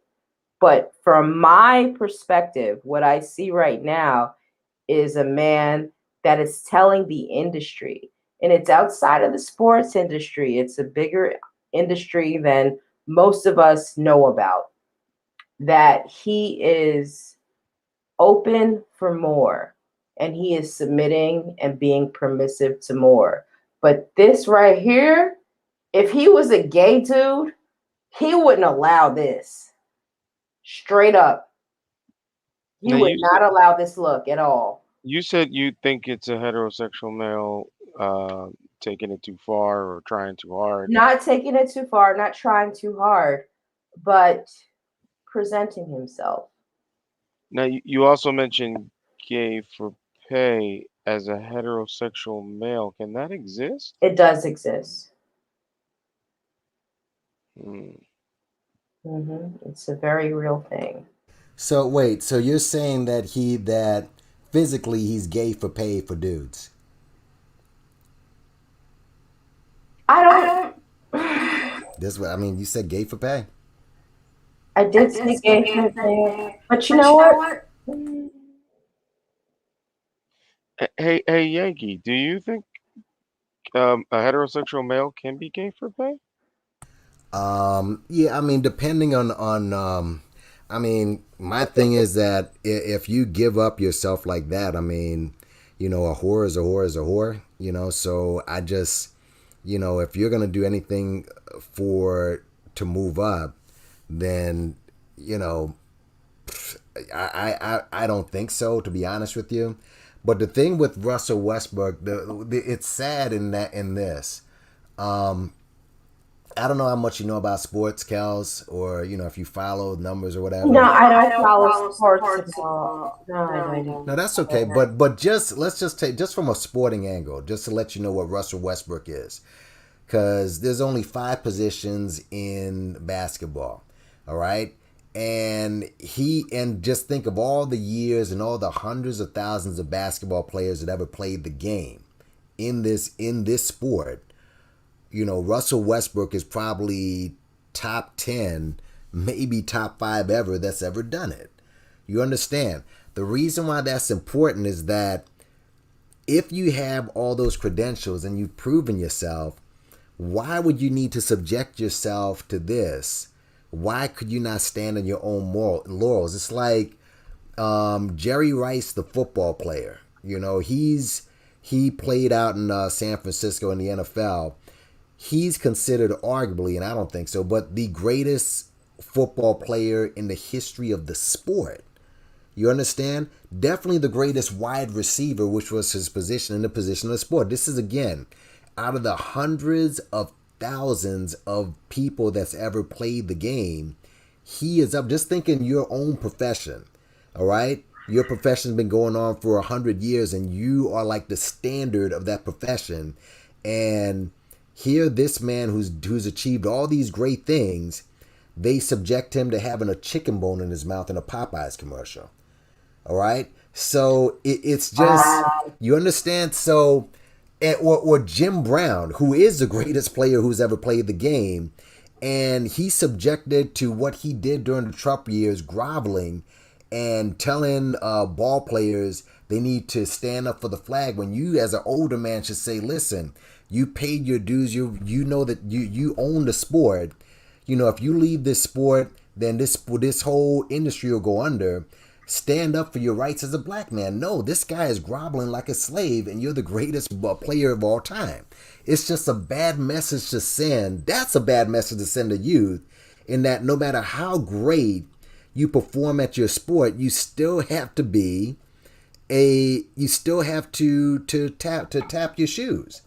And just the term "gay for pay" for a guy like this, for what he's accomplished, and with all the money that you've made, you still got to do this stuff. It's just it's tragic, is what it is. I'm gonna mute you for a Sure, second. go ahead. I honestly don't think that he wants more. And this is how he's getting more. Even everything that he has right now might seem like enough to the rest of us. He's seen the opportunity for more. I've seen this in hip hop too. Not necessarily with the skirts, but the politics. And I think that's what he's showing. And he made the decision to do it, and that's on him. It's totally on him. So I think the only thing that we can do at this point is see what he does next. Let's see where he goes from here. Does this whole look die out and he's who he is?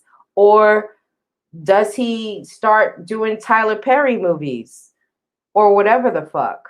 You know what I'm saying? Like, let's see what happens next. Unmuted, Nikki. Yeah, sad. Again, what's the point if this is what you have to do? Why can't like people be like say a Chuck D, all right, a legend in his own right, still driving to concerts, still living in a regular house in Roosevelt. I mean, just in like guys who are I guess again, not all of us are the same. Ice Cube still, you can probably going through the airport, you probably running Ice Cube, as big as he is and much as he's accomplished. But there are some people, and again, look at what black man, if what he's doing from what you're saying is literally grabbing his ankles to do whatever he can to move ahead, then what other person has done that? Because these pictures never go away. I really want to say that about him until we see what happens next. We gotta wait and see. Like I said, a guy a guy of his stature in his sport, if that is what he feels that he has to do, it sends a horrible message to other people who want to get into sports. It really does. It sends a horrible message.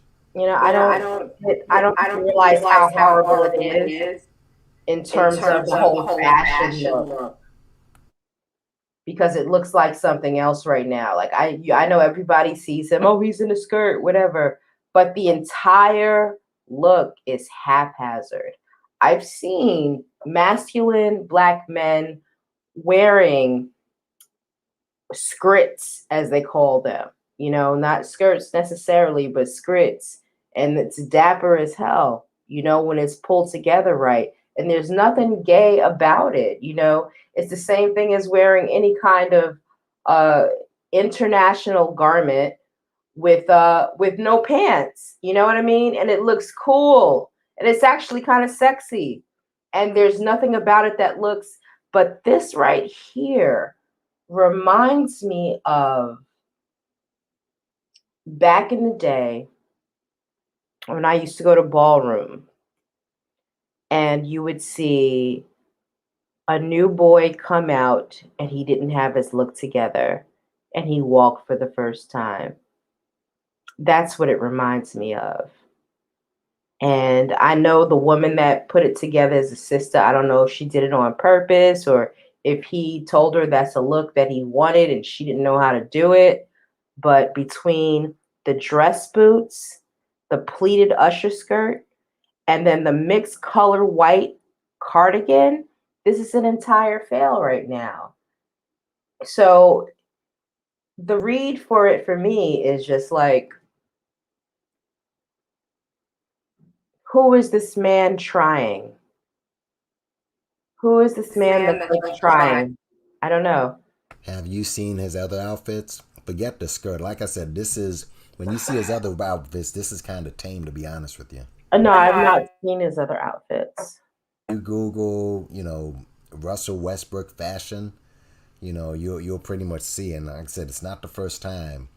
And again, this is the issue that I had with Kwame Brown using this as an example for all black, which he should know better, which is another thing with him. But to use this and say, well, this is what all of them do, it's not what all of them do. Kobe never did this, okay? And that's as big a star as you can get. Yeah, but Kobe was really about that life. He tried to be sometimes. Did he? Yeah. He tried to, that's for sure. But other people, I've named a ton of NBA stars over the period that Russell Westbrook has played, and this is Russell, this is Westbrook, and I can see this getting even more bizarre in the future.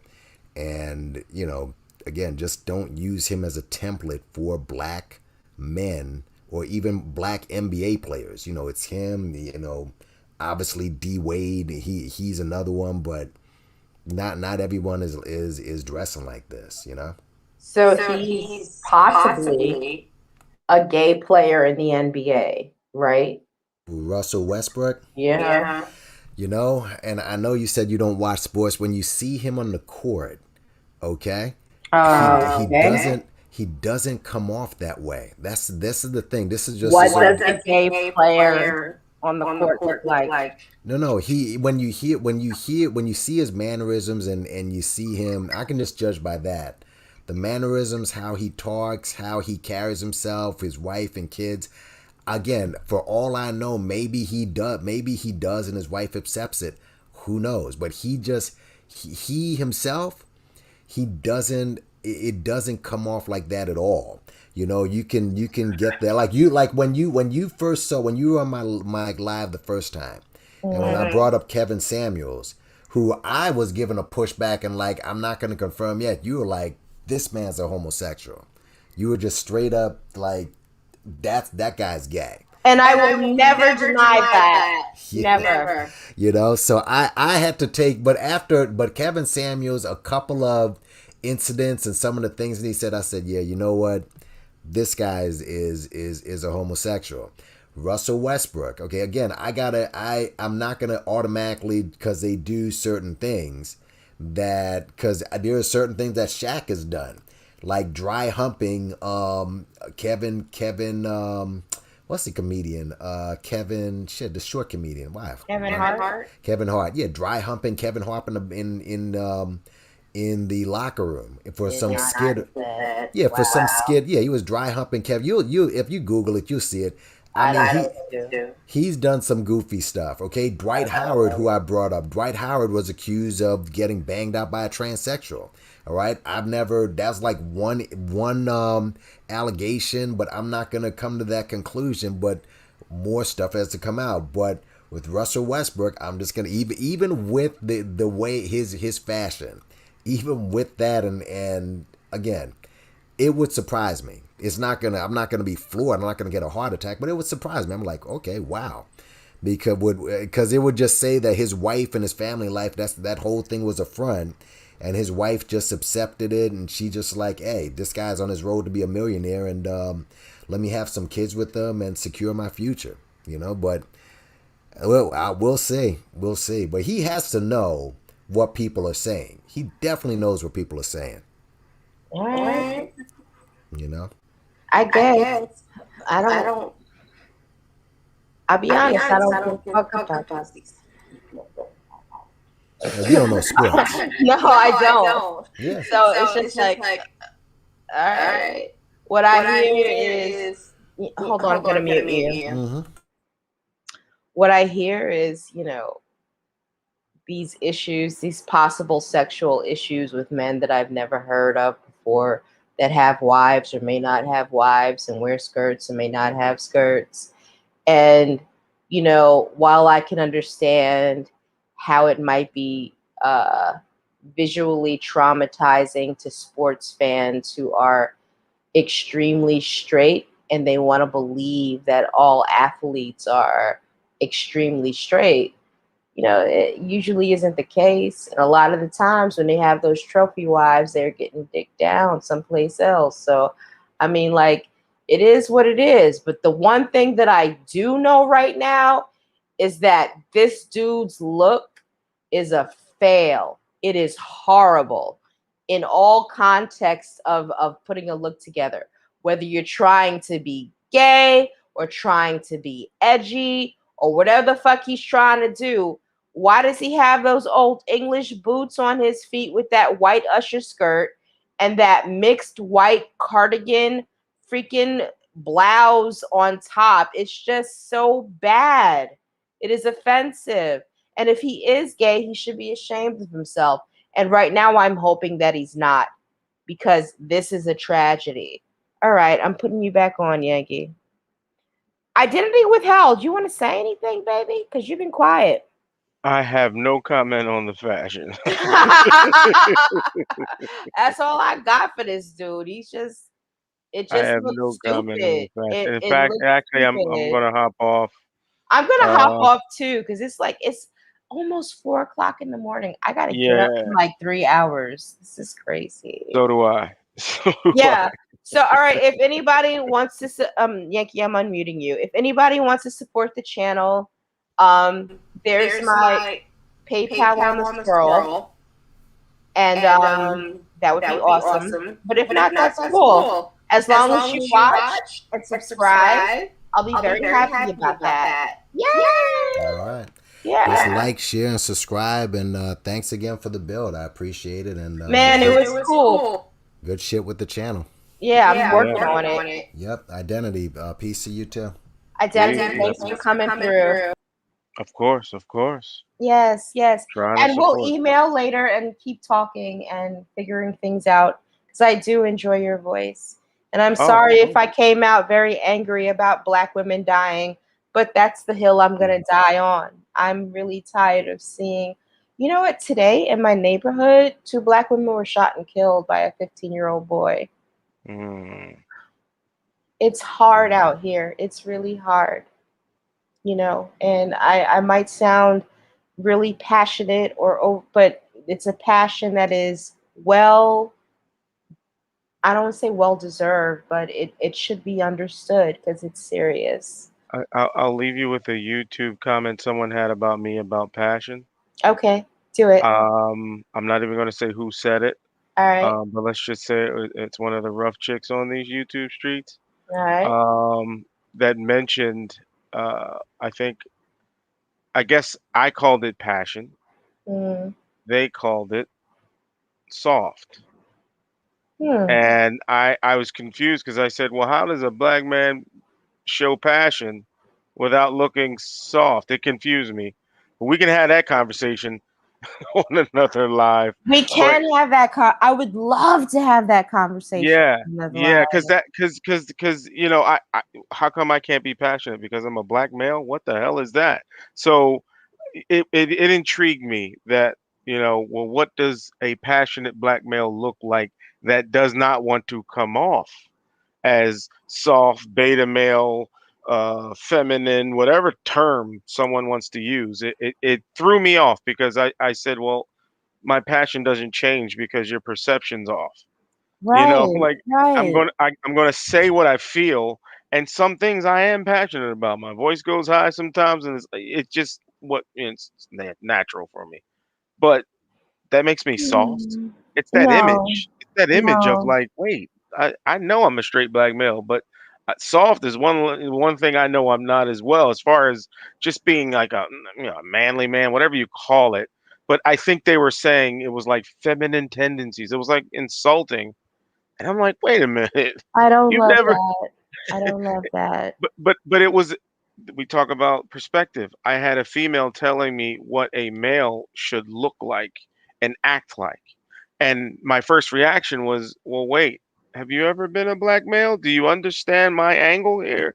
Oh, You know, sure. you can ask me what my experience is and I can tell you, but to dictate it that way was a little off-putting. You know what I Yeah. mean? So for you, I understand your passion with what you're talking about. You know, Tariq may have taken a different angle, but he doesn't have yours. So speak your truth. I need to speak my truth on that, and we need to figure out why there's all this discord in our community. And I just really want to open up the conversation Right, between people that are willing to actually have the conversation, right. you know? So you're always welcome here. You have a throne on this channel, sir.